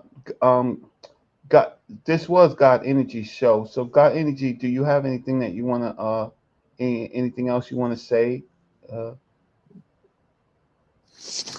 I mean, nothing that wasn't already said in the presentation or anything like that. You know what I mean? Okay. I'm really interested in so your take on Carthage is no. I know that you did you always do pretty good work of finding things. So you was connecting it up, of course, to where they came from, which is the Ugaritic type groups, the Punic groups. So I definitely went more into the Phoenician culture. Ugarit, at that specific time period, but it's largely Phoenician and Carthaginian specifically, and then talking about a few deities. Because what the premise is, when I was speaking to Joseph Atwill with the brother Cosmic Sankofa, we were talking about, Carthage, the Punic peoples, and stuff like that. And then I went back and reread one of the articles that I put in my presentation. And to me, I made a connection that at the time of the Septuagint being produced, when you heard the word Canaanite, you would most likely think about Carthage because they were the Canaanite empire at that time. You know what I mean? So at the time of the Septuagint being produced, the reader at that time, when they reading all of this slander about the Canaanites, when they close that book, they're going to be thinking about Carthage. So that's when I made the connection and I started, really going in on the Canaanite aspect of the Carthaginians. And, it just, I got into some more stuff from there, but I compared the different Baals, not just the Ugaritic Baal, but, Melkart, Eshmoon, and what was the last one? Amun, right? Carthage's deity Amun. And when the Bible is polemicizing against Baal, there are specific Baals it's polemicizing against at specific times, right? When it's borrowing Baal language in Psalms, that's Baal Hadad from the Ugaritic.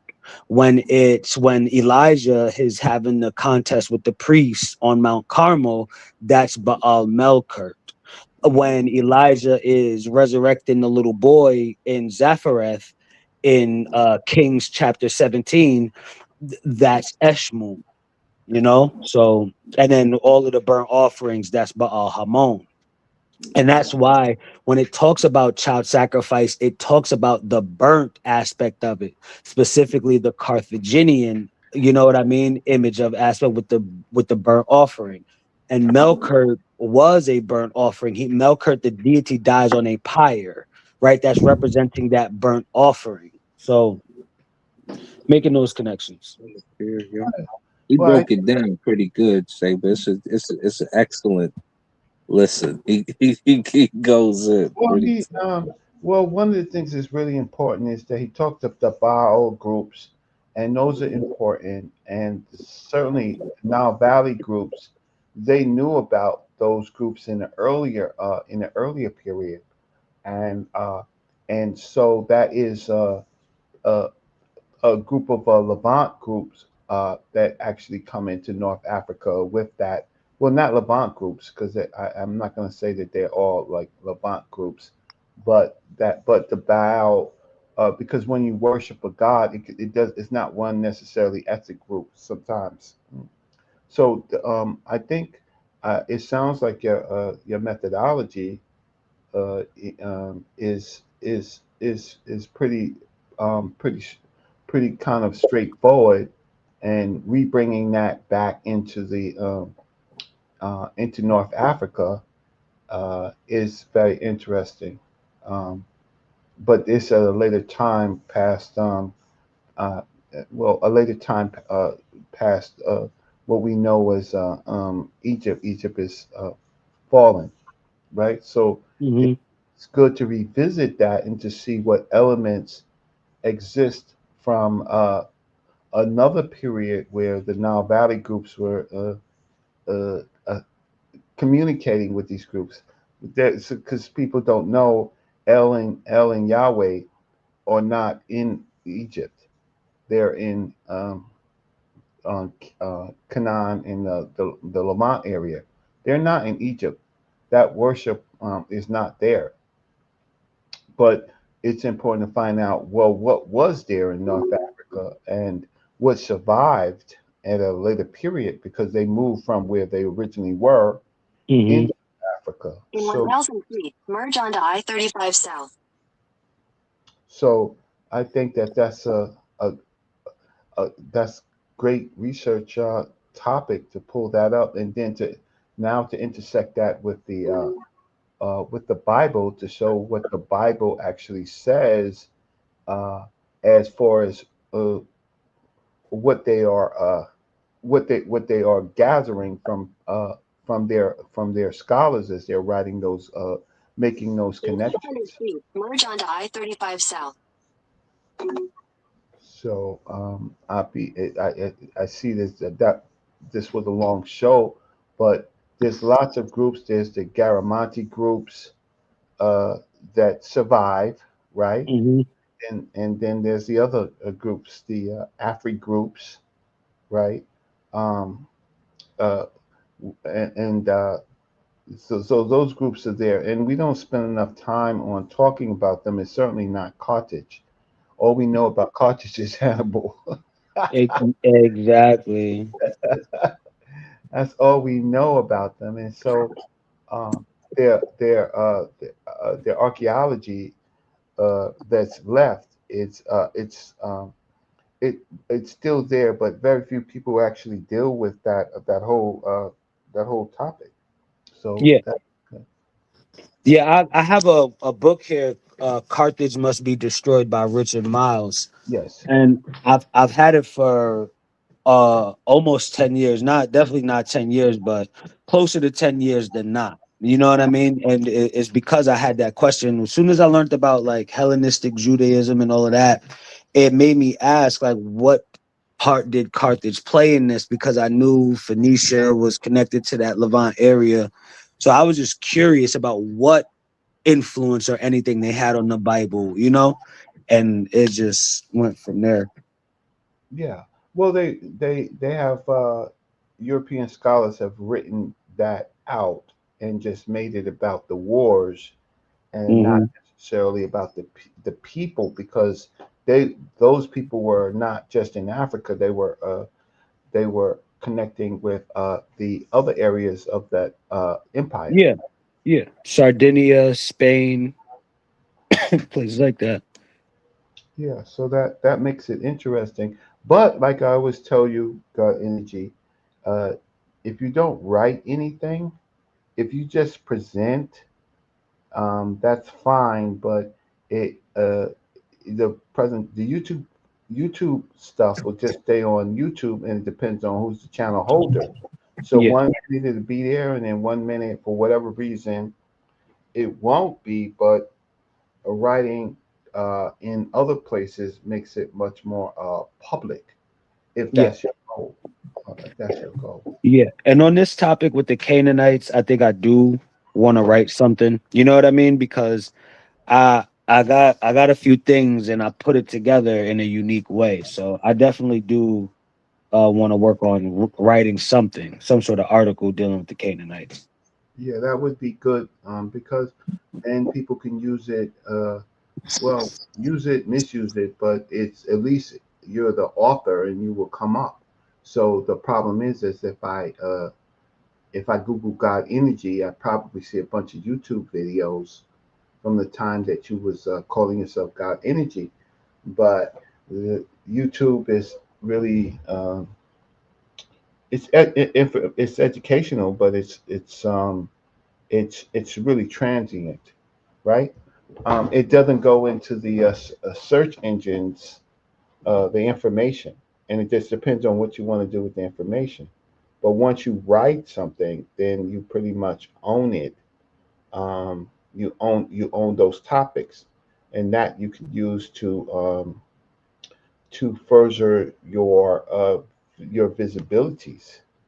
But so some of the material that you talk about, you can convert it into a Word or a PDF and put it in the right format, and then even put it on academia.edu, right? And then people will be able to see your paper, and maybe even then your paper might be cited. And but there's other ways in which to do it, but it first starts with writing, right? Yeah. So, and then people can just, if there's some people to, oh, Nepal, thank you for the happy Father's Day. So the but because what I'm trying to warn young scholars is that if you don't write, you might have a lane for like 3 years, 4 years, maybe 5 years, but then you kind of go into the dust, right? And then when you want to refer something to it, he says, "Oh, I did a whole video on that for like 3 hours," and they say, "Well, where's the video?" And like I have lots of presentations on YouTube, but I can't find them anymore. I can't find them anymore. So, okay. So y'all make a decision. Is there something you want to talk about? It's 1:16 in the morning, and you all been on for hours. And certainly, at some point, God energy, you got to take some rest. And my brother Osoran Ka, he got to do what he got to do and get home, so he can give me what our disagreement is about. Yo. Because I do not believe. I believe that Geb can be depicted as the earth, but Geb has lots of many other functions as a Neteru, as a netter, and uh, to just say that he's just the earth is to me problematic. Well, you don't want to say he's just the earth. Hachet is part of the earth too, because the functions of the earth is Hachet and Hakabet, which is the positive and negative, positive plates of the earth, the electronic magnetism plates of the earth. So you got to count in, when you count 10, which is Jed, you got to go down below Jed in the Neterus, and it says 11 is Hachet, 12 and Hakabet, and they both would have duality within them. So I don't I just need to see it. So the earth give you information. You know where your thought come from? And the lightning of the universe is proof of that, where energy come up through. And it come up through to our minds too. The minute that you start showing me that in the Medu Nature from where the basis of it, I can take a look.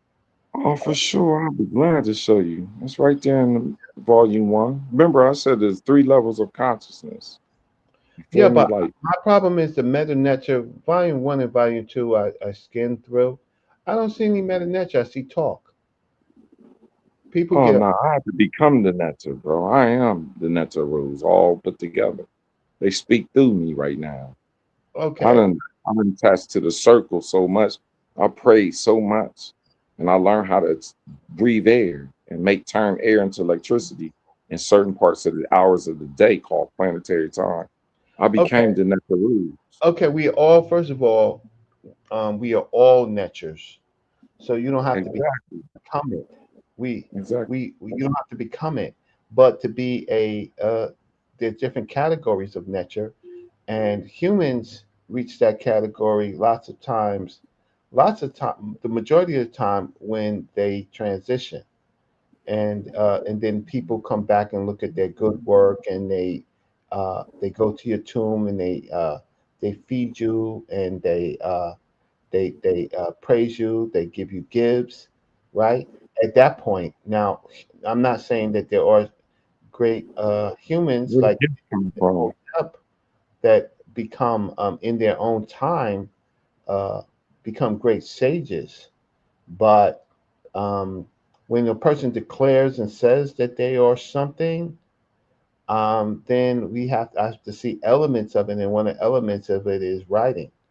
I have to see it. So you can't refer me to Shechem or Shechem. Not that I don't respect him as a teacher. I don't. I think he mixes lots of other things outside the I'm gonna pick his up, and what he's been expecting is the man like myself. I'm Kush, so I got a book that I was given through trance, through meditations. Okay. Well, so when I unfold, I'm giving the book to you as I speak, piece by piece. Okay. No. See, okay. So now, I'm probably not understood right now. No, I don't. No, I don't. I don't. My whole thing is you have to show me some writing that we could cite and we can look up. What's your sign? What's your sign? What's your birthday? Your planet? That's a crazy response. Like that, for him to ask for a primary source, and then to ask, "What's your birthday?" I asked you this for a reason. I was going to get there for the unconscious people about where I was driving to. You feel me? So, I asked that for a reason. I was born in March, but I don't do that stuff. I don't do that stuff. You was born in March. Okay. That's all I need to know. He's looking and then for after that, academic response. Learn Like your personality, your character. Your personality belong to you.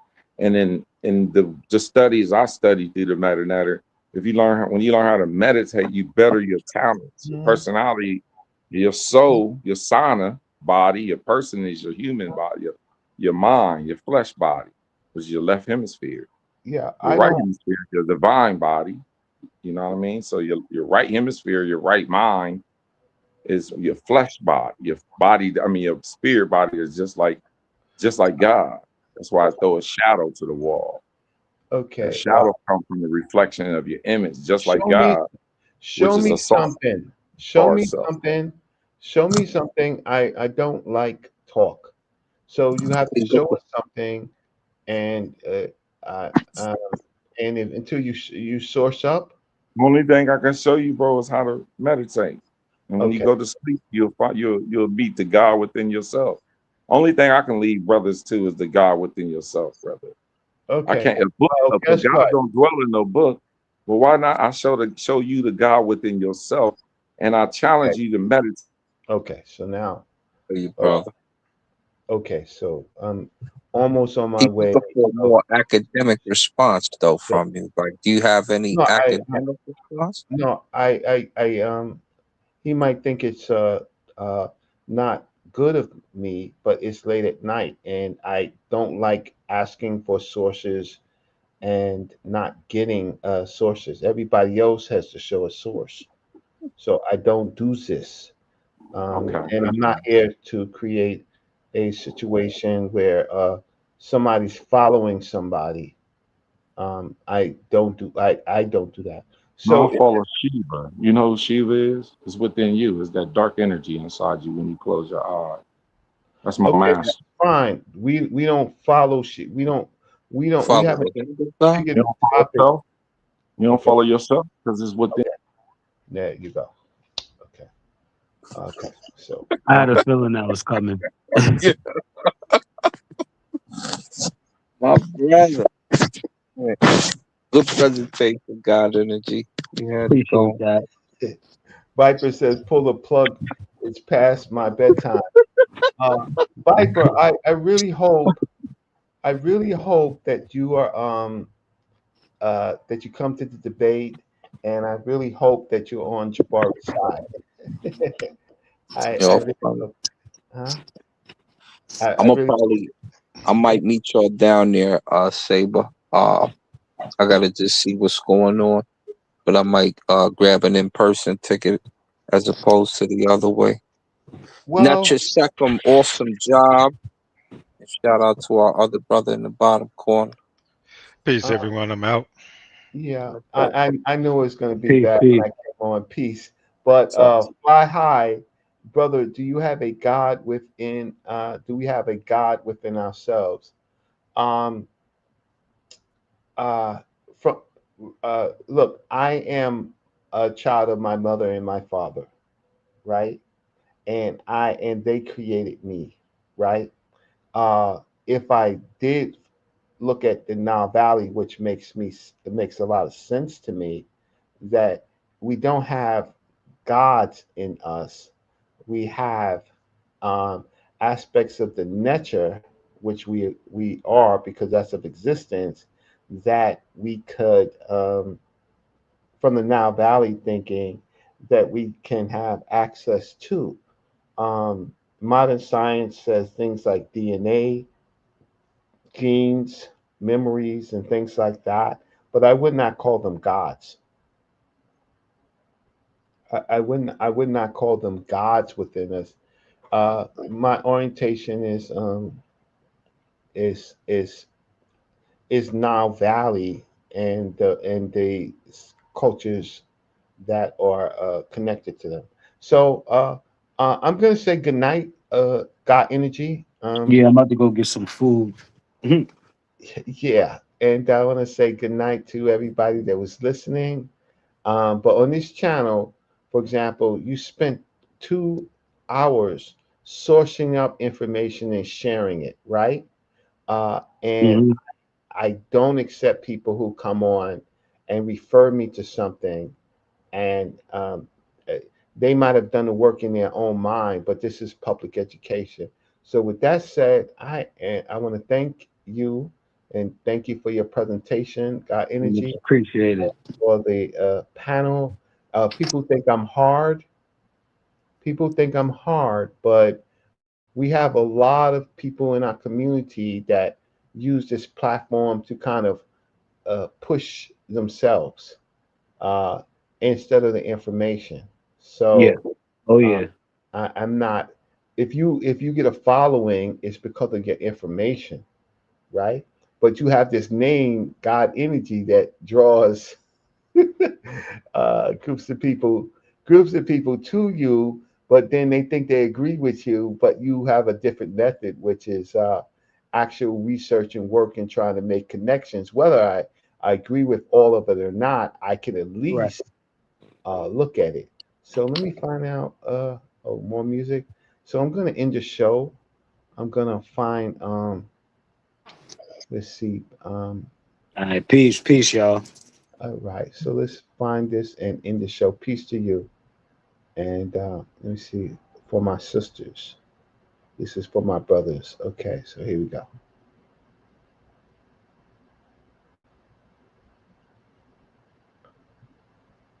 Where is it? It's not playing. Why is it not playing?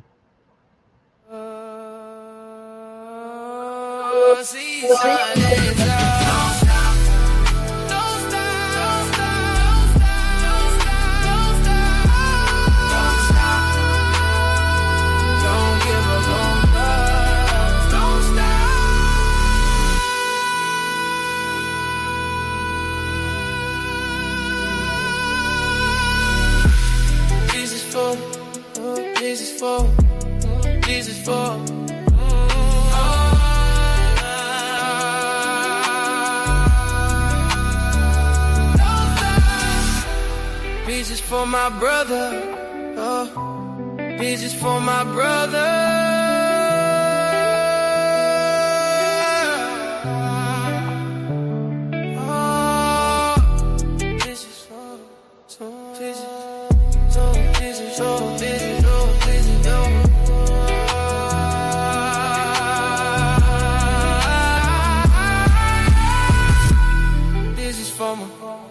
This is for my brother. This is for my brother. This is for my brother. Now I'm proud where you at, where you at, where you at, where my people at. Now I'm proud where you at, where you at.